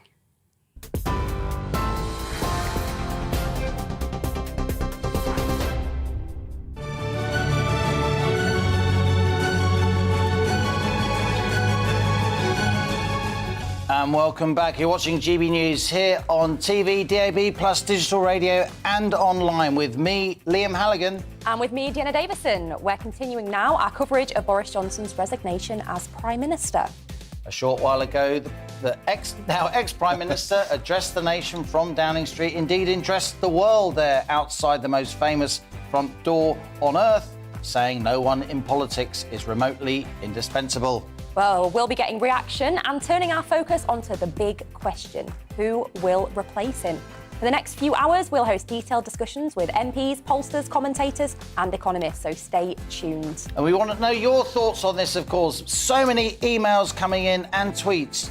Give us your political briefing. Send in your views, opinions, ideas to gbviews@gbnews.uk or tweet @gbnews. Are you happy that Boris Johnson has gone? Do you think he's been scalped by a political and media class that was always against him? Give us your views at gbviews@gbnews.uk or tweet @gbnews. Well, it's been a momentous day in the world of politics, to put it lightly. Boris Johnson has stood down as Prime Minister, saying he was giving up the best job in the world. It follows a fast-moving chain of events which saw a number of MPs and ministers resigning. We say number, it was a large number of MPs and ministers resigning, and a number of senior figures urging him to stand down. Let's get the latest from Darren McCaffrey in Downing Street. Darren, it strikes me that the real decision now that Boris Johnson has resigned as leader of the Conservative Party is he going to resign as Prime Minister, or is he going to stay in, as usually happens in these circumstances, as an interim? Is it going to be Boris Johnson, or is it going to be some kind of caretaker leader before there's a proper Tory leadership contest? Yeah, there's been a real battle about this within the Conservative Party today, Liam, about some who want to see the Prime Minister go, and go now, and have proposed this idea of having an interim leader. Now, we've never really had that in British politics before, so that would be new, but clearly it's a sign, I think, of the animosity and the distrust, frankly, that some Conservative MPs hold Boris Johnson in that regard, that they don't even trust him to kind of manage the country in the weeks and short months to come. There are others who want to see the Prime Minister fulfil his own timetable, which we are led to believe by Downing Street is that he'd like to stay in there until the party conference in October. That's, 3-4 months away. Seems like an extraordinary amount of time. I think there is somewhat a middle ground, though, that some MPs seem to kind of coming to, which is that they try and get this leadership contest started as soon as possible, i.e. at the start of next week, and that they actually, by the summer recess, which is actually the week after, they then have the two names to go to the Conservative membership, and that the new leader will take over in September and obviously become Prime Minister, and that Boris Johnson will leave then. Interesting, isn't it, that Boris Johnson, what was quite a bitter speech in many ways, is kind of touched upon this time and time again, that he was laying the blame almost at his party, not at him. He kept referring to the fact that it was an eccentric decision, that also, in the end, there was kind of this herd mentality that had driven him from office. And also notable, I noticed this, Liam, he said that at one stage he would give all the support to a successor that I can. It's not exactly full support, is it? I will give all the support I can. Anyway, aside from his speech, he is now going to chair Cabinet in around 50 minutes' time. Of course, we've got new people in Cabinet, haven't we? Greg Clark's taking over at Levelling Up after Michael Gove's resignation. James Cleverly's the new Education Secretary. We know that Robert Buckland's the new Welsh Secretary, so they will be in Downing Street for that new meeting. And there is a sense Downing Street trying to reassert some authority, trying to get the government to properly function again. But my word, there's a hell of a lot of junior ministerial posts that need to be filled. Is that going to be possible? And it comes back to this essence that there are these concerns. I'm kind of coming back on myself now again, but this essence that there are some Conservative MPs who frankly think that, yes, Boris Johnson's resigned today as leader of the Conservative Party, but he's trying to still work out some way to stay in government for as long as possible. And they just don't trust him. But Prime Minister's not going to go anywhere anytime soon. All the attention now is actually going to drain from here, as always happens, in which we go to Parliament and to that leadership race that we're now going to see play out. Lots of people now starting with their heads above the parapet and suggest that they want to put themselves forward. It's going to be fascinating to see this race play out. Well, Darren, on that race, it's not just people putting their heads above the parapet saying they're standing now, is it? It's actually people saying that who they're backing. The kind of horses are beginning to bolt, I think. And when the herd moves, it moves. Absolutely, as the Prime Minister said earlier on today. Well, it's certainly going to be another exciting few weeks watching Westminster, as always. But Darren, what do you make of it? We've seen a few announced so far. We've seen Tom Tugendhat, we've seen Suella Braverman. Who else have we seen announced, or who are we expecting to see? Yeah, so we got Suella Braverman, of course, the current Attorney General, who's made it clear that she wants to run. Seems to have Desmond Swayne, rather eccentric MP, on her side, so she's got one MP behind her. We know that Tom Tugendhat, I don't think he's formally declared, but a couple of MPs have come out, I think it's up to 3 now, and backed him.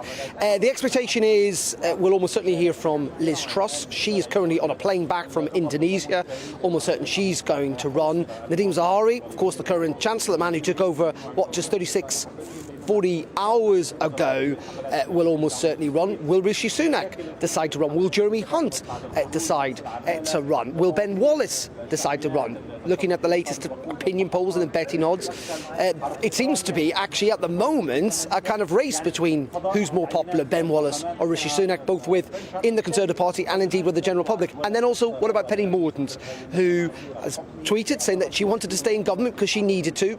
Many people have ridiculed that, but we all know she's been running essentially a kind of leadership campaign in the background for several months. So this is going to be a pretty crowded field when we start to get those nominations properly going in the days ahead.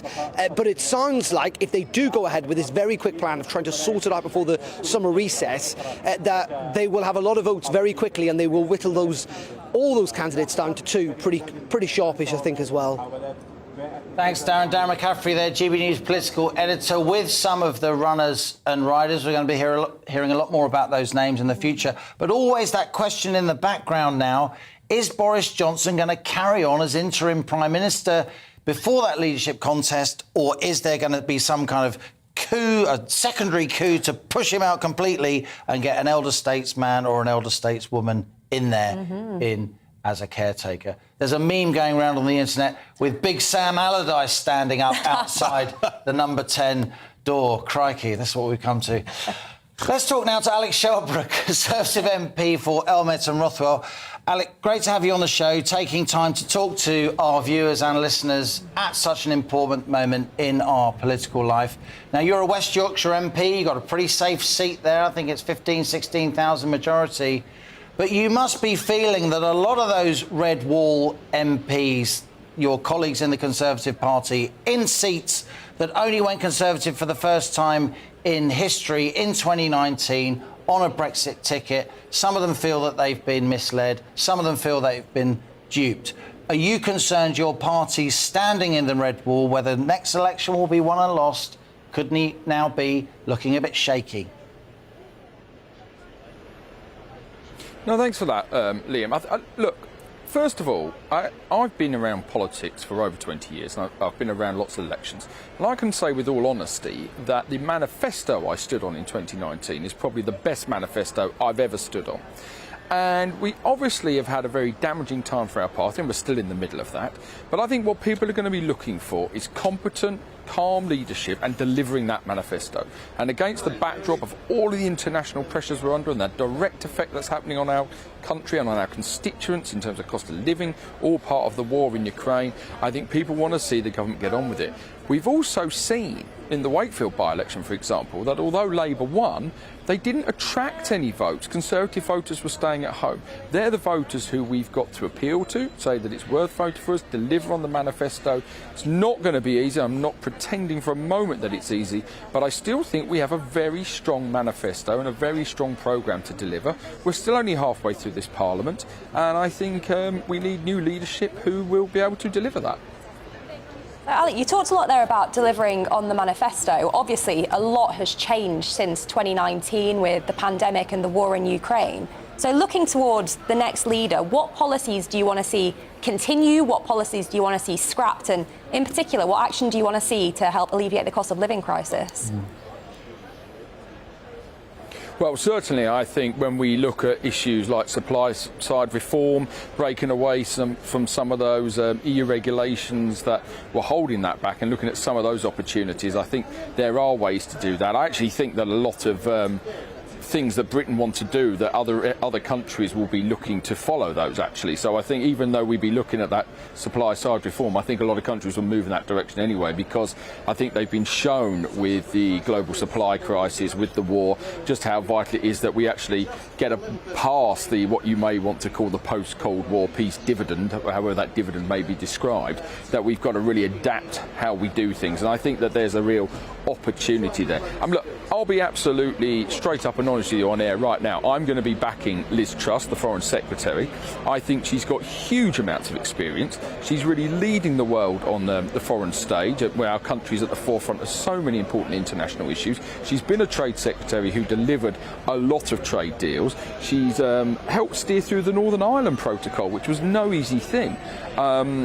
When I look at what we need to do to help deliver the manifesto, get some of the Brexit benefits that were in the manifesto, look at how we level up. And levelling up is not just about spending money. Levelling up is about giving opportunity. And I think there are opportunities to be gained. I actually, from my point of view, think that the Foreign Secretary, Liz Truss, is going to be the best person to deliver that. Alex Shelbrooke, Tory MP for Elmet and Rothwell in wonderful West Yorkshire. Thanks a lot for joining us here on GB News. Well, let's speak now to Matthew Goodwin, Professor of Politics at the University of Kent. Matthew, thank you for joining us on what's been quite a momentous day. Big question really is, in terms of the timeline of what happens next, talk to us about what you're expecting there and how you're expecting it to pan out. Yeah, well, certainly over the next few days, we're going to see the potential successors to Boris Johnson begin to set out their stall. And this is a very important but also quite fragile moment for the Conservative Party. They're going to need to really decide what kind of party they want to be over the next few years. And then we're going to go headlong into that leadership campaign, whittling down to two candidates, and in theory we should have a new leader of the Conservative Party and Prime Minister installed by the end of the summer, assuming if it goes as planned. There's been some polling out yesterday from YouGov showing Ben Wallace the frontrunner amongst Conservative Party members, followed by Penny Mordaunt, then Rishi Sunak, then Liz Truss.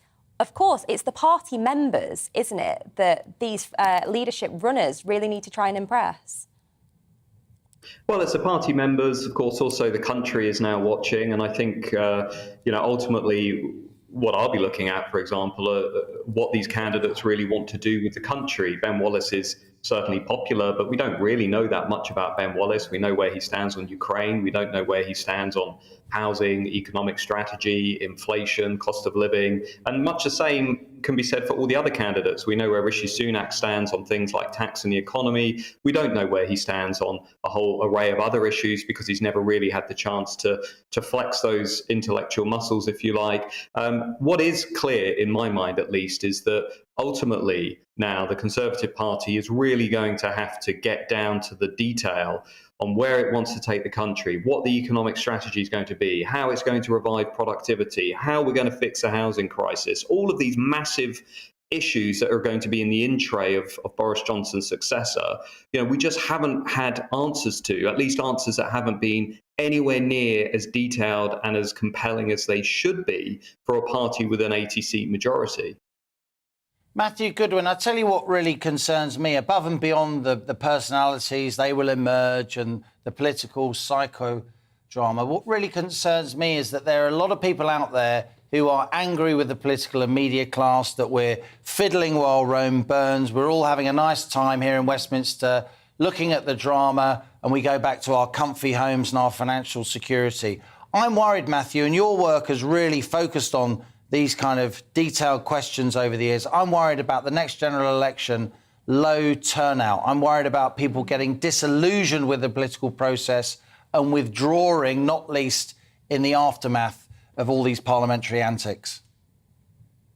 Liam, I'm worried about that as well. I think we've got record levels of distrust. I think we've got large amounts of voter apathy. And I think, for good reason, a lot of people who are watching your show today will be feeling very disappointed, very disillusioned, very let down and angry. A lot of them put a lot of hope and promise into a politician who ultimately, through his own faults, has failed to deliver for those people. And I think underlying that too, and in return, Liam, you've written about these issues, especially around the housing crisis.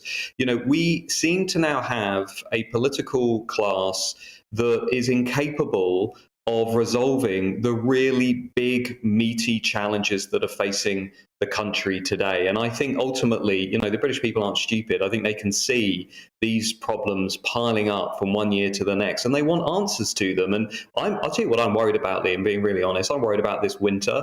I'm worried about the prospect of people not being able to afford to pay their bills. I'm worried about my students who have no realistic prospect of getting onto the housing ladder anytime soon. And I'm worried about the complete lack of long-term strategy in Westminster and Whitehall. We're not like our competitors on the global stage who have 20, 30, 40-year strategies in place. We're lurching from one crisis to another with no coherent, thought-through plan and a glaring lack of leadership. And I hope this Conservative leadership campaign begins to change that. I hope we begin to see the emergence of somebody who is as radical and as almost revolutionary as some of the prime ministers in the past who, like after the 1970s, realized that actually we don't just need one or two policies, we need to change the entire consensus. We need to completely go back to the drawing board and come up with a really robust, well thought through strategy for building back better. And that I hope is what's going to come through, but I remain probably as sceptical as some of your viewers. Well, Matthew, thank you for your insights today. Matthew Goodwin there, Professor of Politics at the University of Kent, and certainly on his point there about building back better, it wasn't just us that were nodding, it was our next studio guest as well. Indeed. Just before we go to our next guest, former Prime Minister John Major has said in the last few moments it would be unwise, yes, unwise, for Boris Johnson to stay on as interim Prime Minister. Just to reiterate, Boris Johnson has resigned as leader of the Conservative Party. He's expecting and determined to stay on as interim Prime Minister for the next few months as that Tory leadership contest transpires. But as Dehenna says, let's go to our next two studio guests, and we're joined by Patrick O'Flynn, distinguished political commentator, former MEP, of course, and a special welcome to Mark Longhurst. Now, Mark, I want to say that I've watched you on the TV over many years, ITV, Sky News. We should mention, would personally, and on behalf of the newsroom, like to welcome you to GB News. Thank you very much. You will be becoming a presenter, very distinguished TV personality that you are. So now we've said that, welcome, your first appearance on GB News. What do you make of what's currently going on? You forgot to mention TVAM, which takes me back to 1990 when I was... The Paleontology era. Yeah, absolutely. Yeah. Back in the pre-digital era. Stood in Downing Street where Margaret Thatcher went, and the parallels with now, the speed of events, the speed that things happen. And I think this is going to be one of the keys now, as John Major's touched on, what's going to happen in these coming weeks, because at the moment there is obviously a very dangerous economic and political vacuum. And, You know that the financial markets hate uncertainty, even though we've had the sort of equity markets and the pound coming back today. How long is that going to last before they start crunching the numbers and think, what can this government do when so many ministers are still wondering where they're going to end up? Absolutely. Well, Mark, I want to touch on that point there and the parallels between 1990 and Margaret Thatcher's demise versus today. Obviously, so different in terms of technology. Back then, you couldn't refresh Twitter for updates every 4 minutes. Yeah. How interesting has it been for you, seeing these kind of live updates and seeing it pan out sort of minute to minute? Well, I mean, Patrick obviously tweeted this morning in reaction to what was said in that speech. You said it was a very elegant speech. Well, I thought in the circumstances, it wasn't as kind of bitter as it might have been. I still think you could detect an underlying element of bitterness and struggling to comprehend. Them's the breaks. When the herd shifts, it shifts. Exactly. But I personally think this is a very dangerous moment for the Conservative Party. I think almost Sir Graham Brady is the guy with the most responsibility on his shoulders. He is, in effect... The 1922 committee. Yes, he's, in effect, now the leader of the Conservative Party. He has to solve all kinds of delicate questions.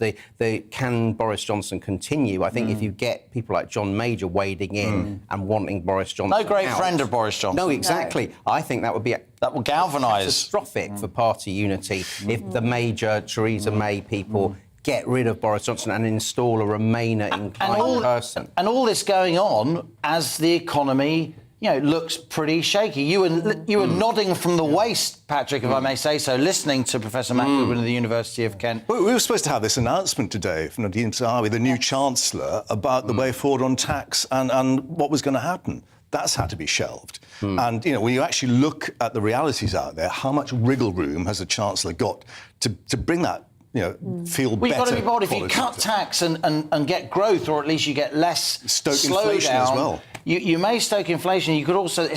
We're going back to the 80s, isn't it? It's the Laffer curve. Does cutting tax lead to extra growth, lead to more tax revenue? That's the question, Patrick, right? Yeah, and to be honest, I think, you're particularly interested in the economic dimension. I never think about it myself. I think you're winning that argument, and it's obvious to me that the next Tory Prime Minister will be more radical, a more sort of Reaganite version of Reaganomics, fiscal conservatism. So that's not Tom Tugendhat, is it? That's not somebody from the... It's not Jeremy Hunt. But the only point I would make is I think the economics are settled. We know what the Tory grassroots think. We know what commentators like you think. And that's the winning argument within the Tory party. But I think there's more important issues still than that. And I think the human rights regime and architecture and whether we actually... as Nigel Farage would say, complete Brexit by taking back national control, pulling out of the jurisdiction of the European Court, getting the Rwanda policy finally working. I think some candidates, Suella Braverman in particular, will put that on the ballot, and that will be very interesting. For now, Patrick O'Flynn, and indeed, welcome, Mark Longhurst. Thank you very much. And you'll be staying with us throughout the hour. Well, at 12:30 today, the Prime Minister, Boris Johnson, resigned quite dramatically outside Number 10. Here was the speech he gave. Thank you. It is clearly now the will of the Parliamentary Conservative Party that there should be a new leader of that party and therefore a new Prime Minister. And I've agreed with Sir Graham Brady, the chairman of our backbench MPs, that the process of choosing that new leader should begin now. And the timetable will be announced next week. And I've today appointed a cabinet to serve, as I will, until a new leader is in place. So I want to say to the millions of people who voted for us in 2019, many of them voting Conservative for the first time, thank you for that incredible mandate, the biggest Conservative majority since 1987, the biggest share of the vote since 1979. And the reason I have fought so hard in the last few days to continue to deliver that mandate in person was not just because I wanted to do so, but because I felt it was my job, my duty, my obligation to you to continue to do what we promised in 2019. And of course, I'm immensely proud of the achievements of this government, from getting Brexit done to settling our relations with the continent for over half a century, reclaiming the power for this country to make its own laws in Parliament, getting us all through the pandemic, delivering the fastest vaccine rollout in Europe, the fastest exit from lockdown, and in the last few months, leading the West in standing up to Putin's aggression in Ukraine. And let me say now to the people of Ukraine that I know that we in the UK will continue to back your fight for freedom for as long as it takes.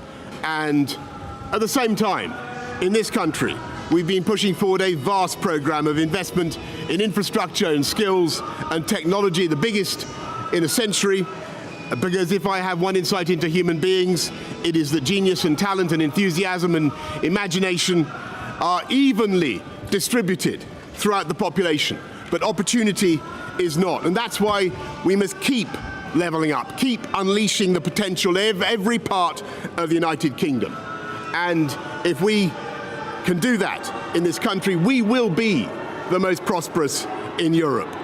And in the last few days, I've tried to persuade my colleagues that it would be eccentric to change governments when we're delivering so much, and when we have such a vast mandate, and when we're actually only a handful of points behind in the polls, even in mid-term after quite a few months of pretty relentless sledging, and when the economic scene is so difficult domestically and internationally. And I regret not to have been successful in those arguments, and of course it's painful not to be able to see through so many ideas and projects myself. But as we've seen at Westminster, the herd instinct is powerful. When the herd moves, it moves. And my friends, in politics, no one is remotely indispensable. And our brilliant and Darwinian system will produce another leader equally committed to taking this country forward through tough times, not just helping families to get through it, but changing and improving the way we do things, cutting burdens on businesses and families, and yes, cutting taxes, because that is the way to generate the growth and the income we need to pay for great public services. And to that new leader, I say, whoever he or she may be, I say I will give you as much support as I can. And to you, the British public, I know that there will be many people who are relieved, and perhaps quite a few who will also be disappointed. And I want you to know how sad I am to be giving up the best job in the world. But them's the breaks. I want to thank Carrie and our children and all the members of my family who have had to put up with so much for so long. I want to thank the peerless British civil service for all the help and support that you have given our police, our emergency services, and of course our fantastic NHS, who at critical moment helped to extend my own period in office, as well as our armed services and our agencies that are so admired around the world, and our indefatigable Conservative Party members and supporters, whose selfless campaigning makes our democracy possible. I want to thank the wonderful staff here at Chequers, here at Number 10, and of course at Chequers, and our fantastic prop force detectives, the one group, by the way, who never leak. Above all, I want to thank you, the British public, for the immense privilege that you have given me. And I want you to know that from now on, until the new Prime Minister is in place, your interests will be served and the government of the country will be carried on. Being Prime Minister is an education in itself. I've travelled to every part of the United Kingdom, and in addition to the beauty of our natural world, I found so many people possessed of such boundless British originality and so willing to tackle old problems in new ways that I know that even if things can sometimes seem dark now, our future together is golden. Thank you all very much. Thank you. It's just after 2:30. This is The Briefing with Deanna Davison and me, Liam Halligan. That was Boris Johnson resigning as the leader of the Conservative Party just over 2 hours ago. But who will replace him? We'll hear soon from a political betting analyst on the odds on the runners and riders. But first, it's the GB News headlines with Rhiannon Jones.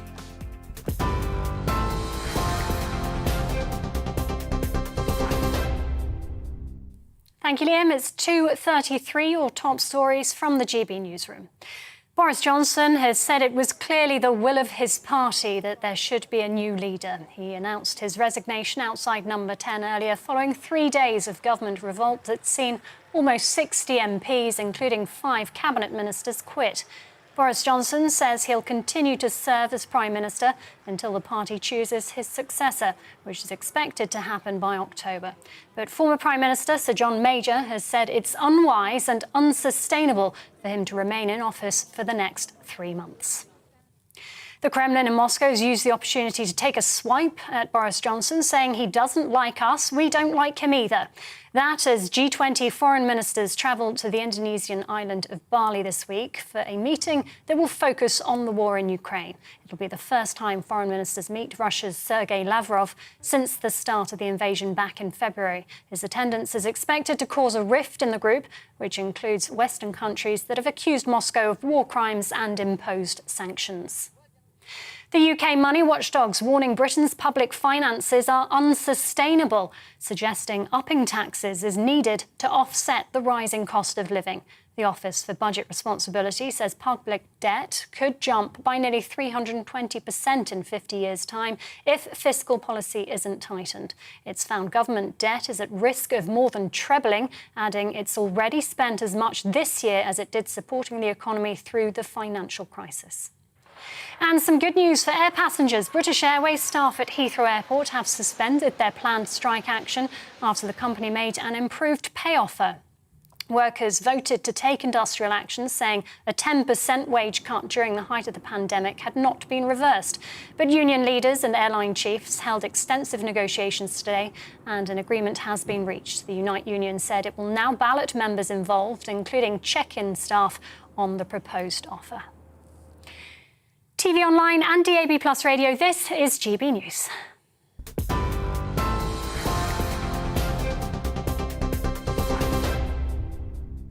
Direct Bullion sponsors the Finance Report on GB News for gold and silver investment.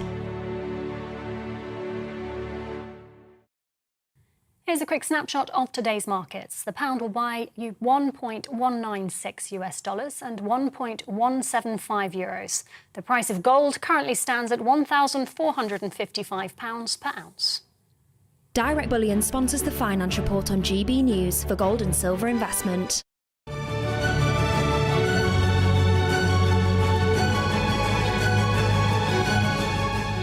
This is The Briefing with Diana Davison and me, Liam Halligan. Our ongoing coverage of the huge story today, a massive day in British political history. That's Boris Johnson's resignation, not as Prime Minister, but as Conservative Party leader. Well, it came after a wave of resignations from his government. Well, now let's join our reporters who've been getting reaction to today's chain of events. Ellie Costello is there in South Thanet in Kent, which is a Conservative Party stronghold. But first, let's cross to Alice Porter, who is in Boris Johnson's own constituency of Uxbridge. Alice, what's the reaction like? Hello there, good afternoon. Well, I think it's a really mixed picture here. I've been speaking to some people who are absolutely delighted by the news that we've been hearing in the last couple of hours, but there have been other people who are also really, really devastated about it as well, because he has been the MP for Uxbridge and Ruislip since 2010. It's a very safe Conservative seat, and there are many people here who are apprehensive about what we could have over the next few months. And one of those is Beryl Dyte, who joins me now. Now, Beryl, you are a member of the Conservative Association in Beaconsfield, very, very nearby. What's your reaction to the news we've had today? Well, I'm very sad personally for Boris, but I'm also very sad for the country, because I think although there've been a few problems and he's had to take a lot of abuse, but I think the man should be judged by his achievements and those of his government, and those have been vast. We got Brexit. Had a problem since with the Northern Ireland Agreement. That's being solved, had its second reading. It'll be sorted out in no time. We were the first to get the injections. We've had the furlough scheme. I mean, the man has done an amazing amount. If we'd have not had the furlough scheme, for instance, during the pandemic, we probably would have had looting. we may have had suicides and other terrible things happening, but we didn't. And it was because this government was on it. Yes, there's been mistakes because it was a situation that we'd never experienced before. But if you look at the man's achievements and that of his government, they have been vast. What do you think about, I mean, people watching this who are not a fan of Boris Johnson will be critical of the way that the handlings with Partygate, with Owen Paterson, Chris Pincher. I mean, there's been a number of issues over the last few months. I mean, I've been here in Uxbridge many times speaking to people about it. And I mean, generally speaking, people have been quite loyal here. But I did get a sense that people were starting to get also slightly exasperated with sort of yet another revelation coming out. I think things happen. They happen in families, in homes, in the government, everywhere.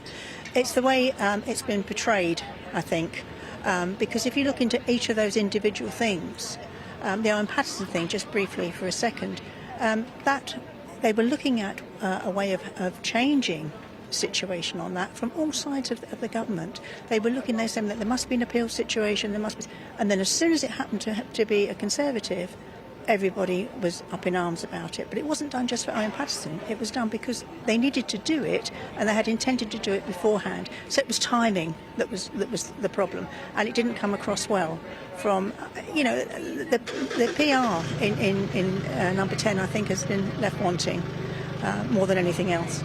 Well, if we look to, we're now in this slightly strange period where we'll have Boris Johnson continuing on in this sort of caretaker capacity with a new leadership sort of race to take place a little further down the line. I mean, as a Conservative voter, I mean, what are you sort of thinking in terms of who could be the next person to take on the job? I haven't got any preferences because I don't think there's anyone in there at the moment that can come up to Boris's standard. You know, I happen to know a couple of people that work in Number 10 and they say his workload and the way he deals with people is amazing. He's got so many languages so he can speak to the other world leaders very easily. You know, I think he's done a fantastic job. I'm very, very worried about the situation with Ukraine because Mr. Putin must be laughing his socks off at the moment. You know, how can we implode our government like this when we've got a war out there?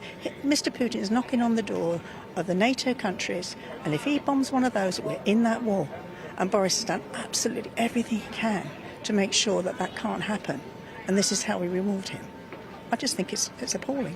Did you have a chance to watch the resignation speech at all? I did. What was your reaction to the sort of the wording of it? I mean, some people have been critical that there was sort of seemed to be sort of almost no mention of the actual resigning, but also it wasn't really explicit in terms of admitting any potential mistakes, which to be anyone could make when they're in a leadership position.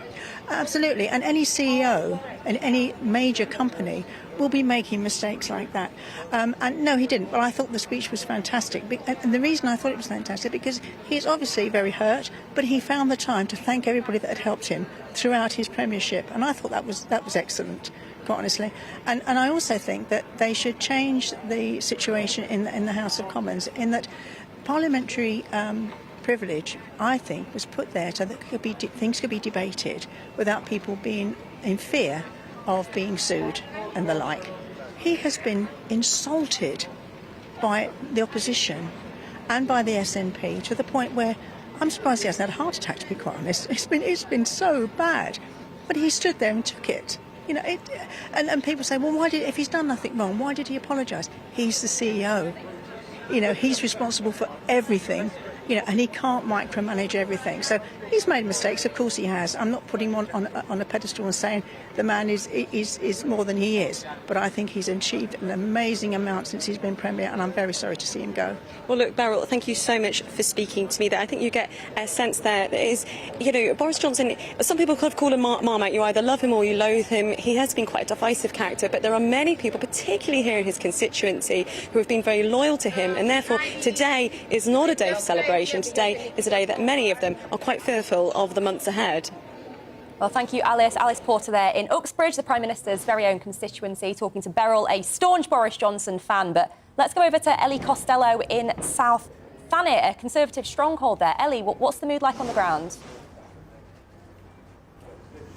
Oh, good afternoon to you both. I'm here by the Royal Harbour in Ramsgate this afternoon. The sun has come out for us in South Thanet, which is a constituency which was one of the most voted for Brexit. 61% of people here voted for Brexit, and many of them are very grateful to Boris Johnson for being the man under his watch where Brexit did eventually happen. So many people very sad here this morning, actually, to see Boris Johnson step down as Conservative Party leader and eventually stepping down as Prime Minister as well. Lots of sadness in the air. You can imagine as well lots of people reacting to that speech. We were all huddled around the phone here underneath the camera watching that resignation speech.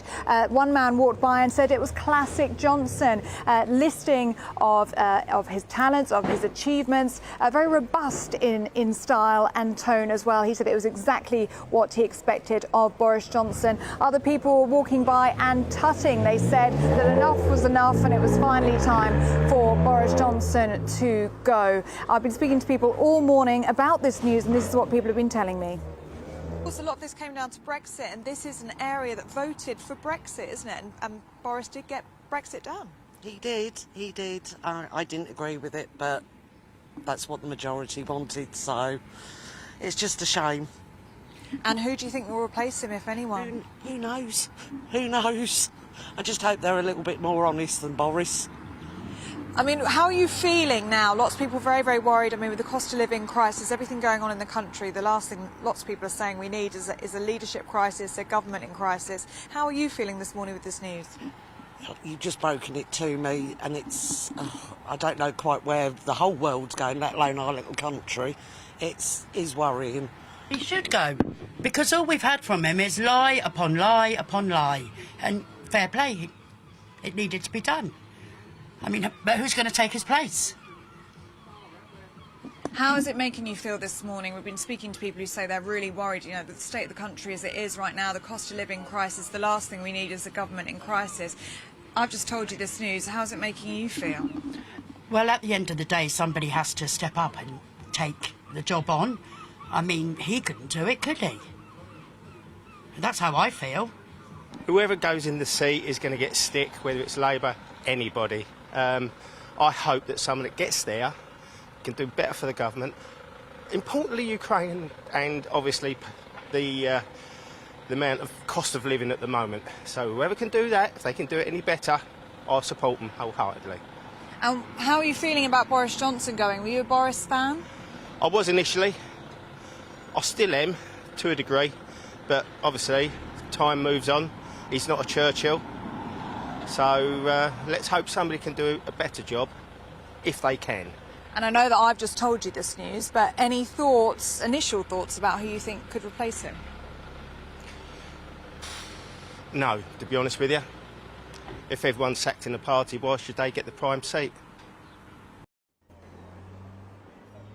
So, of course, this leaves lots of unanswered questions, as you heard there. Concerns about the economy, concerns about the Ukraine war, concerns too about people in this country who are struggling with the rising cost of living. So it's clear that Boris Johnson is stepping down as Conservative Party leader. He will eventually step down as Prime Minister, but there are already questions about who and what comes next. Thanks, Ellie. Ellie Costello there in South Thanet. We also heard from Alice Porter in Boris Johnson's constituency of Uxbridge and South Ruislip. Well, let's change from the Conservative narrative and speak to Labour MP for Sheffield South East, Clive Betts. Clive, thank you for joining us today. What did you make of the Prime Minister's resignation speech? Pleasure. I think the thing that was really stark about it for me was there's not a word of contrition. Everything was everybody else's fault, particularly his own MPs. Referring to Conservative MPs as a herd, implying that, well, they're all not thinking about what they did and went along with the herd because that's what everyone did, I think was insulting to them and insulting to the country as a whole.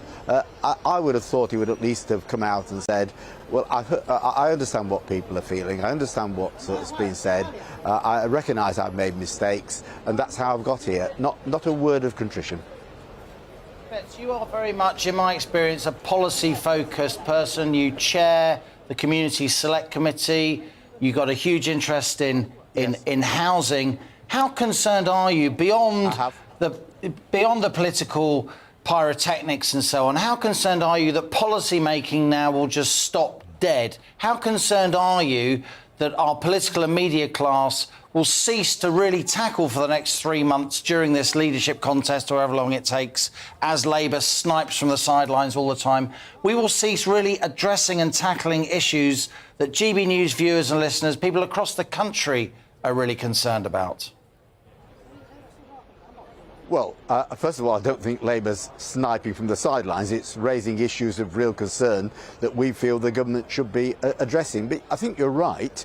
I think the government is going to come to a standstill. Boris Johnson's got no credibility. It's possible he still could be gone next week. Our MPs who have denounced him and said they've got no confidence in him from his own party, really going to vote for him in a vote of no confidence in Parliament, for example. So the government's got no credibility. It can't do anything new. And there are, as you say, very big issues that need addressing. I want to see a kickstart to the house building programme, which is stalling again. I want to see real levelling up in terms of resources being transferred to the poorest parts of the country, which have still got lower income levels than the richer part. Those issues remain. They need to be addressed. And I fear for the time being, nothing is going to get done. Thank you, Clive. Clive Betzer, Labour MP for Sheffield South East. Thank you. And I think really going back to the point we were talking about earlier, which is that this moment during the leadership election where everything kind of freezes, the wheels of government completely cease up. What happens now? Yeah, and the public aren't going to thank the politicians and the media for it. Let's turn now back to our studio guest, Patrick O'Flynn, former UKIP MEP, and indeed Mark Longhurst, newly joined GB News. Great to have you with us too. Patrick, let me put this to you. I've been keeping a close eye on the GB News inbox. We asked for these emails. We do actually read them. And there's a pattern here. David, if Boris is such a liability, why were Labour so keen to get rid of him? Stuart, Boris was voted in by the people of the country. I still support him fully. Annette, we're losing the best maverick Prime Minister we've had since Maggie. Yes, he made mistakes, but it's been a witch hunt by the media. Keir Starmer's terrified of him. Not everyone's saying that. Keith says, while I'm sorry to see Boris go, he has become a liability for the Tories. But the weight of opinion, certainly among our viewers and listeners, is that the Tories have just ditched an election winner.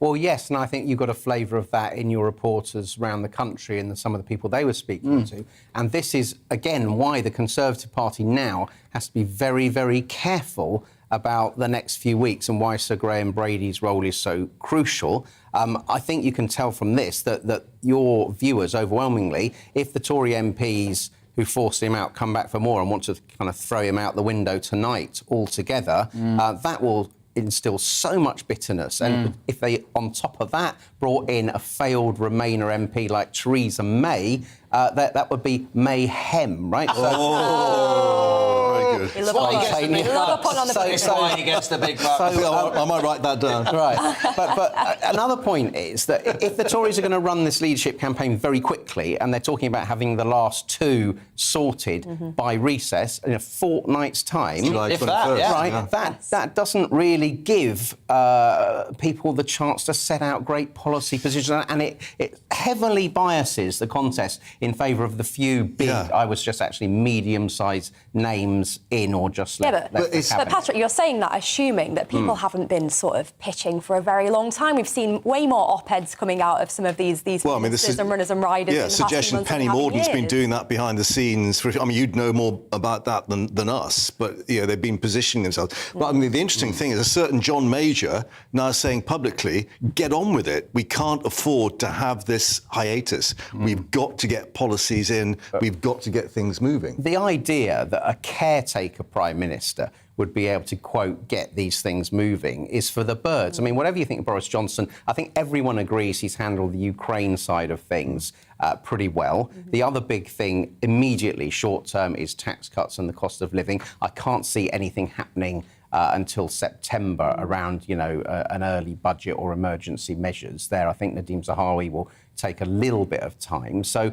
we've had countries like, for instance, Belgium, and when they haven't had governments, they've tended to actually grow more strongly and be more settled than when they have. So I don't invest so much idea in the potency of the Conservative It is a Party historic day. Paddy O'Flynn says, we're not doing bad. Belgium. Just look at Belgium, yeah. The idea that you need Sorry the to all our government Belgian friends. all the time in order to negotiate a few weeks, I don't think it's right. I think the Tories have got to get this right, but I'd like to see the contenders properly tested on their policy positions on things like your human rights regime. Yeah, there's another key issue here, and that is despite the position of the Prime Minister, and that is the Chancellor. Now, as you'll know, Liam, we've got a position today with the OBR, Office of Budget Responsibility, saying, actually, we need more taxes to try and get the public finances sorted out. He's not going to want to hear that as a new Chancellor, because one of the things that they really got to do is try and work out how to solve the cost of living crisis.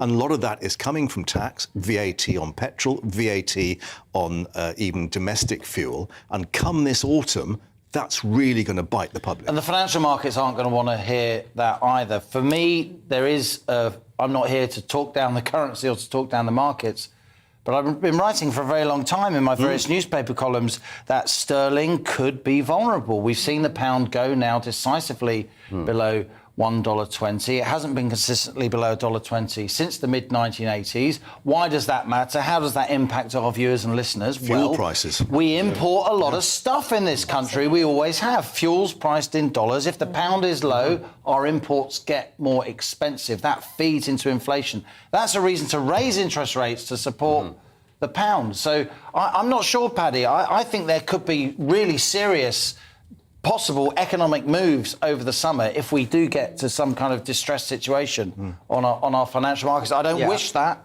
I just sense that. But another point to make is a Chancellor in this maelstrom who's wanting to court popularity with certain parts of the electorate could compromise the decision-making process as well. If he's seen to, if I announce a tax cut, Liam's going to big me up on GB News and the grassroots membership will be pleased or whatever.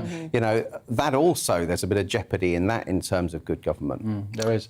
For now, Patrick O'Flynn and Mark Longhurst, great to have you both with us. Well, this afternoon, as I'm sure you may be aware, Boris Johnson stood down as our Prime Minister, saying he was proud of his government's achievements. Well, let's speak now to Claire Pearsall, who's a Conservative councillor at Sevenoaks District Council, to get a view from the grassroots. Claire, thank you for joining us this morning. Now, I understand you were not particularly a big fan of Boris Johnson. No, I think it's been well documented that I've had my doubts over Boris Johnson's premiership. I've said quite consistently from the beginning of the year that I thought he needed to go. And he may well have got the big decisions right, Ukraine, COVID, Brexit. However, it's everything else that has come in between. And it's quite interesting when you talk to residents what those things actually are. And when you look at it, it comes down to the cost of living, it comes down to integrity and taking responsibility. And those are the things that people that I have spoken to in my area, that's what they're worried about. In the studio, the various scenarios now, clearly this is the twilight of the Johnson premiership. The question now is whether he stays on as interim Prime Minister while there is a Conservative leadership contest, or whether he is pushed out further and an interim Prime Minister takes over, which would be historically very, very unusual. Wouldn't it speak badly of your party? Wouldn't it look really unwieldy and even panicky if you didn't allow Boris Johnson to stay where he is, as Margaret Thatcher stayed, as David Cameron stayed, as Theresa May stayed, while you got your ducks in a row and elected a new leader and a new Prime Minister? Why go for even more turmoil? Well, I don't disagree with you on that point. And I thought Paddy was very sensible on this matter.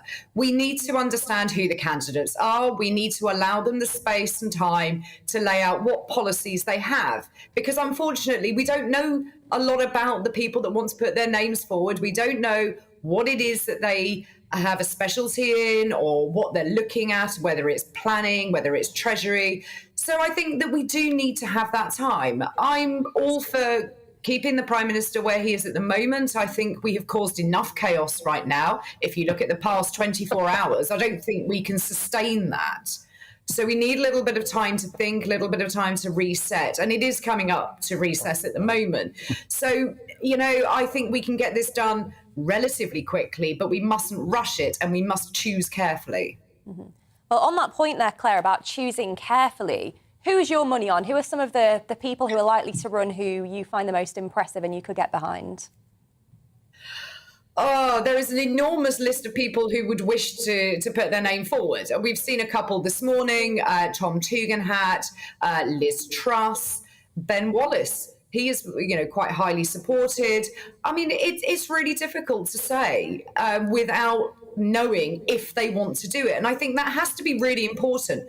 This is a tough job. Prime Minister is not an easy gig. So therefore, you really want to do it. So we need to know, does that person want to do it? Do they have the support? Can they get the party back together? Because as we can see at the moment, it's really quite fractured. And will it be the best thing for the country? And when we can answer that, then I'll start putting some money on.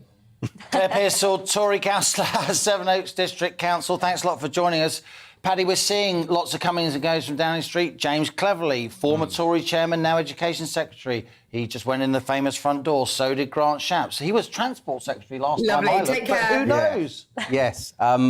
It will be a very strange atmosphere around the Cabinet table. As I say, I think the key figure today, I keep saying this, is Sir Graham Brady, who's got to put together a plan that everyone can get behind. Chairman of the 1922 Absolutely. Backbenchers. And even to the extent... timetable. Yeah, and even to the extent of how many MPs each would-be candidate needs in order to get into the first round. Ordinarily, it's around 10, but they're saying it could be a higher threshold this time. Yes. And you think that'll be Monday?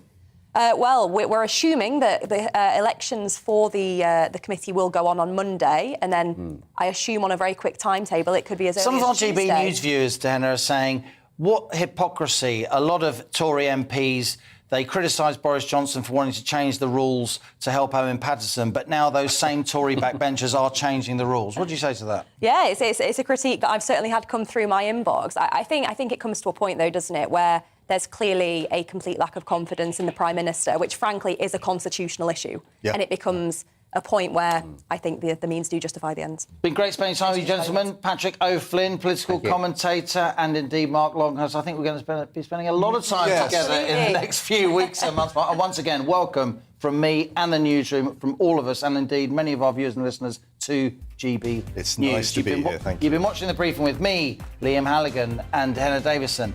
Next up, it's Rhiannon Jones once more with the GB News headlines.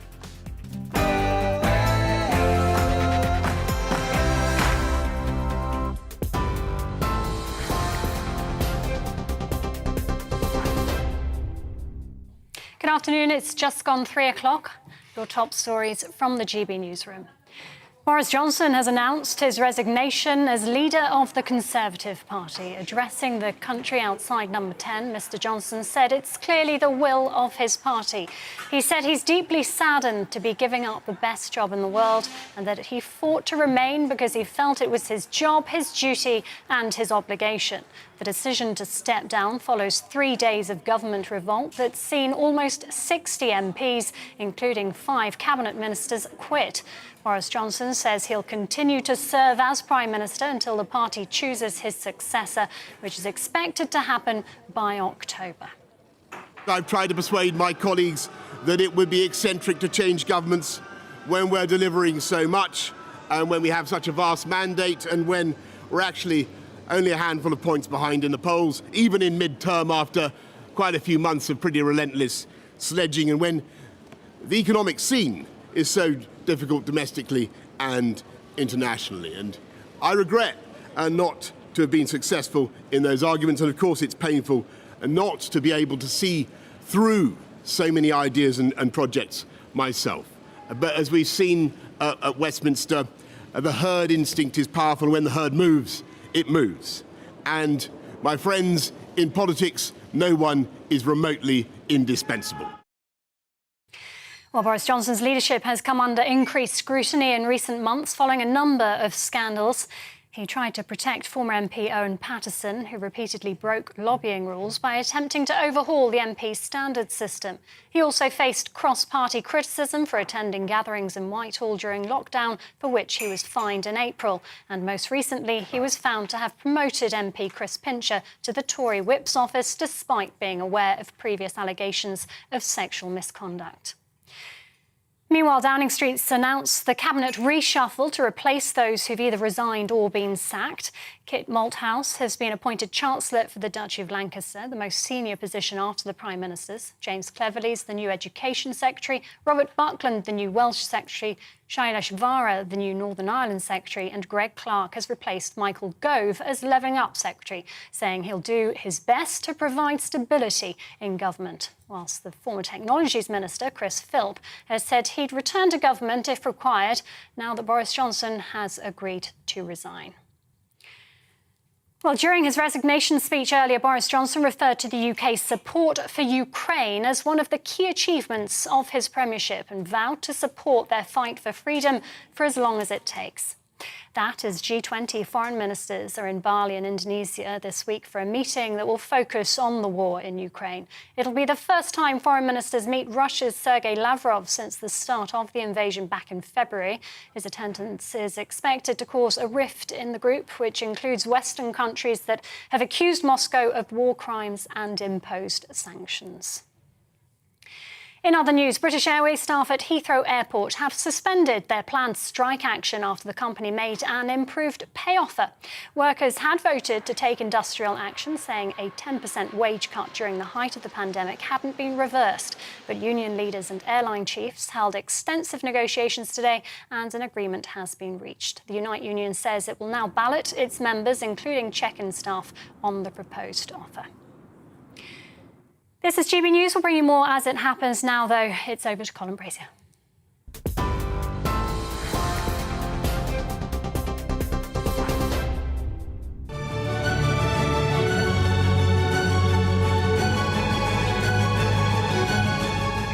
Well, hi there. Let's recap that news. If you are, well, where would you have been not to know this morning, this afternoon? The Prime Minister has resigned after a succession of apparent scandals and over 50 resignations in his government over the last 2 days. Boris Johnson has stepped aside.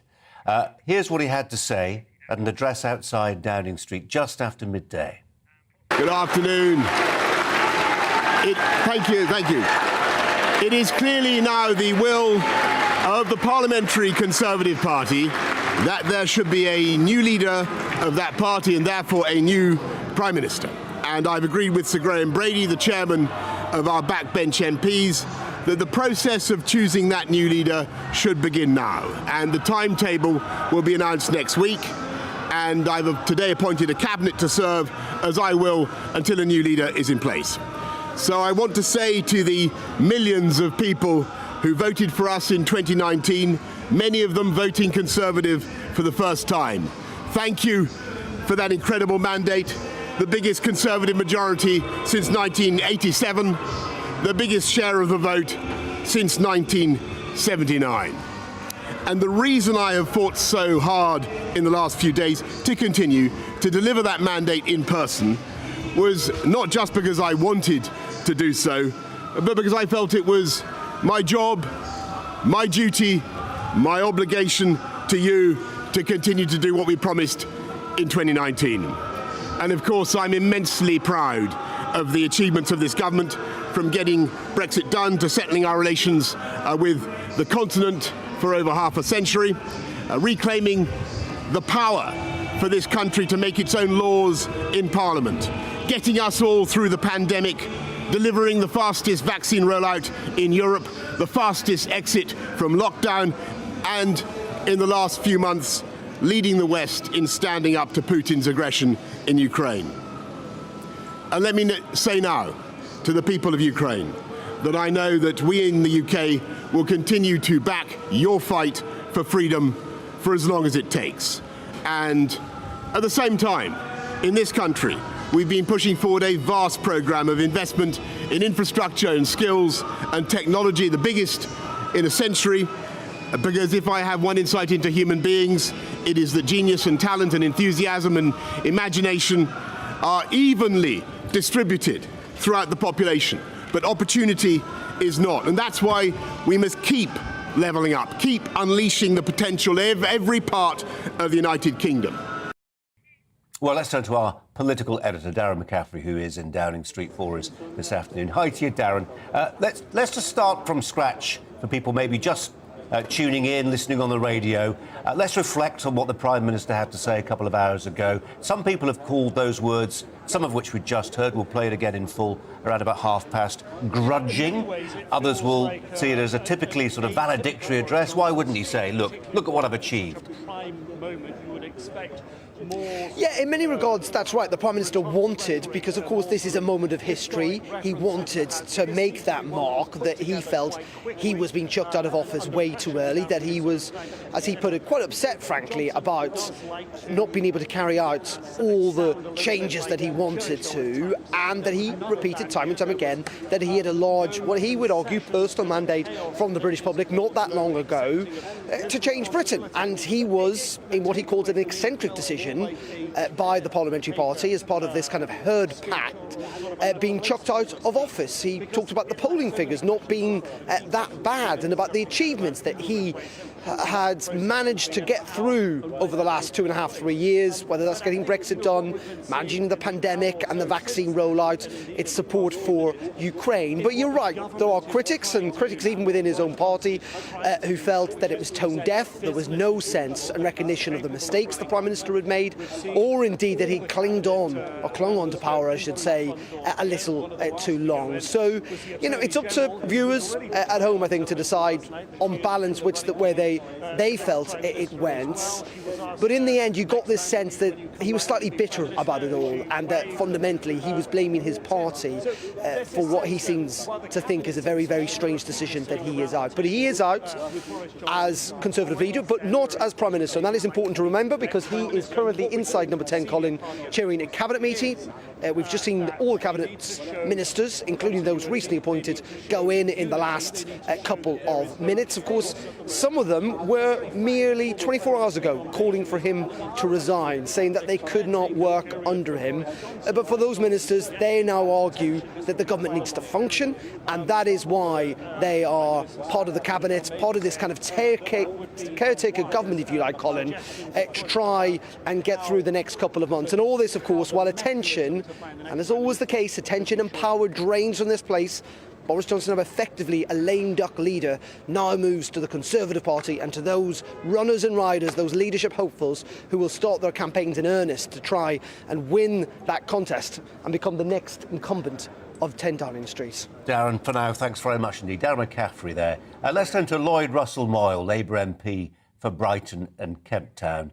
Lloyd Russell-Moyle, welcome to you. It's always a strange time when you get an internal psychodrama like this in the government. Strange time for the opposition. There's a temptation, understandable temptation, just to sit back and enjoy the spectacle. There are some who feel, though, that Sir Keir Starmer ought to be really bullish about this and say, look, let's do away with this idea of an interim Prime Minister. Let's have a vote of no confidence.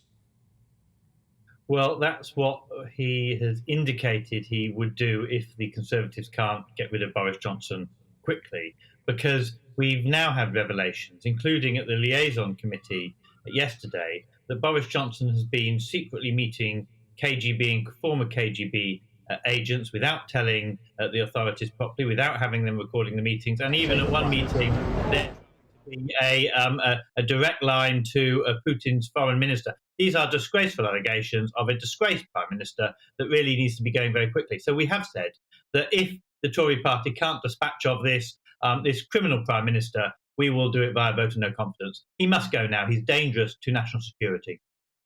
We sat through the liaison committee yesterday. We heard the points that were made by Chris Bryant there. The Prime Minister had an opportunity to address some of those questions, but they are allegations at this stage. Certainly some of the allegations you make are very serious about. The Prime Minister acknowledged that he had met the agent and the person who's now mentioned. He acknowledged that he had a meeting in Italy with a former independent editor of might have afterwards. Yeah. A story maybe for another day. Let's just park that now if we can. I mean, we're looking at so many different strands today. From the opposition's point of view, it's become almost an article of faith that Keir Starmer and his closest acolytes are pretty happy. They were pretty happy with the settlement as was. They saw Boris Johnson as an electoral liability for the Conservatives, rightly or wrongly. And now you're looking potentially at someone, I'm looking, for instance, at the latest polls for someone like Rishi Sunak. OK, one poll doesn't tell us a trend, but actually when you put Sunak up against Starmer, Rishi Sunak wins. Well, this is the problem. You are quite right. And Boris Johnson staying was the very best thing for the Labour Party and Keir Starmer, my leader. But we do what's best for the country. What's best for the country is to try and get him out as quick as possible. And even if that means that it will be a tougher election when it comes, that is the price that we pay to protect the country. Now, I think the Tory party has a number of probably very honourable members that might stand. I've been on record before saying Penny Mordaunt would be an extremely difficult challenger for us if she were to run as the Prime Minister against us. But equally, there are some real rogues that are trying to stand who have propped up Boris Johnson for a long time, including people like Liz Truss. So we will see who the Tory party select. They don't always have a history of getting the person that we all expect, do they? We often get the surprise victor in the Conservative Party, and that might mean that people look and say, we want to give Labour and Keir Starmer a go, someone we know and compared to the Conservatives can trust.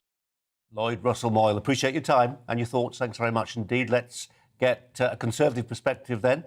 From the Conservative MP for North East Bedfordshire. That's Richard Fuller, also in Westminster. Where else today? Richard Fuller, welcome to you. Where to begin? The dust has settled a little bit on events over the last 24 hours. Yes.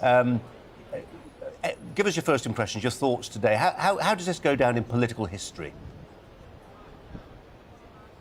Well, I don't know about that, but yesterday evening, as all this was progressing, the resignations were coming out, I had 20 of my constituents, just members of the public, visiting Parliament, have a tour around Parliament. And as we were talking, I asked them, so who thinks the Prime Minister should go, who thinks he should stay? And it was 50-50, and we had a discussion about it. And it was interesting that there was still very strong support for the Prime Minister. That tells me that a lot of people who supported the Prime Minister, supported Brexit, supported the Prime Minister to get it done, you know, they'll have questions today, now that the Prime Minister's gone, about what happens next. And for those who say, you know, Brexit's done, we don't need to worry about it, shouldn't worry, I still think that establishing our strategy, now we have left the European Union, our national strategy is still a work in progress, and we have to make sure that we deliver that for those who gave us the democratic mandate to do so.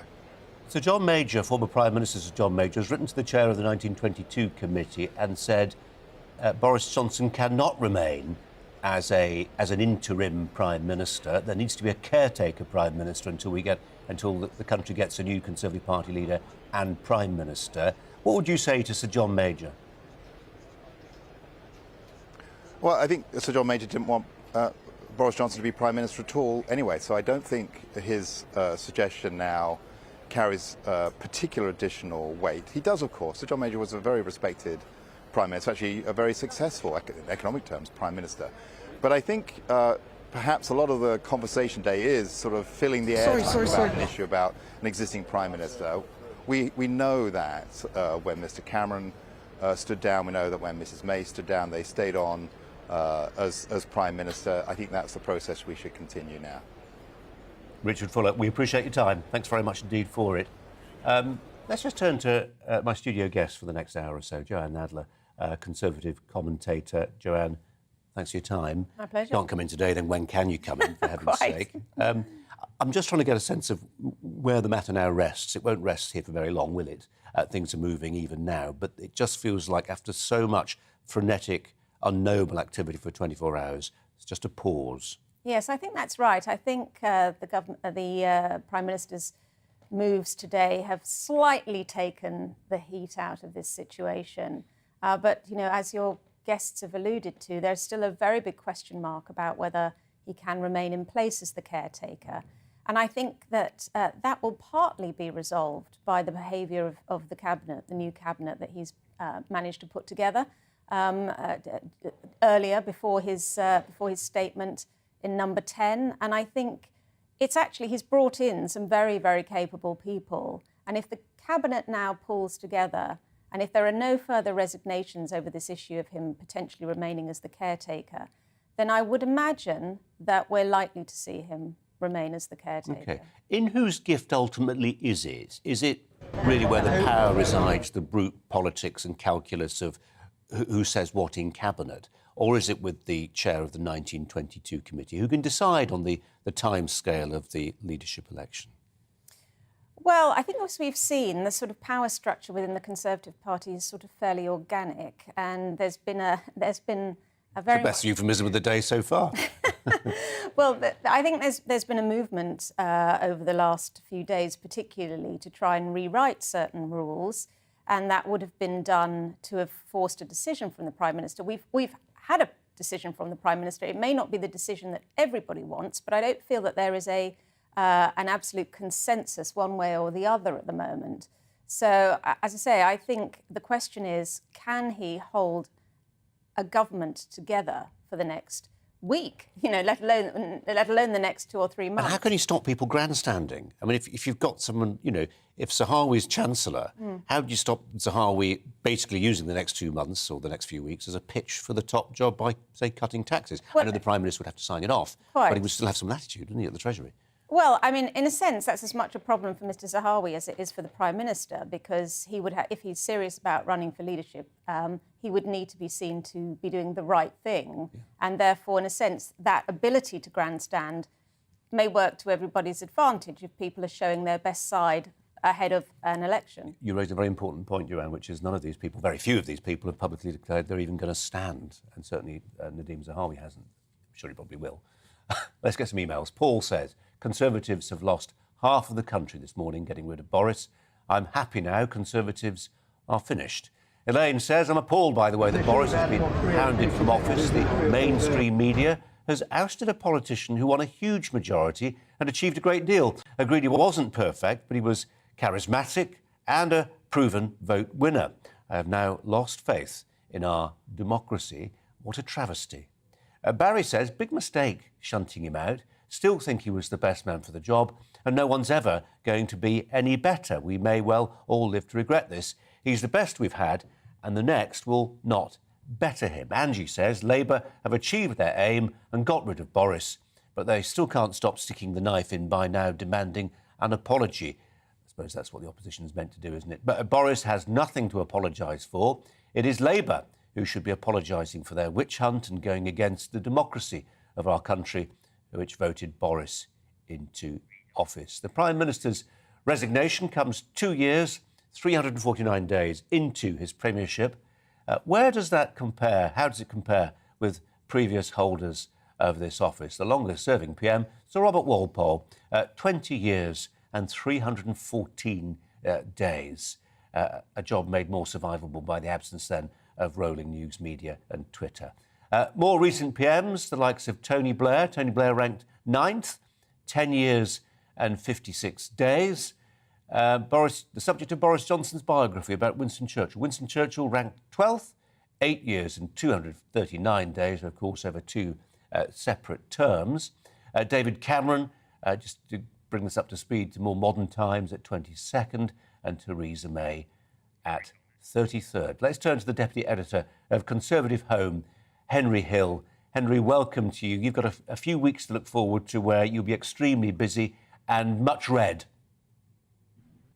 Well, nothing's better for business than for Conservative Home than a leadership contest. In that sense, we're really a slightly counter-cyclical industry from the Conservative point of view. The chaos makes for excellent copy. Can I just start with the Boris Johnson speech? We're going to run it again for our viewers and listeners in about 10 minutes, and they can arrive at their own judgments and determinations, can't they? It wasn't long. There was a lot in it. Was it grudging? Was it embittered? Was it a cri de coeur? Was it written by him? Was it written on the hoof? Give us a sense of it. I suspect it was almost certainly written by members of his team. That's the way these things usually go.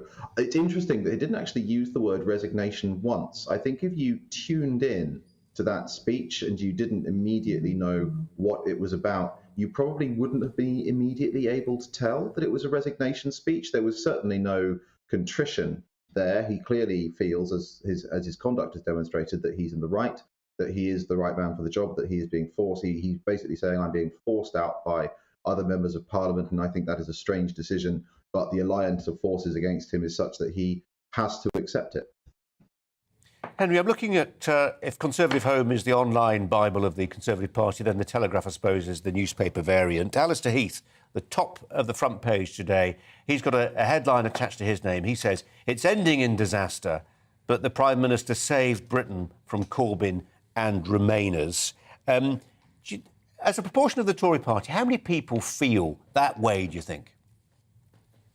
Well, it's difficult to say in terms of hard numbers, but there is certainly a core of Conservative activists who are committed to Boris Johnson, who believe in Boris Johnson. Maybe he's the man who brought them into Conservative politics in the first place. And of course, in any Tory leadership contest, the final stage is between two people in a national ballot of Conservative Party members. And I think you can see from the manoeuvring of some of the candidates today and over the last few days that they're bearing that in mind. People like Liz Truss, Nadhim Zahawi, who decided not to resign, are thinking Boris is probably going to go anyway. But if I haven't been seen to stick the knife in and I'm seen to have stuck with him in cabinet, I'm more likely to win the support of that very energetic minority, admittedly, but that very energetic minority of registered Conservatives who are committed supporters of the Prime Minister. Henry, would any of the contenders want to be anointed by this Prime Minister?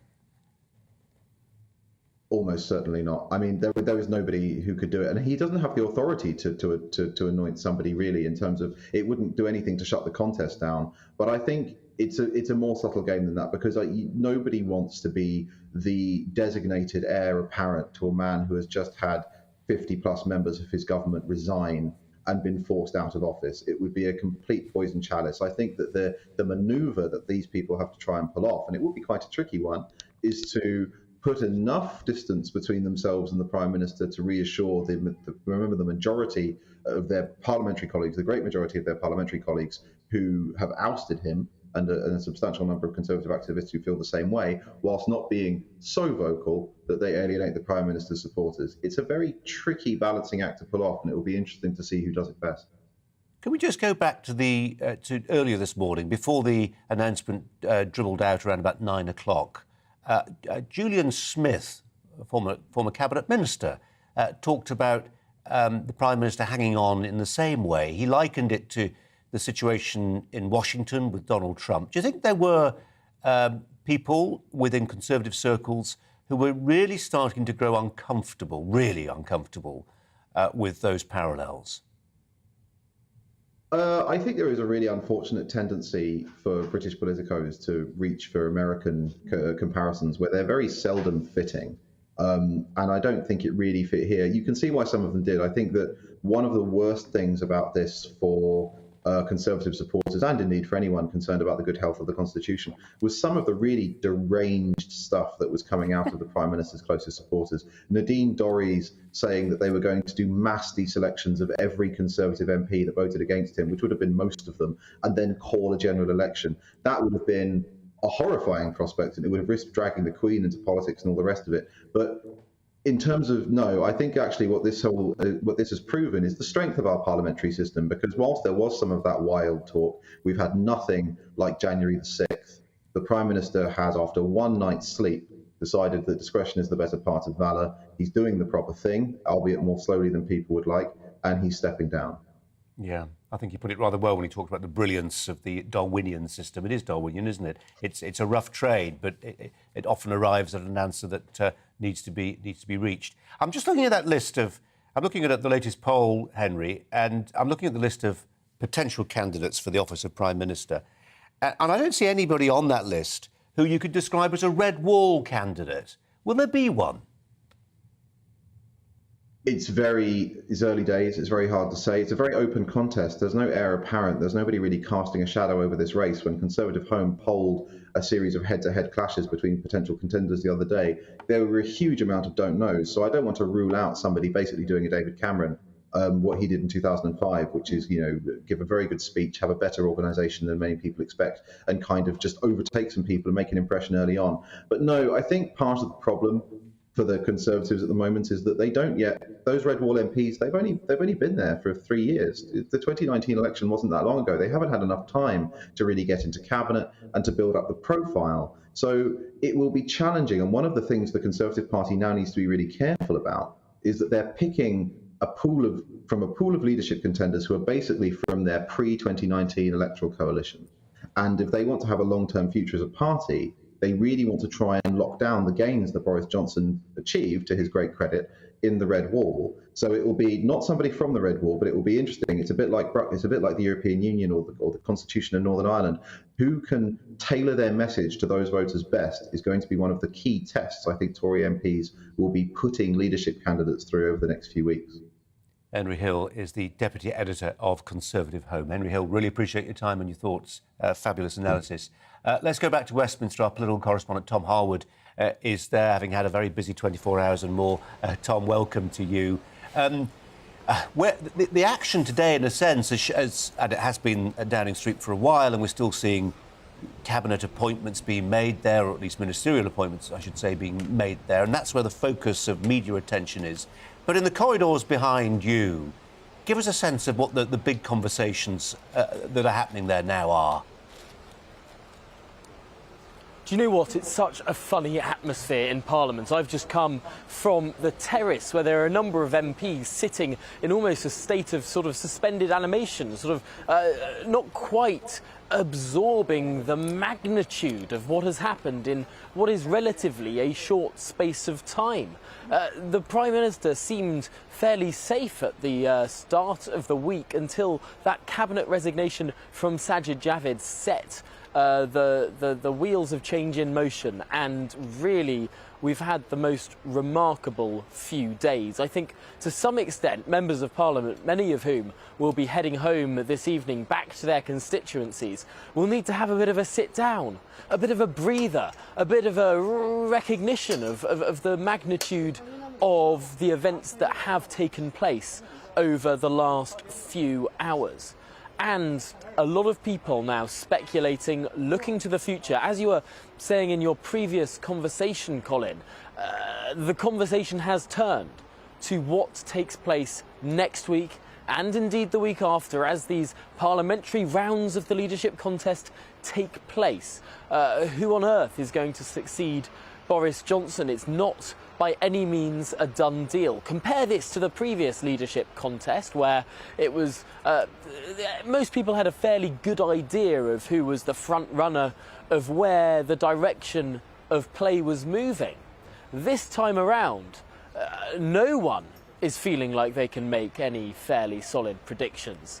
And so the sense here in Westminster is one of potentially sitting back, taking in what has gone on, but also uncertainty as to what's to come. Tom Harwood at Westminster. Tom, thanks very much indeed. Let's go back to Joanne Nadler, Conservative commentator, who's alongside me here in the studio.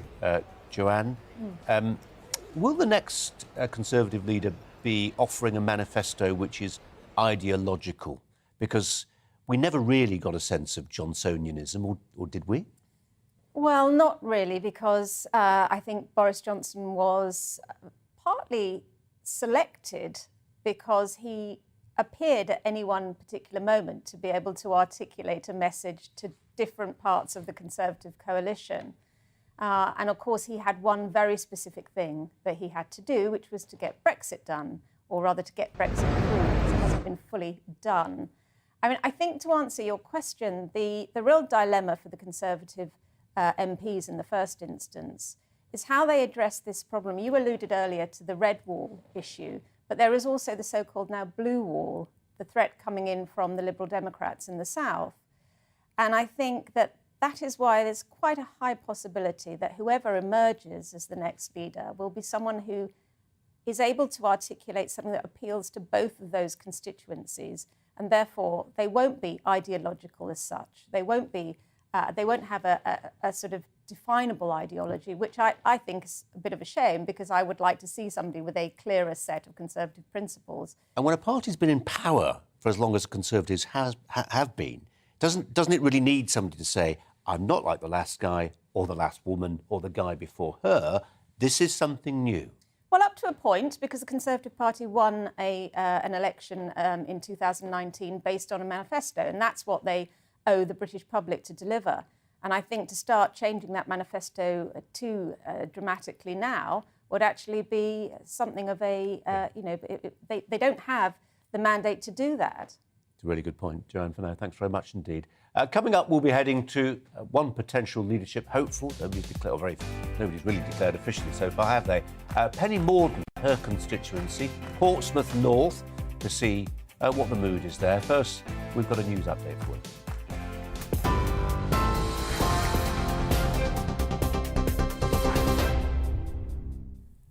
Thank you, Colin. It's 3:32. I'm Rhiannon Jones in the GB newsroom. Boris Johnson has said it was clearly the will of his party that there should be a new leader. He announced his resignation outside Number 10 following 3 days of government revolt that's seen almost 60 MPs, including 5 cabinet ministers, quit.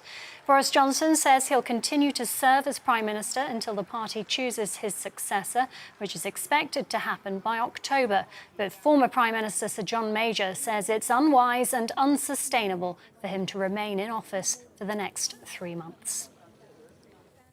During his resignation speech, Boris Johnson referred to the UK's support for Ukraine as one of the key achievements of his premiership and vowed to support their fight for freedom for as long as it takes. That as G20 foreign ministers are in Bali in Indonesia this week for a meeting that's focusing on the war in Ukraine.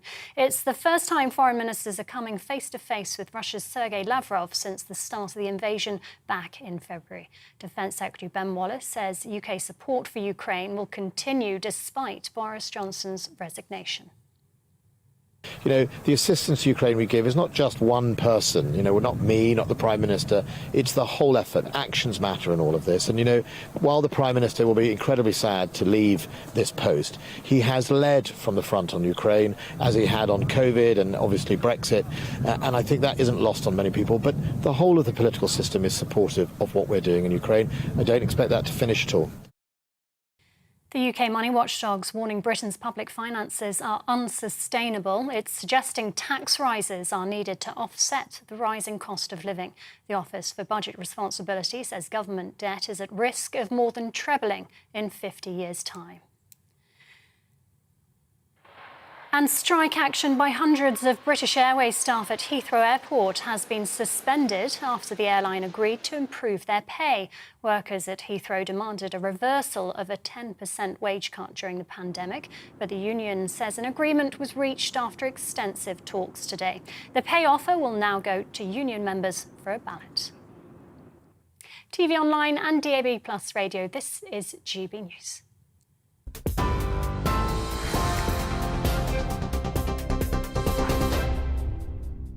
Direct Bullion sponsors the Finance Report on GB News for gold and silver investment. Here's a quick snapshot of today's markets. The pound will buy $1.20 US and 1.178 euros. The price of gold currently stands at £1,456.31 per ounce. Direct Bullion sponsors the Finance Report on GB News for gold and silver investment.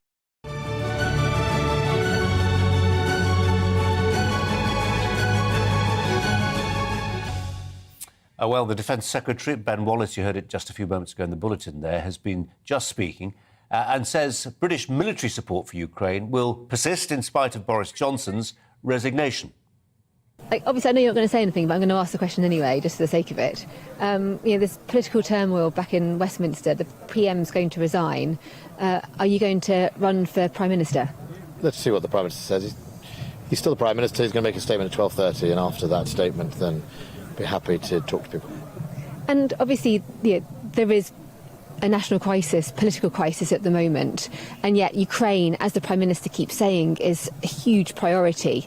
Is there a risk that the political quagmire in Westminster at the moment will impact on the UK's support to Ukraine? I don't think there's a risk at all. I mean, I have strived throughout this process to build a cross-party consensus on Ukraine, and I've been very lucky that I've been supported by everyone from the SNP, the Labour Party, the leader of the Labour Party and the Liberal Democrats in our policy towards Ukraine, and I think that is going from strength to strength. There's not a week that goes by where I either don't reach out to them or talk to those parties, but also that we agree that it is important to continue the effort to support Ukraine as it strives to defend itself from this awful illegal invasion.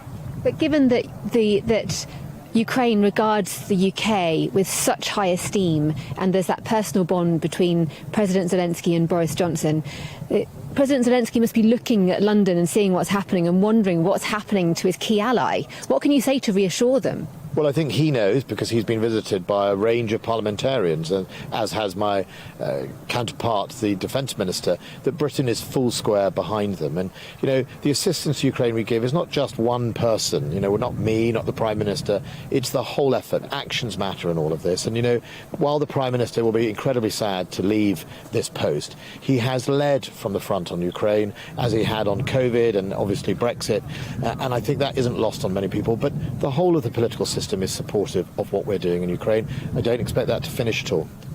The Prime Minister, in his manifesto, made a manifesto commitment when he was running ahead of the general election not to cut the British Army, not to cut the British forces in any shape or form. Do you think the next Prime Minister would need to make a similar commitment on the armed forces? Look, I think the next Prime Minister needs to make sure they commit to investing in defence. People can argue about how that investment went, but this Prime Minister was the first Prime Minister in a generation to actually reverse taking money out of defence and putting it into investment. The record £24 billion has gone into defence for a 4-year period, and that's the first time, mostly in most people's generation, of a proper return to investment. Until then, from 1991 and the options for change when I was serving, Chancellor after Chancellor after Chancellor took a peace dividend. Problem is, they kept taking it when the world got more dangerous. Prime Minister reversed that. I'll look to whoever is the next Prime Minister to make sure they continue to invest in our defence. Well, it took more than 50 members of his government to resign. Letters of no confidence and cabinet members directly calling for him to go during a meeting inside Number 10 last night. But Boris Johnson has resigned as Conservative Party leader. At 12:30 today, he made this speech. If you missed it, here it is. Thank you. It is clearly now the will of the Parliamentary Conservative Party that there should be a new leader of that party and therefore a new Prime Minister. And I've agreed with Sir Graham Brady, the chairman of our backbench MPs, that the process of choosing that new leader should begin now. And the timetable will be announced next week. And I've today appointed a cabinet to serve, as I will, until a new leader is in place. So I want to say to the millions of people who voted for us in 2019, many of them voting Conservative for the first time, thank you for that incredible mandate, the biggest Conservative majority since 1987, the biggest share of the vote since 1979. And the reason I have fought so hard in the last few days to continue to deliver that mandate in person was not just because I wanted to do so, but because I felt it was my job, my duty, my obligation to you to continue to do what we promised in 2019. And of course, I'm immensely proud of the achievements of this government, from getting Brexit done to settling our relations with the continent for over half a century, reclaiming the power for this country to make its own laws in Parliament, getting us all through the pandemic, delivering the fastest vaccine rollout in Europe, the fastest exit from lockdown, and in the last few months, leading the West in standing up to Putin's aggression in Ukraine. And let me say now to the people of Ukraine that I know that we in the UK will continue to back your fight for freedom for as long as it takes. And at the same time, in this country, we've been pushing forward a vast programme of investment in infrastructure and skills and technology, the biggest in a century, Because if I have one insight into human beings, it is that genius and talent and enthusiasm and imagination are evenly distributed throughout the population, but opportunity is not. And that's why we must keep levelling up, keep unleashing the potential of every part of the United Kingdom. And if we can do that in this country, we will be the most prosperous in Europe.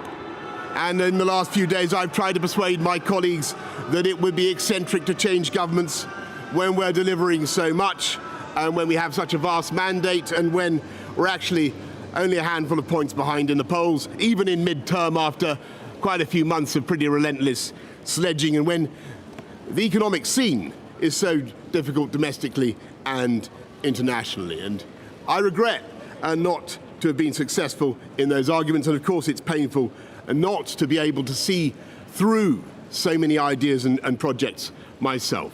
But as we've seen at Westminster, the herd instinct is powerful. When the herd moves, it moves. And my friends, in politics, no one is remotely indispensable. And our brilliant and Darwinian system will produce another leader equally committed to taking this country forward through tough times, not just helping families to get through it, but changing and improving the way we do things, cutting burdens on businesses and families, and yes, cutting taxes, because that is the way to generate the growth and the income we need to pay for great public services. And to that new leader, I say, whoever he or she may be, I say I will give you as much support as I can. And to you, the British public, I know that there will be many people who are relieved, and perhaps quite a few who will also be disappointed. And I want you to know how sad I am to be giving up the best job in the world. But them's the breaks. I want to thank Carrie and our children and all the members of my family who have had to put up with so much for so long. I want to thank the peerless British civil service for all the help and support that you have given our police, our emergency services, and of course our fantastic NHS, who at critical moment helped to extend my own period in office, as well as our armed services and our agencies that are so admired around the world, and our indefatigable Conservative Party members and supporters, whose selfless campaigning makes our democracy possible. I want to thank the wonderful staff here at Chequers, here at Number 10, and of course at Chequers, and our fantastic prop force detectives, the one group, by the way, who never leak. Above all, I want to thank you, the British public, for the immense privilege that you have given me. And I want you to know that from now on until the new Prime Minister is in place, your interests will be served and the government of the country will be carried on. Being Prime Minister is an education in itself. I've travelled to every part of the United Kingdom, and in addition to the beauty of our natural world, I found so many people possessed of such boundless British originality and so willing to tackle old problems in new ways that I know that even if things can sometimes seem dark now, our future together is golden. Thank you all very much. Thank you. Emails and reaction from Edinburgh very soon. Let's just get the thoughts and reaction to that speech from earlier today, 3 and more hours ago, from Joanne Nadler, Conservative commentator, occasional contributor to political speeches as well. As an act of political speech writing, what did that tell you? Well, I thought it was a skillful speech, but it didn't really feel like the speech that you might have expected from any other politician at a moment such as this. This was really more like a party conference speech. It felt like somebody laying out an agenda.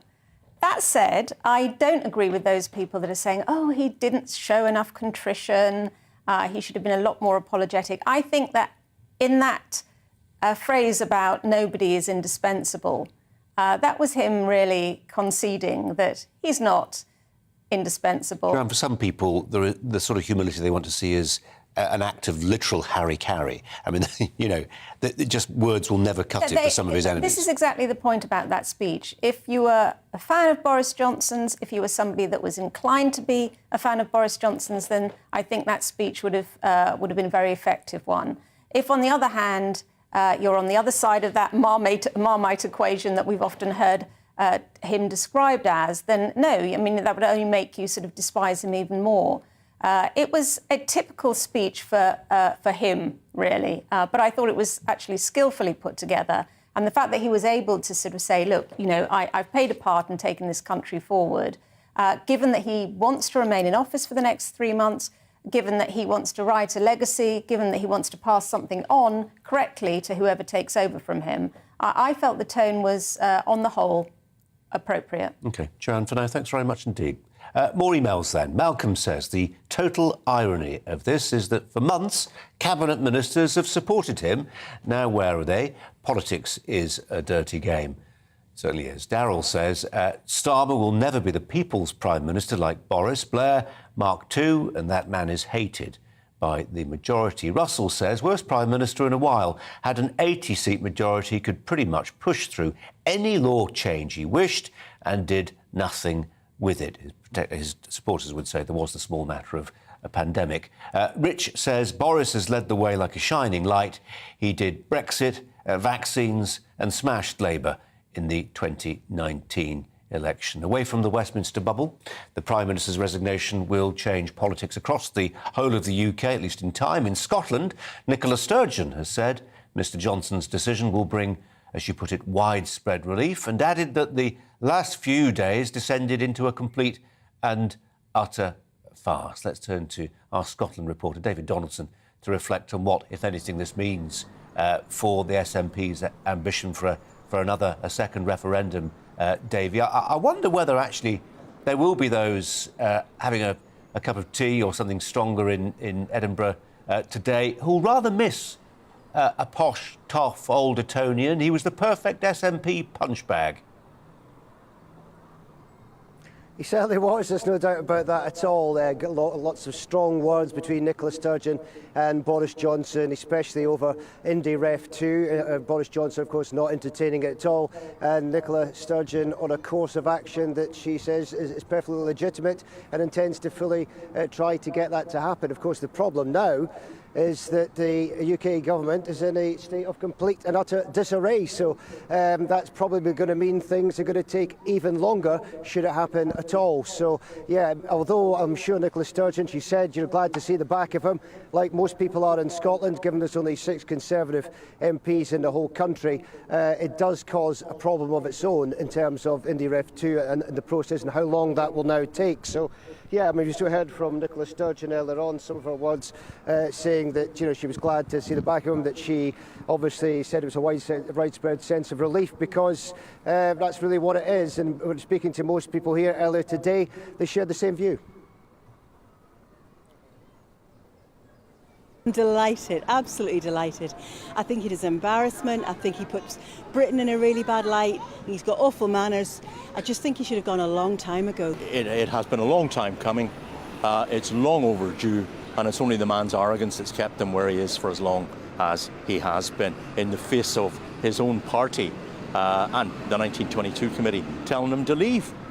Yeah, he can't. He's quite happy to go through all that for to break up a union with the European Union, but obviously we're that much a burden, he can't cut us free, so for a free Scotland it's good news. Yeah, well, we heard a lot from people there saying they're glad to see the back of him indeed. And just to reiterate Nicola Sturgeon's statement, the chaos and complete lack of integrity that has characterised Boris Johnson's premiership has in the last few days descended into complete and utter farce, and all at a time when people in every part of the UK are struggling with real challenges. So not alone there, Anna Sarwar, the Labour leaders, also came out and said this is a party that is rotten to the core, that allowed a cheat, charlatan, a man devoid of any principles or any values to become Prime Minister of this country. So as you can see, not a lot of love for Boris Johnson north of the border. I think most people here are glad that he's gone. I suppose the big question now is who replaces him. We've still to hear from Douglas Ross, of course, the Conservative leader in Scotland. I'm likely to be speaking to him later this afternoon to get his thoughts. Remember, he's the man who backed Boris Johnson, had a U-turn, and then backed him again, and then came out and said that he should go. So it'll be interesting to see what he's got to say later on this afternoon. Be interesting to hear from Ruth Davidson as well, wouldn't it? Somebody who for a while was tipped as a potential future British Prime Minister before turning her back on politics. David, thanks so much for your time. Appreciate it. We're talking about potential candidates for what is soon going to be a vacancy at number 10. Is Penny Mordaunt.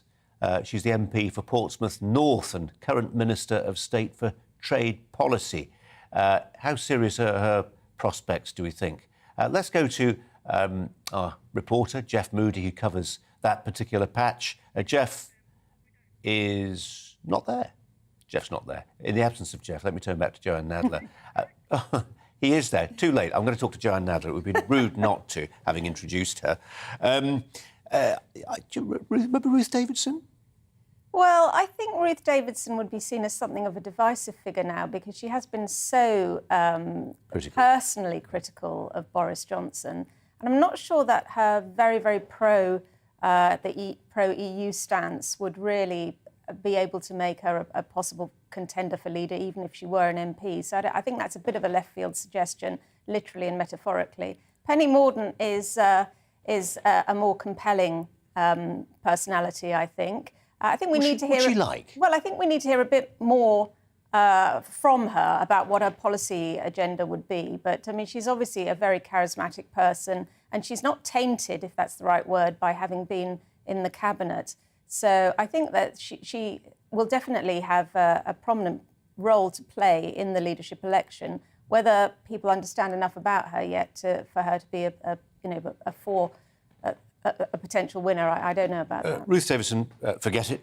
Penny Mordaunt, maybe. Liz Truss has her fans. I'm just rattling through the potential female candidates. Why is Priti Patel at 50-1 and seen as totally out of the running?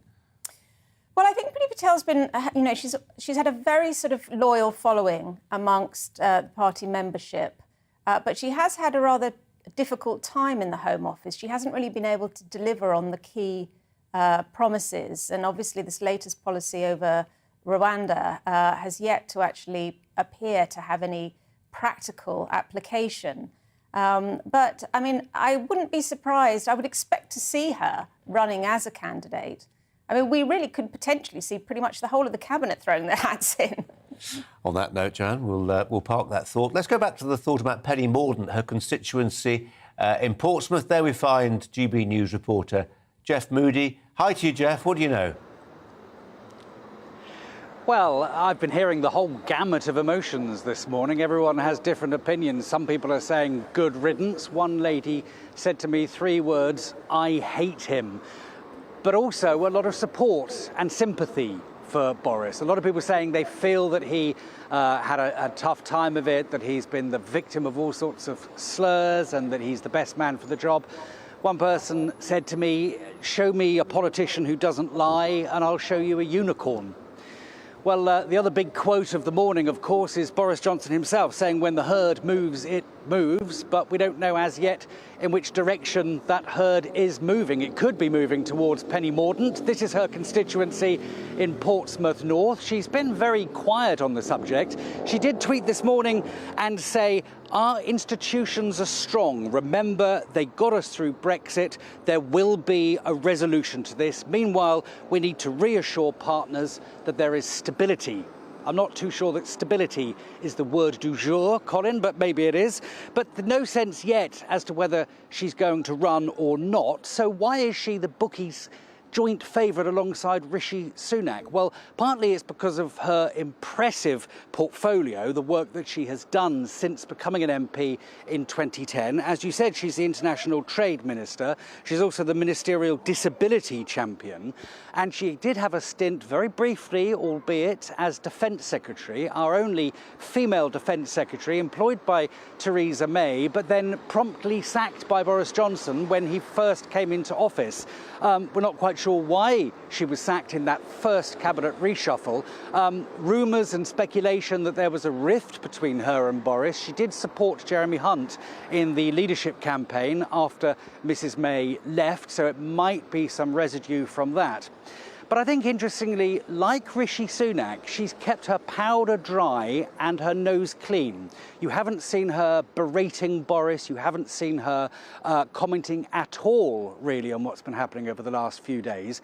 And that puts me in mind of John Major. When Margaret Thatcher was ousted back in 1990, John Major was very, very quiet to start with, leaving all the fireworks and the froth to Michael Heseltine. John Major kept very quiet and gently slipped into that slot. And that's the thought, maybe, that it's prudent that she's not saying anything at the moment. How long she does keep her powder dry and her nose clean, who knows? Jeff Moody, fascinating stuff. Thanks very much indeed. Jeff Moody's thoughts there on the prospects for Penny Mordaunt, Portsmouth MP and Defence Minister. A counterblast to that comes from somebody who will remain nameless but knows me well enough to send me a text directly, who says Penny M is so woke, massively pro-trans, would be a cause of civil war within the Tory party. Brace yourself for lots of briefing, both for and against candidates over the next few weeks and months. Emails. Sue says the Conservative Party should be careful what they wish for. The United States got rid of Trump and got Biden. Carol says, once again, members of Parliament have plotted to overturn the will of the British people. We may as well live in Russia, as our votes count for nothing. Irene says, we just want to add our support to Boris. In our opinion, he's not a liar and has been attacked by the media relentlessly and unfairly. The Tory rebels should be ashamed of themselves, and there are no words for the way certain members of the liaison committee dealt with Boris yesterday. It's all about Brexit. Let me just turn to Joanne Nadler. On that point about lying and indeed the way the liaison committee dealt with the Prime Minister yesterday, I think there will have been a few people, Joanne, I was one of them, who felt a little bit uncomfortable about the dignity of the office being reduced by people. And actually, when people say, you know, the lying charge, routinely, reflexively trotted out now, and his critics will say, he's done that, to which I would sometimes say, well, you know what? Maybe it's because, as a journalist, I feel a bit uncomfortable with accusing somebody of being a liar. It's a really defamatory thing to say. Who's lowering the tone here, the liar or the people who are accusing him of lying? I think that word is, it should have a much higher bar, an evidential bar, which, frankly, we seem to have dropped way below. We do see a lot of very cavalier use of language. Yeah. Including by journalists, by the way, including by broadcast journalists. Very often by journalists, unfortunately. But, yeah, I didn't watch all of the proceedings yesterday, but I did catch some of it. And I actually thought that a lot of the MPs were bringing themselves into disrepute. It really was a witch hunt. It seemed like they were just competing with each other to come up with the more over-the-top charge and the more sort of embittered criticism. I don't think anybody came out of it particularly well. Just time for a couple more emails. There's loads coming in. I'm trying to share as many of as I possibly can. John says the Lib Dems, Labour and Russia are all overjoyed at Boris's resignation. The Tories who stabbed him in the back should feel ashamed of themselves. Never has a Prime Minister won a general election on his own before. We'll bring you up to date with all the comings and goings in Downing Street. There have been a number of ministers leaving Downing Street in the last few minutes. The business of government kind of goes on as normal today, but it's been a very different kind of day. We'll reflect on it at the top of the next hour. News first with Ray.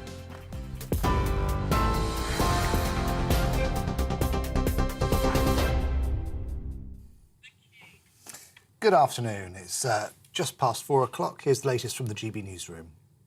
Boris Johnson has resigned as leader of the Conservative Party.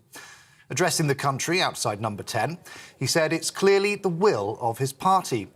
The Prime Minister said he's deeply saddened to be giving up the best job in the world, explaining he fought to remain because he felt it was his duty. The decision to step down follows 3 days of government revolt that's seen almost 60 MPs, including 5 cabinet ministers, quit. Boris Johnson says he will continue to serve as Prime Minister until the party chooses his successor, which is expected to happen by October.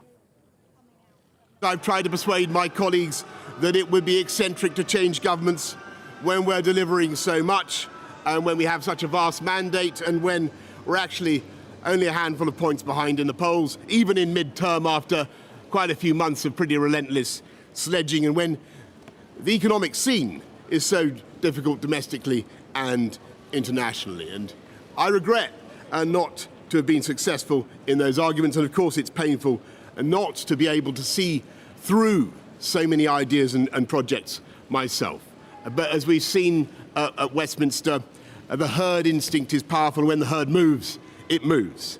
And my friends, in politics, no one is remotely indispensable. Well, Boris Johnson's leadership has come under increased scrutiny in recent months following a number of scandals.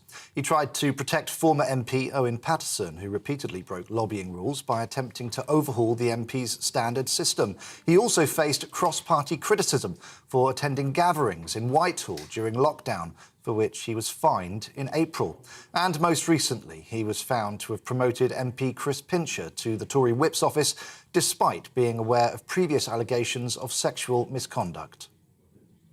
Meanwhile, Downing Street's announced the cabinet reshuffle to replace those who've either been resigned or been sacked. Kit Malthouse has been appointed Chancellor for the Duchy of Lancaster. That's the most senior position after the Prime Minister. James Cleverly is the new Education Secretary. Robert Buckland, the new Welsh Secretary. Shailesh Vara, the new Northern Ireland Secretary. And Greg Clark has replaced Michael Gove as Levelling Up Secretary, saying he'll do his best to provide stability in government. Meanwhile, former Technologies Minister Chris Philp has said he will return to government if required now that Boris Johnson has agreed to resign. During his resignation speech, Boris Johnson referred to the UK's support for Ukraine as one of the key achievements of his premiership and vowed to support their fight for freedom for as long as it takes. In a phone call to Ukraine's president this afternoon, he vowed the UK would continue to supply vital defensive aid for as long as needed. He ended the call by praising President Zelensky, saying, "You're a hero, everybody loves you." That comes as G20 foreign ministers meet in Bali, Indonesia this week for a meeting that will focus on the war in Ukraine. It'll be the first time foreign ministers meet Russia's Sergei Lavrov since the start of the invasion back in February. Defence Secretary Ben Wallace has also said UK support for Ukraine will continue despite Boris Johnson's resignation. You know, the assistance to Ukraine we give is not just one person, you know, not me, not the Prime Minister, it's the whole effort. Actions matter in all of this. And, you know, while the Prime Minister will be incredibly sad to leave this post, he has led from the front on Ukraine, as he had on COVID and obviously Brexit. And I think that isn't lost on many people. But the whole of the political system is supportive of what we're doing in Ukraine. I don't expect that to finish at all. And strike action by hundreds of British Airways staff at Heathrow Airport has been suspended after the airline agreed to improve their pay. Workers at Heathrow demanded a reversal of a 10% wage cut during the pandemic, but the union says an agreement was reached after extensive talks. The pay offer will now go to union members for a ballot. This is GB News. We'll bring you more as it happens. Now let's get back to Colin Brazier.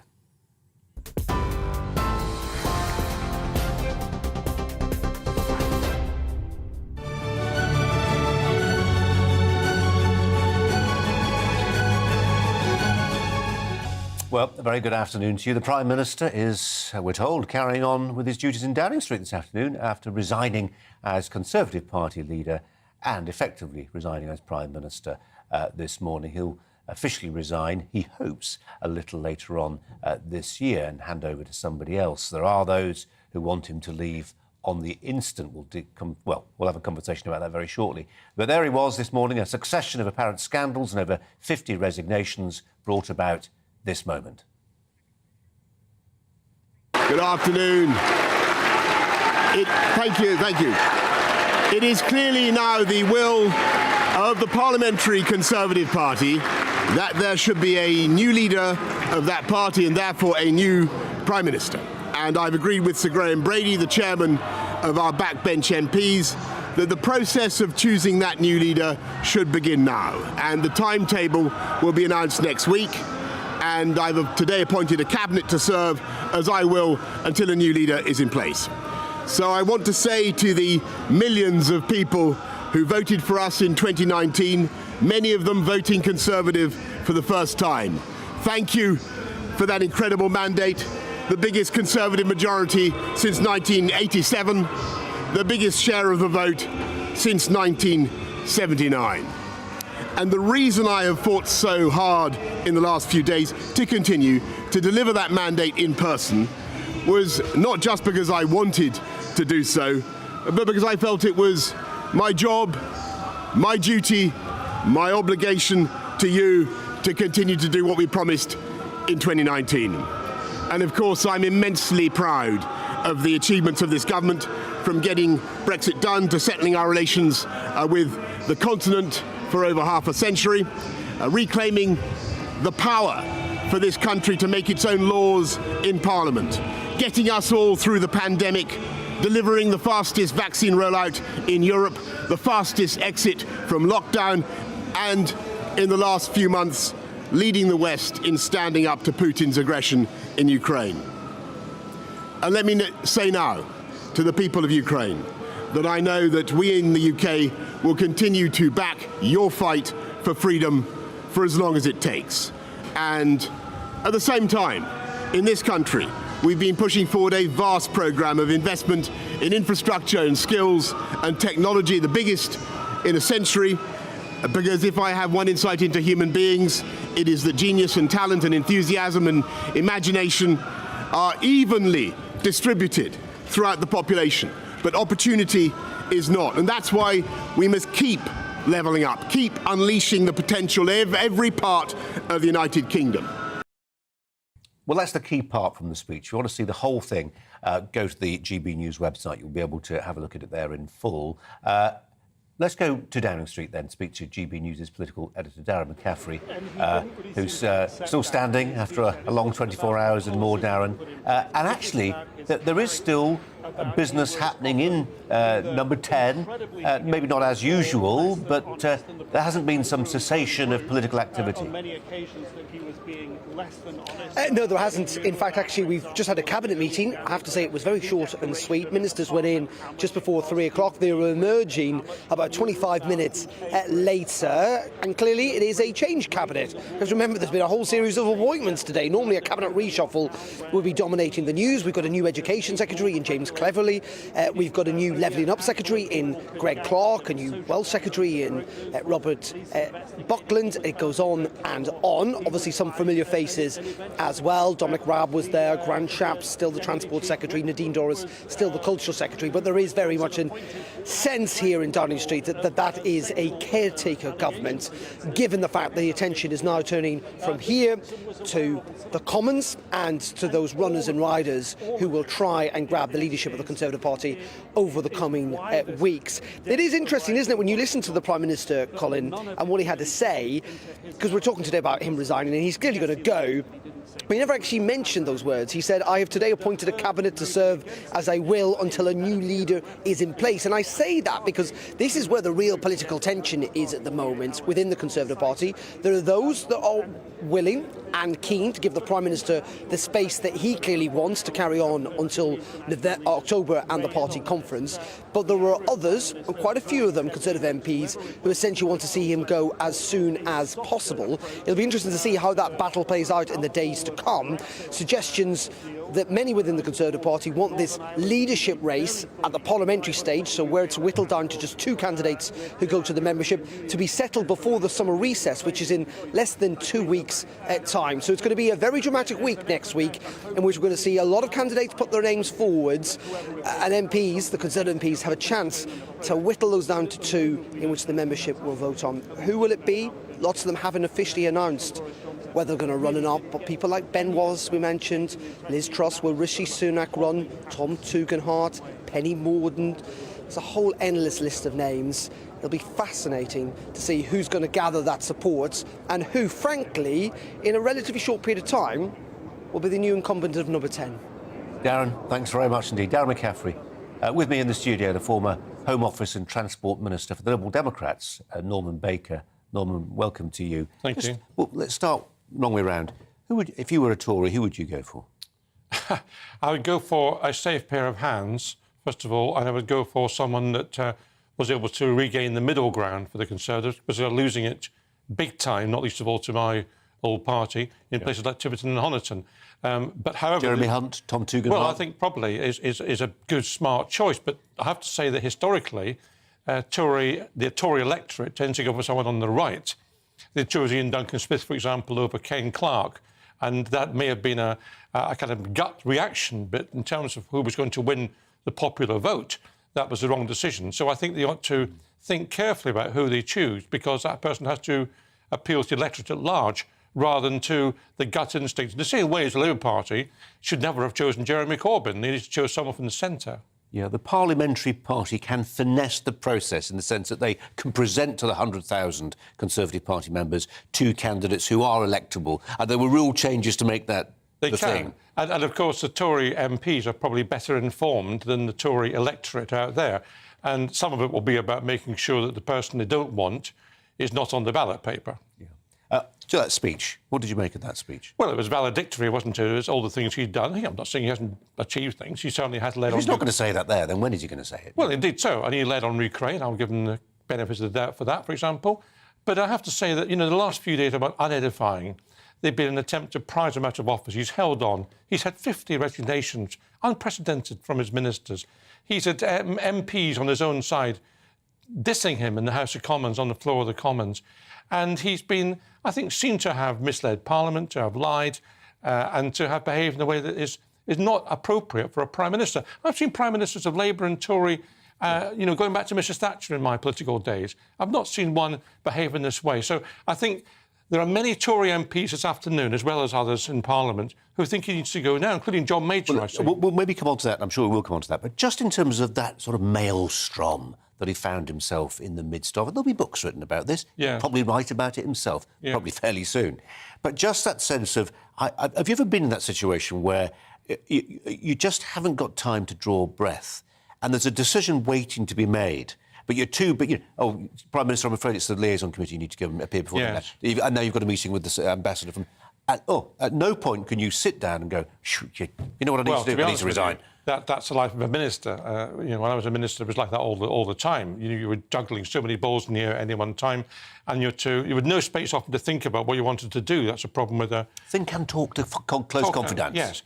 In this case, however, I was there as a researcher in the House of Commons way back in Mrs Thatcher's day, and I remember the end of Margaret Thatcher, and she was given advice she didn't want by the men in grey suits, or whatever they're called, who came along and said... She still took it. She still took it. She took it, and actually she behaved honourably, in my view.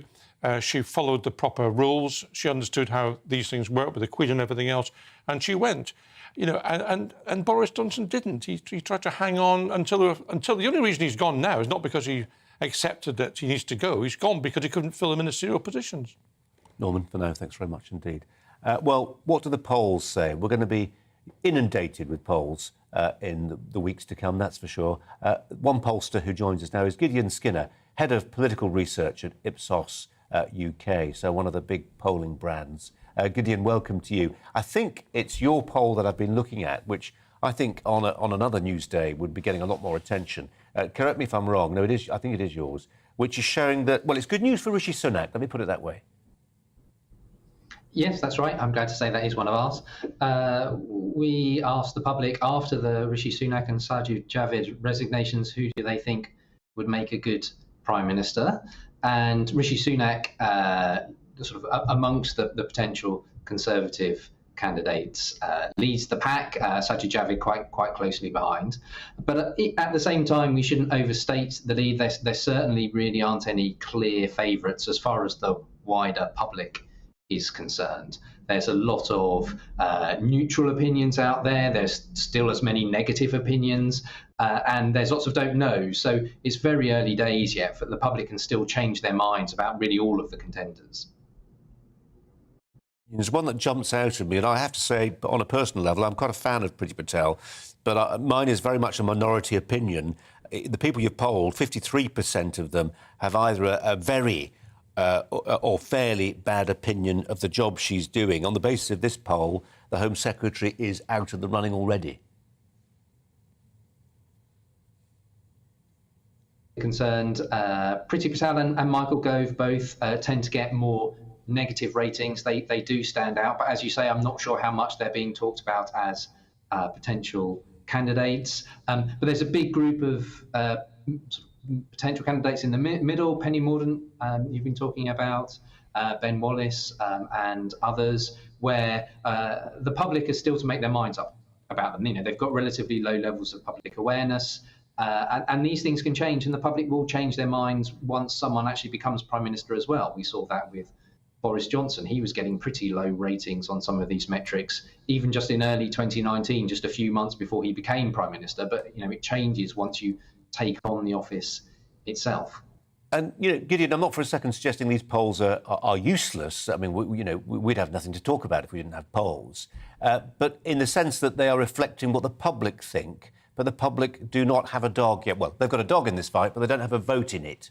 So you've got two constituencies. You've got the bigger one, eventually, who decide on between the two candidates, 100,000 Conservative Party members. And then you've got the really tiny one, which has all the influence of 300-plus MPs. But they will look at your figures, and their decision-making will be partly informed by that.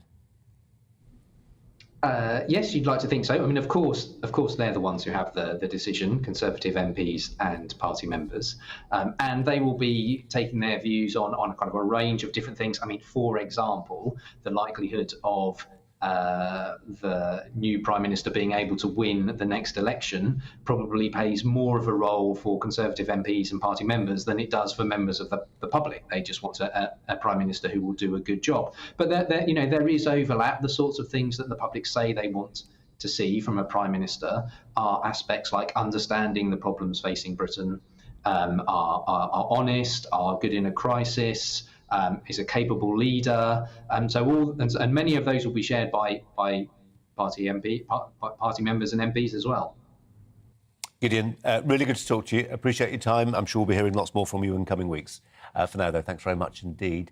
Well, Boris Johnson, man behind a landslide victory for the Conservatives 2019, 3 years ago, winning over 40% of the popular vote, as he reminded us today, the highest percentage for any party since 1979, and what was, at least for a while, an 80-seat majority in the House of Commons, taking red wall strongholds from parts of the industrial north and elsewhere that seem to really belong to Labour in perpetuity. He's also the man behind Brexit, to some degree. I think that's probably rather overwritten. Brexit was very much the work of many people, wasn't it? The vaccination rollout, and he's been seen as a leading figure in support for Ukraine internationally. After his resignation, how do you, the voters, feel now? Alice Porter joins us from Boris Johnson's constituency of Uxbridge. Alice, welcome to you. What are you hearing? Good afternoon. Well, I have to say, when the news came out at 12:30 that Boris Johnson was being outside and going to be speaking, announcing his resignation, we were all in the Chime shopping centre to the left of me, with lots of people all watching it. And I have to say, the opinion from people in his constituency was very mixed. Some people were walking past and tutting and obviously not a big fan. And there were other people who come up to me and say they're absolutely devastated by the news and say he's been a terrific MP locally, that he's also been a terrific Prime Minister. I think, funnily enough, an issue that kept cropping up with people saying that he's the best person for the job to be taking on Putin, and saying that many of them are concerned about who will be taking on the role afterwards when tensions in Europe are so high. I was speaking with some people when we heard the news that Boris Johnson was going to be resigning as leader of the Conservative Party, and this is what they said to me. My reaction is we might get a constituency MP back. The problem we've had in Uxbridge, Boris Johnson was parachuted in. Somebody said to me it's helicoptered, because with a parachute you're only going down one way. Once he got into control, he just that was it. He just couldn't care less about anybody else but himself. All these things that keep coming out, they're just dreadful. So all the time he's been here in Uxbridge as our MP, he's been doing another major job. So he hasn't got the time to deal with constituency matters. This is the problem. We want to ask questions about why can't our police station remain open. We want to ask that question to Prime Minister's Question Time. If you had 54 people working for a private company and they didn't want to work for the boss, who would have to go? Well, there were some of the people in Uxbridge and South Ruislip speaking to me earlier. I think it's important to stress that he will continue to stay on as the MP for Uxbridge and Ruislip. But I think the problem is that a lot of people I was speaking to earlier say he's not actually from the area at all. As you were hearing from those people there, he was sort of parachuted in. He's not from the area. A lot of people I spoke to are frustrated and say he's not a great constituency MP, partly because, look, he's Prime Minister, right? And so he's been sort of focused on Westminster. And when I've been here in Uxbridge over the last few months getting people's reaction to Partygate and things like that, a lot of people are sort of saying that his focus has been more in Westminster than ever and not here in his constituency. And many of them are also saying it's unlikely, given his nature, given his character, and also given the role that he's been sort of, wrangling between the UK and Ukraine and Russia. Many of them are sort of saying, well, that may be a little bit more exciting for a character like Boris Johnson than getting involved in some of the constituency work, whether it's issues to do with the police station being closed or the lack of infrastructure with new housing. That may be something that perhaps doesn't chime with some of the interest that we've seen from Boris Johnson. For those of you wondering how the next few days, weeks, who knows, months, develop in terms of this slightly grey, unwritten constitution that we have and how we work our way through times like this, interesting line perhaps from Robert Buckland, former Justice Secretary, as part of that reshuffle that Darren McCaffrey, our political editor, was telling you about a moment ago. He's returned to Cabinet. He's now Welsh Secretary. He says that Boris Johnson, while still Prime Minister, though of course no longer leader of the Conservative Party and ready to step aside when there is a replacement, says that Boris Johnson will no longer have the authority to do new things in government, according to Robert Buckland. And I draw that to your attention because Robert Buckland, though now Welsh Secretary, is a former Justice Secretary and he knows his way around the law. And as far as he's concerned, the Prime Minister having said what he said, Boris Johnson having said what he said, he has no authority anymore to do anything new policies, presumably. So real caretaker, interim Prime Minister, lame duck, if you prefer. Let's get some more of your viewer opinions now. We're joined by Miranda Richardson from Northamptonshire and the Reverend James Treasure, who's in Dudley, as you see. Welcome to you both. Miranda Richardson, to you, we've been struggling as trained journalists to keep up with events over the past 24 hours. As a member of the public, what say you? Well, do you know, I think what another marvellous distraction we've all got going on. It seems to be a roller coaster of distractions to what our normal out in the public day-to-day life is like.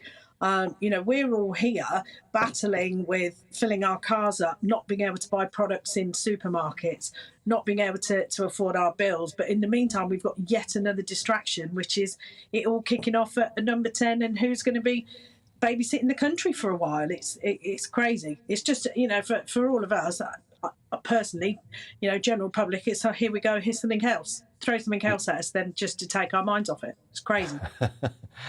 Reverend James Treasure, your thoughts today? I think mixed emotions, really. I think he's done the right thing in resigning. He didn't have an option, but it was the right thing to do as well. But also missed opportunities. He had such a mandate and such a majority that he really, if he had a vision beyond getting Brexit done, I think, granted the pandemic got in the way, but I think we could have seen more from him and hopefully something decent for our nation. But in the end, it was his character, I think, that let him down. Reverend, can I just ask you another question? I ask it because you are wearing full fig, as it were, so you're not talking to me as a civilian or a layperson, but as a cleric. And I wonder, given some of the interventions of the Archbishop of Canterbury, who was really pretty strident on things like that Rwanda policy, and how you, as a sort of foot soldier of the Church of England, then translate that to what your homilies on a weekly basis from the pulpit. Has it been difficult for you? It's an interesting question because clearly the senior team, as it were, of the Anglican Church were very critical of Boris, and I share some of those criticisms that they had of him. But it is difficult. The challenge is how do you translate that into everyday life, particularly in a place like Dudley that went Tory, actually, it voted Tory, was Labour and switched. So there were some challenges, but you're always listening to other voices, I think, within that.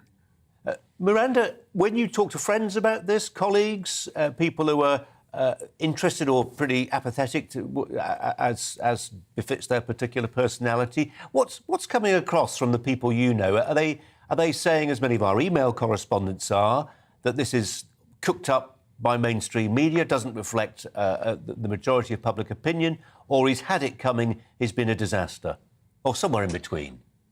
Yeah, somewhere in between. It's funny because in my very different church of running a pub and having my guest, if you like, it's quite mixed. The conversations that have been going on in the pub, it's talking about how anybody else could have done the job better and how the last couple of years have looked, and everybody just seems to be again, like I think one of the constituents in Uxbridge said, if 54 people walk out on you, who's going to go? And I think that's quite evident. It's like anything. If you're doing a really, really bad job, and it's kind of come across in how it's been, you can't carry on that. You can't pretend that the world around you is wrong and you're right. You've got to sort of step back and go, well, maybe I need to look at this. And when people are dropping like flies around you, you've got to have a closer look.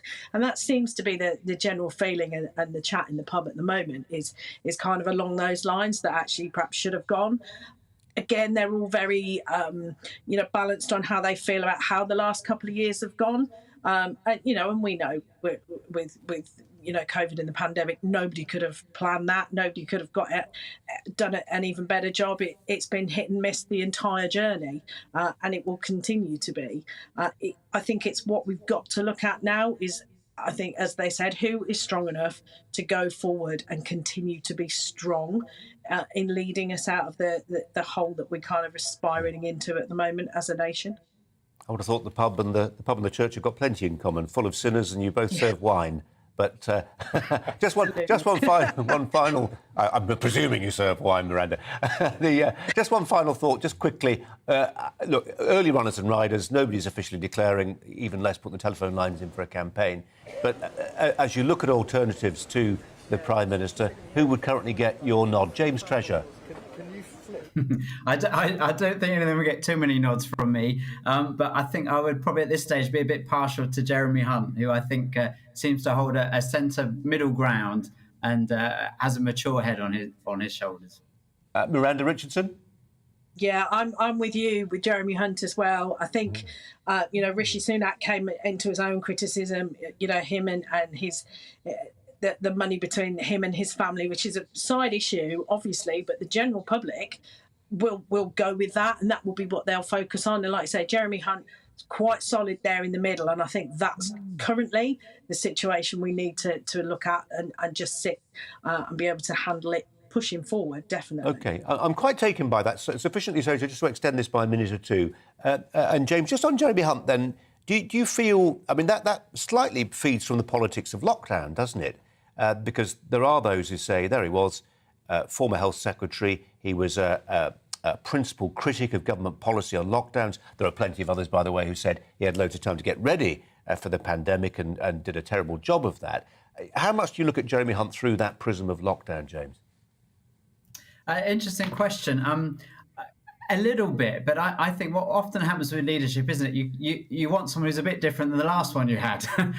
So I think I'm conscious of that dynamic at play, where you think you've had the bluff and the buster and the charisma of Johnson, which perhaps that's what we needed at some point. But Jeremy brings a bit more of a groundedness and a thoughtfulness to the situation, which I think probably we could do with at the moment as a nation. I think a bit of a sigh of relief. Bit of normality. I would have said Rory Stewart if he was still in the party. That's he would have got my interest. I think my nod. Very interesting. Reverend James Treasure and Miranda Richardson. Let's hope we see you again. Really interesting conversations. Thanks a lot.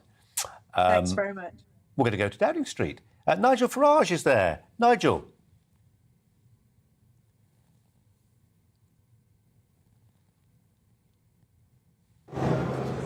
Nigel, I hope you can hear me. You're in there.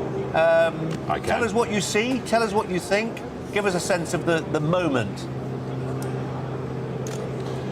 Well, it's becoming a regular occurrence, of course, isn't it? We had 2016 with David Cameron, 2019 with Theresa May, and now today with Boris Johnson. Extraordinary that it should have happened 3 times in the space of 6 years. I know Darren McCaffrey, our political editor, finds the whole thing a bit surreal.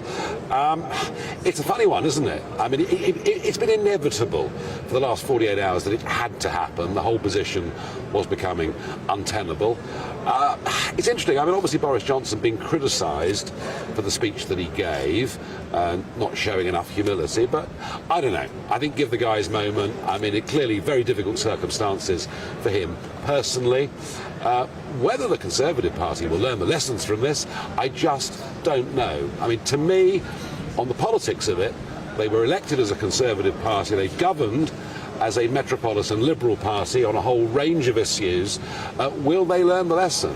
And when it comes to truth, integrity and honesty, well, they've got to find someone that restores that. But they need to do it very, very quickly. And my sense of it, Colin, my sense of it is the idea that he stays as Prime Minister for the next 10 weeks or whatever it may be. I think that's going to start to fracture very early next week.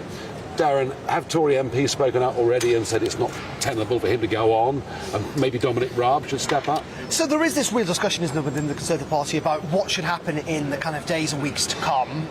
I think there is certainly a view that it's not sustainable, that the timetable the Prime Minister seemed to be suggesting this morning that he would like to be in there until party conference, which is the start of October, is too long. This movement, where lots of Conservative MPs also feel very comfortable that he's even in there now and want him to go essentially immediately, I'm not entirely sure. I think the compromise is going to be somewhere in the middle, and people do seem to be kind of coalescing around this idea that we will see the start of this leadership contest properly on Monday, Tuesday of next week. They will get through ballots pretty quickly. Looks like the threshold to get on the ballot will be 20 Conservative MPs, and that they will whittle what will probably be a very large field down to 2 by the summer recess. Now, the summer recess is in less than 2 weeks' time. And then a vote of the membership by post, 3 weeks to return. In August. So we could be looking before the bank holiday in August. Yeah, I think like either the end of August, start of September, you then have a new Prime Minister in situ. It's kind of the plan. I think that most Conservative MPs would feel reasonably comfortable. So they tolerate Boris Johnson staying there over the course of a summer recess. Yeah, really what you're saying? Yeah, indeed, because that's what happened when, of course, David Cameron resigned. Yeah. He remained as Prime Minister. No, that was cut short because Andrew Leadsom dropped out of the race and Theresa May became leader. There's not really been... Because people talk about Dominic Raab, haven't they? People even talk about Theresa May coming back as interim Prime Minister. We've never really had that in British politics before. There's never been kind of like an interim Prime Minister in between two. And I think the Prime Minister has obviously damaged himself an awful lot this week, the way that he's handled himself. But the sense is that I think what they don't want to do is damage the party even further in the division by chucking him out really suddenly. But Cameron went and May went through policy failures. Yeah. The loss of a referendum, the failure to get a Brexit deal through, the humiliation in the European elections are coming fifth.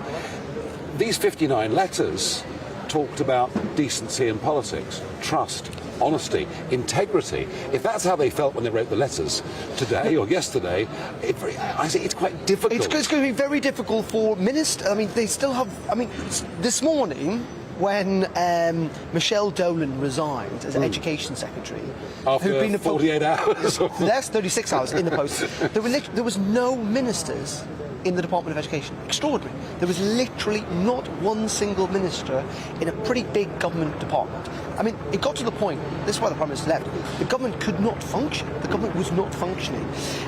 But what's going to happen now? Are those ministers going to go back and serve under a man that you rightly have pointed out they claim is distrustful, has got no integrity, and someone they're not prepared to work under? In saying that, there clearly are, we've seen that with the cabinet appointments today, James Cleverly in education, Greg Clark at Levelling Up. Greg Clark, who had the whip withdrawn from Boris Johnson back in 2019 because he defied him. There clearly are people prepared to step up and say, you know what, not a big fan of yours. Robert Buckland, a good example. He called on him to go yesterday. He's now the Welsh Secretary. But the cabinet...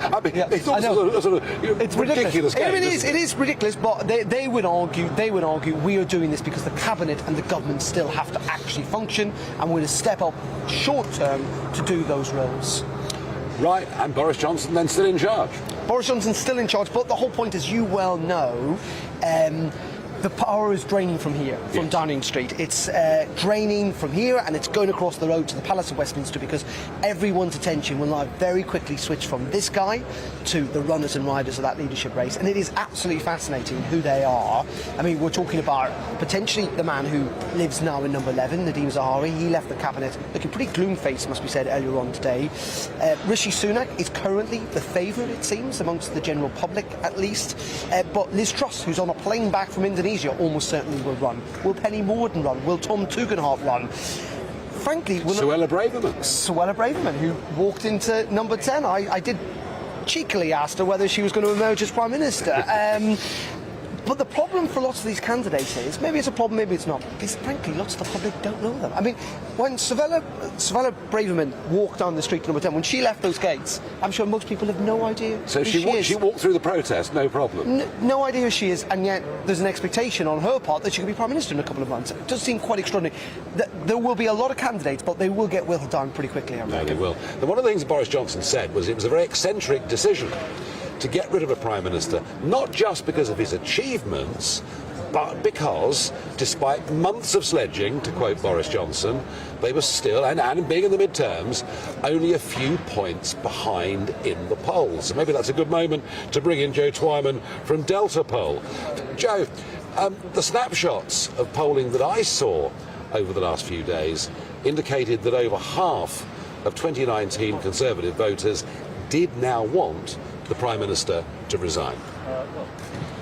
Yes, that's right, and that's a reflection of the broader trends that we've been seeing in a lot of the polling, whether it comes to the question of whether Boris Johnson should resign or whether it comes to the question of simply how well or badly he's doing in his job. In Delta Poll's most recent polling, which took place just before the crisis of this week, we saw that more than half of current Conservative voters believed that the Prime Minister was doing a bad job. And that is bad in absolute terms. It's also bad in relative terms, because Keir Starmer's approval ratings on the same metrics were much, much higher.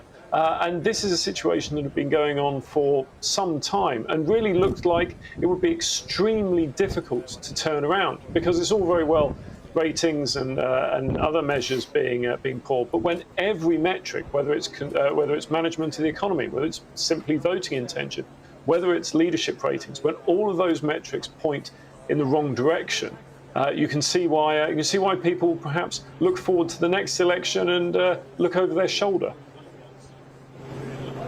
Yeah, no, I get that. So, I mean, the story that the Johnson loyalists have been putting out, doing the media rounds, is nearly 14 million people voted for him. It was wrong for MPs to remove him, given this massive level of support that Johnson has in the country. But your argument is that kind of half of that really is gone. Yeah, I mean, it's all very well saying that 14 million people voted for him, but the key there is past tense. They voted for him in 2019, and since then, and of course it's worth remembering that before then he hadn't really had an opportunity to establish himself as Prime Minister at all. It'd simply been a series of arguments over Brexit and votes in the Commons that had failed to get through. Since then, we've had the COVID pandemic, where it is certainly the case that his ratings did very well.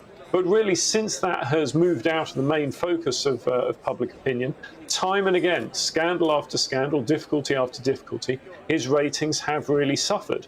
And you can see why, quite reasonably, people within the Conservative Party and outside the Conservative Party would say, well, yes, the situation in 2019 is clearly not the same as the situation in 2022.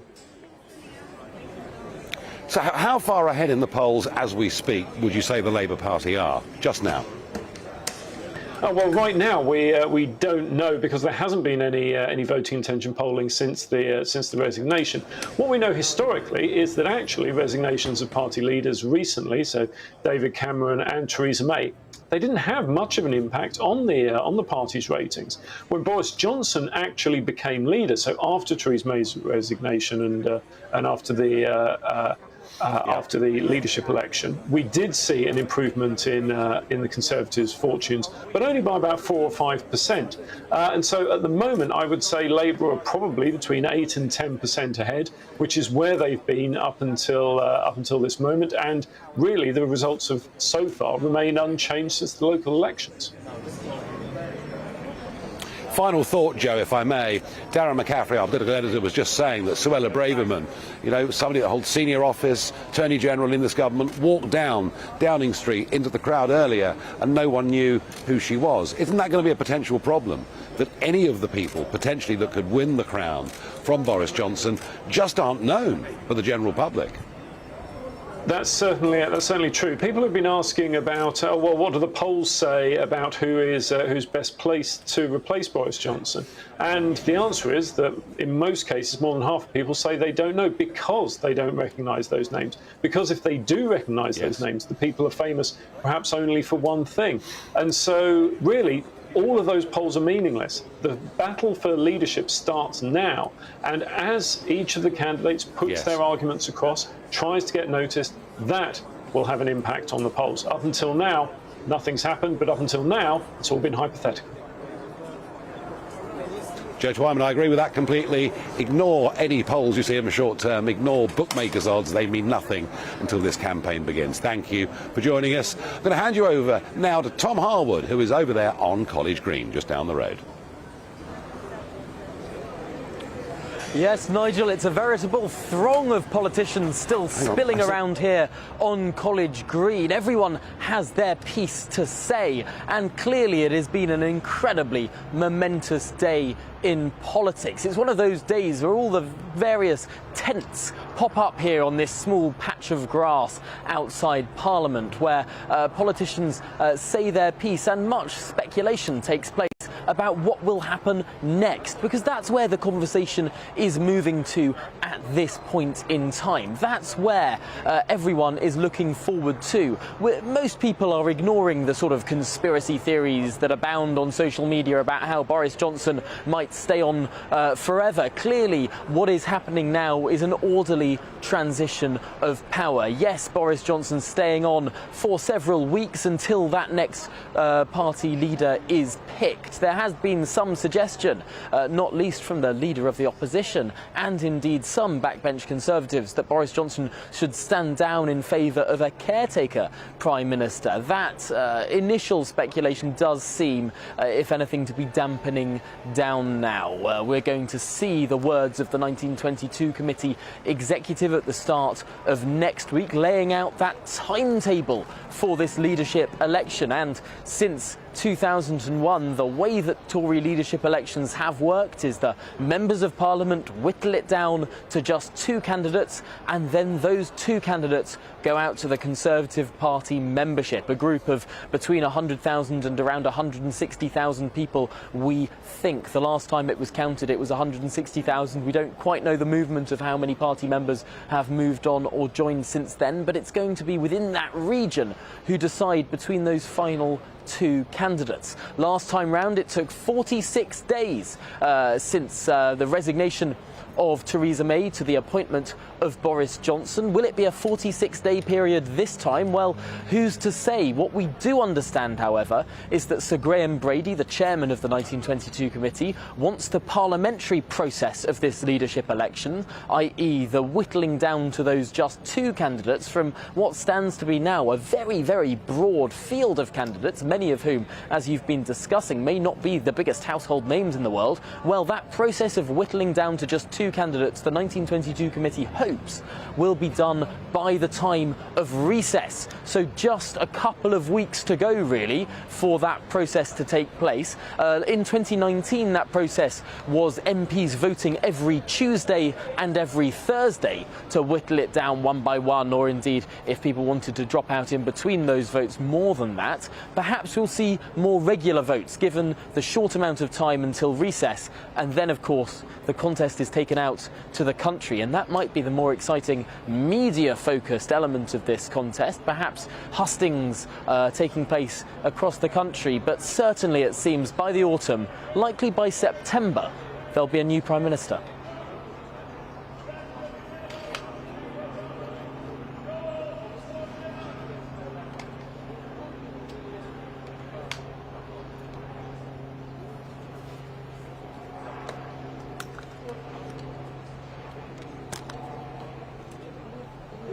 Coming. What is the kind of expectation there among Conservative MPs about what may well happen in terms of the candidates, the number of votes they're going to get, the supporters that are currently behind them, and just how quickly and where the membership might be on the final two? Yes, Darren, I didn't catch the beginning of your question there, but I think that was a question about the amount of time that it might take and the number of candidates that might stand. At the moment, at least a dozen names are being discussed amongst members of Parliament and indeed commentators. Nascent campaign teams getting underway, beginning indeed. Some of those campaign teams being made up of the former special advisors to those members of Parliament who left the cabinets just recently, and really we're going to be seeing some of these names pop to the fore, start making appearances, maybe even campaign launches in the next 7 days. Because of this expedited process of whittling down to those final two, we might well see some pretty speedy campaign announcements. Getting together those campaigns is never an easy feat. We already know that various MPs are putting their backing publicly behind some potential candidates, but in terms of the big beasts, those who have the strongest chance of getting down to those final two, perhaps we should be expecting some leadership campaign launch events as early as next week. So thank you very much indeed, just on the road there. Nigel, it is interesting, isn't it, that, you know, for all the criticism of Boris Johnson about his integrity, there were also lots and lots of criticism about what he stood for. You know, I've said this repeatedly, you know, we knew what Thatcherism was, we knew what Blairism was. You might not like it, you might agree with it, whatever. No one really quite understood what Johnsonism was, beyond levelling up. Well, I mean, I felt all the way, by the way, I still don't know what that means. Yeah. You know, it just means making the country better. Is levelling up giving opportunity? Is it spending money? None of that's been really made clear to me. I think the point is this: he was elected on a very conservative ticket and governed in a very liberal way. There is no doubt about it, that big shift in the Red Wall towards the Conservatives, the key issue was controlling the borders, and hence what's been going on in the Channel. Even though in real numbers it's small compared to legal immigration, just the visibility of that's caused a problem. I think the rush to net zero, the reliance on the Nimco Alleys, the Lord Goldsmiths, the trendy London set has proved to be unpopular and not particularly conservative. But I think there's a bigger thing here. You know, Brexit wasn't just about leaving the European Union. Brexit was about saying we've had enough of this cosy club in London telling us how we should live our lives. And I remember when I formed the Brexit Party, the slogan we used in those European elections wasn't even about the EU. It was change politics for good. And there was this hope and optimism that a new kind of politics would come. And I think he had a majority of 80. And Boris looked like, he looked so unconventional in many ways, and yet we've returned, I think, in this 2.5 years, to a chumocracy of, in the main, very entitled, very privileged people. It looked just the same, really, as the Cameron years. So is there anyone that, when you look at that list of names, not everyone's declared yet, is there anyone who ideologically grabs you, who you think, you know what? Well, I tell you what, I mean, you know, traditionally, I would have said Priti Patel, because I think she does believe in small states. Yeah. But I think she's probably too damaged, frankly, by the cross-channel crisis. You can't keep telling people... She's also broken the ministerial code. Yes. That's quite common these days. And then I looked at Zahawi and I thought, well, that's really interesting. He comes from outside that Eton Oxford. I mean, how can so many prime ministers have gone to one school? I mean, it is, frankly, ridiculous. I looked at Zahawi, but I tell you what I found really interesting in the last few days. And she may well have walked down Downing Street and not been recognised, but Suella Braverman seems to be the only one potentially running in this race who wants to take us out of the ECHR. Because I don't see how we deal with the Channel. I don't see how we deal with 11,000 foreign criminals living on Britain's streets that should have been deported unless we deal with that problem of the European Convention on Human Rights and the Human Rights Act. And if Suella Braverman throws that into the campaign early next week, that's going to be very interesting. Also really fascinating is we thought today we were going to get a big speech on the economy. That's what was planned until obviously everything fell apart. The House of Cards came crashing down. There will be pressure, I think, and the Prime Minister might want to leave a legacy now. He always alluded to that it was Rishi Sunak that was holding him back from cutting taxes. But at the same time, would make an argument that now is not a time to cut taxes. Do you think we might get to that stage now over the summer where he'll go, you know what? I think 5% VAT is going to come off fuel duty, and I think that's going to happen pretty quickly. And people will see that on their household bills when they get them in September, October this year. Yeah, that would be something he can do. But I still get back to that question earlier.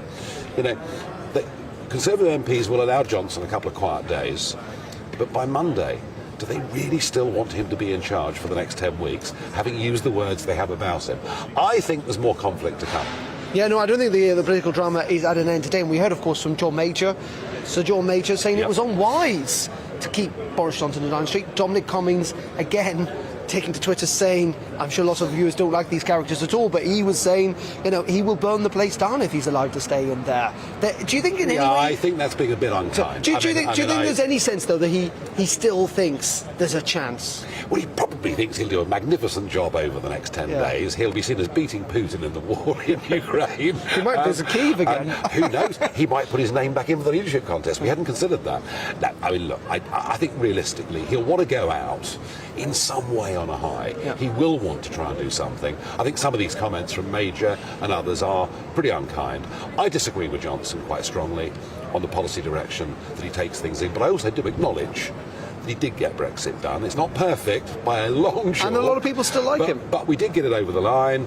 A lot of people out there still do like him. But to those people, those GBNews viewers and listeners who feel outraged, as many did back in 1990 when Mrs. Thatcher went, there are people out there feeling outraged at what's happened, but I would just remind them, that little conversation I had with Joe Twyman from Delta Poll earlier, over half of Conservatives who voted for them in 2019 have given up.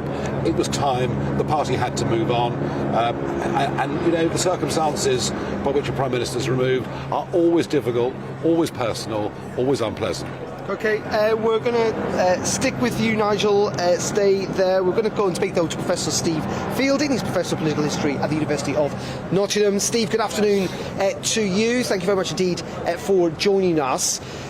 First of all, your thoughts on today. We must not forget this is an historic day in British politics. I've stood on this street and seen 3 Conservative Prime Ministers resign in the space of, 6 years. It's pretty incredible. Well, yeah, you say it's historic. It doesn't happen very often, but you've just made my point, really. It actually happens quite frequently. Very true. It's not as uncommon as you might think. It's a familiar kind of sight to see a Prime Minister, maybe slightly teary-eyed, with some regret, bringing their humanity to the podium and talking to the country. So, yeah, it's unprecedented, I think, however, in terms of This is a Prime Minister who still has a majority. His party still has a majority of 75 seats. He won one of the best Conservative election victories. As he pointed out, he's probably the most successful Conservative leader since Thatcher. And here we are. I think that the drama of that decline and that demise and how to account for it, that's going to keep people writing books and thinking for ages. And what did you make of his speech today? Some people quite critical of it. What were your thoughts? Well, I mean, for a Boris Johnson speech, it was quite well organised. It was relatively modest, but there was one little bit in it that I thought it betrayed him and how he really saw things, and possibly a reason why he's in the mess or became in this mess and brought in this mess of Partygate and whatever. And that's when he referred to the herd instinct, to the herd turning against him. And he didn't really explain why that might be. He didn't talk about Partygate or anything like that. But he referred to, and I'm assuming it's his own colleagues, MPs, as the herd. And beyond them, there are a lot of people out there who actually have wanted Boris Johnson to resign, not just today, but months ago. And believe that he was a liar, he couldn't be trusted. And he's kind of like talking about the people as a herd. And I think that betrayed the kind of fake populism that Boris Johnson really sort of embodied. In 2019, when he talked about levelling up, getting Brexit done, he seemed to be a real populist, somebody that could go over the divide between the two parties, their natural supporters. And he did win some of those red wall seats. But I think that little comment just suggested the reason why Boris Johnson fell, and the reason why the Conservative Party is in trouble now because it hasn't lived up to the promise that Boris Johnson outlined in 2019.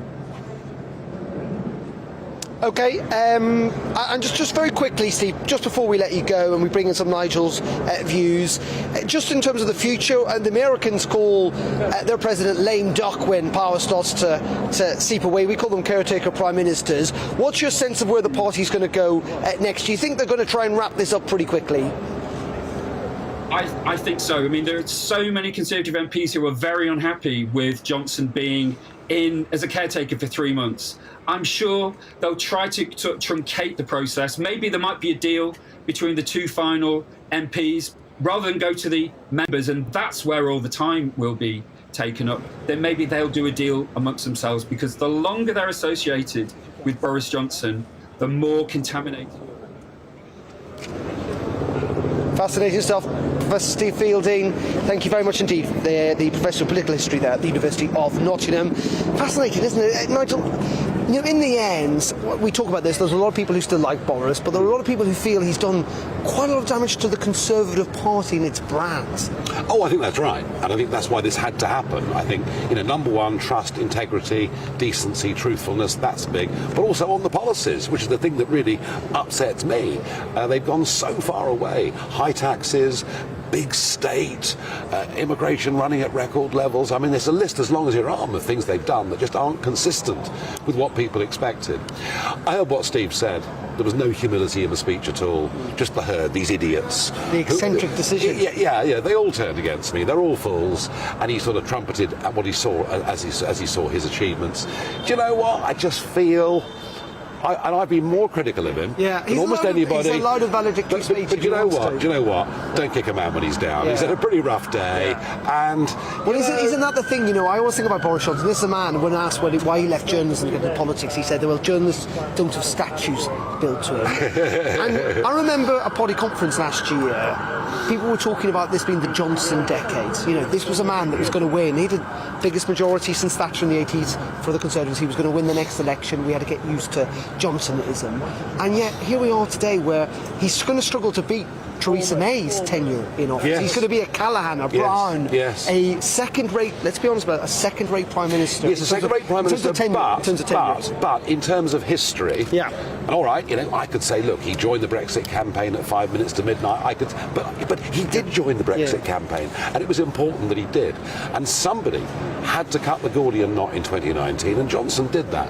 And nobody can take that away from him. As I say, I felt for months he ought to go. I felt for months he was taking the party towards an electoral cliff edge at the next election. But on a day like today, I think let him have his moment. I'm not going to kick him whilst he's down. There will be friction next week. There'll be more calls from the majors and people like that for him not to have this 10-week period. I suspect ultimately the party probably will let him have it. And just very finally, the election's less than 2 years away. The polls aren't that bad for the Conservative Party, but the economy's going to get a lot worse. Let's be frank about that. Do you think the Conservatives could still? I mean, it would be unprecedented, I think, for them to win what would be fifth term? Only if it would be a fifth term. Only if they learn the lesson of Brexit, which isn't just about leaving the EU. It's about completely changing the shape of British politics. It needs radical reform and change. It needs a House of Lords that's got rid of an electoral system that has a degree of proportionality.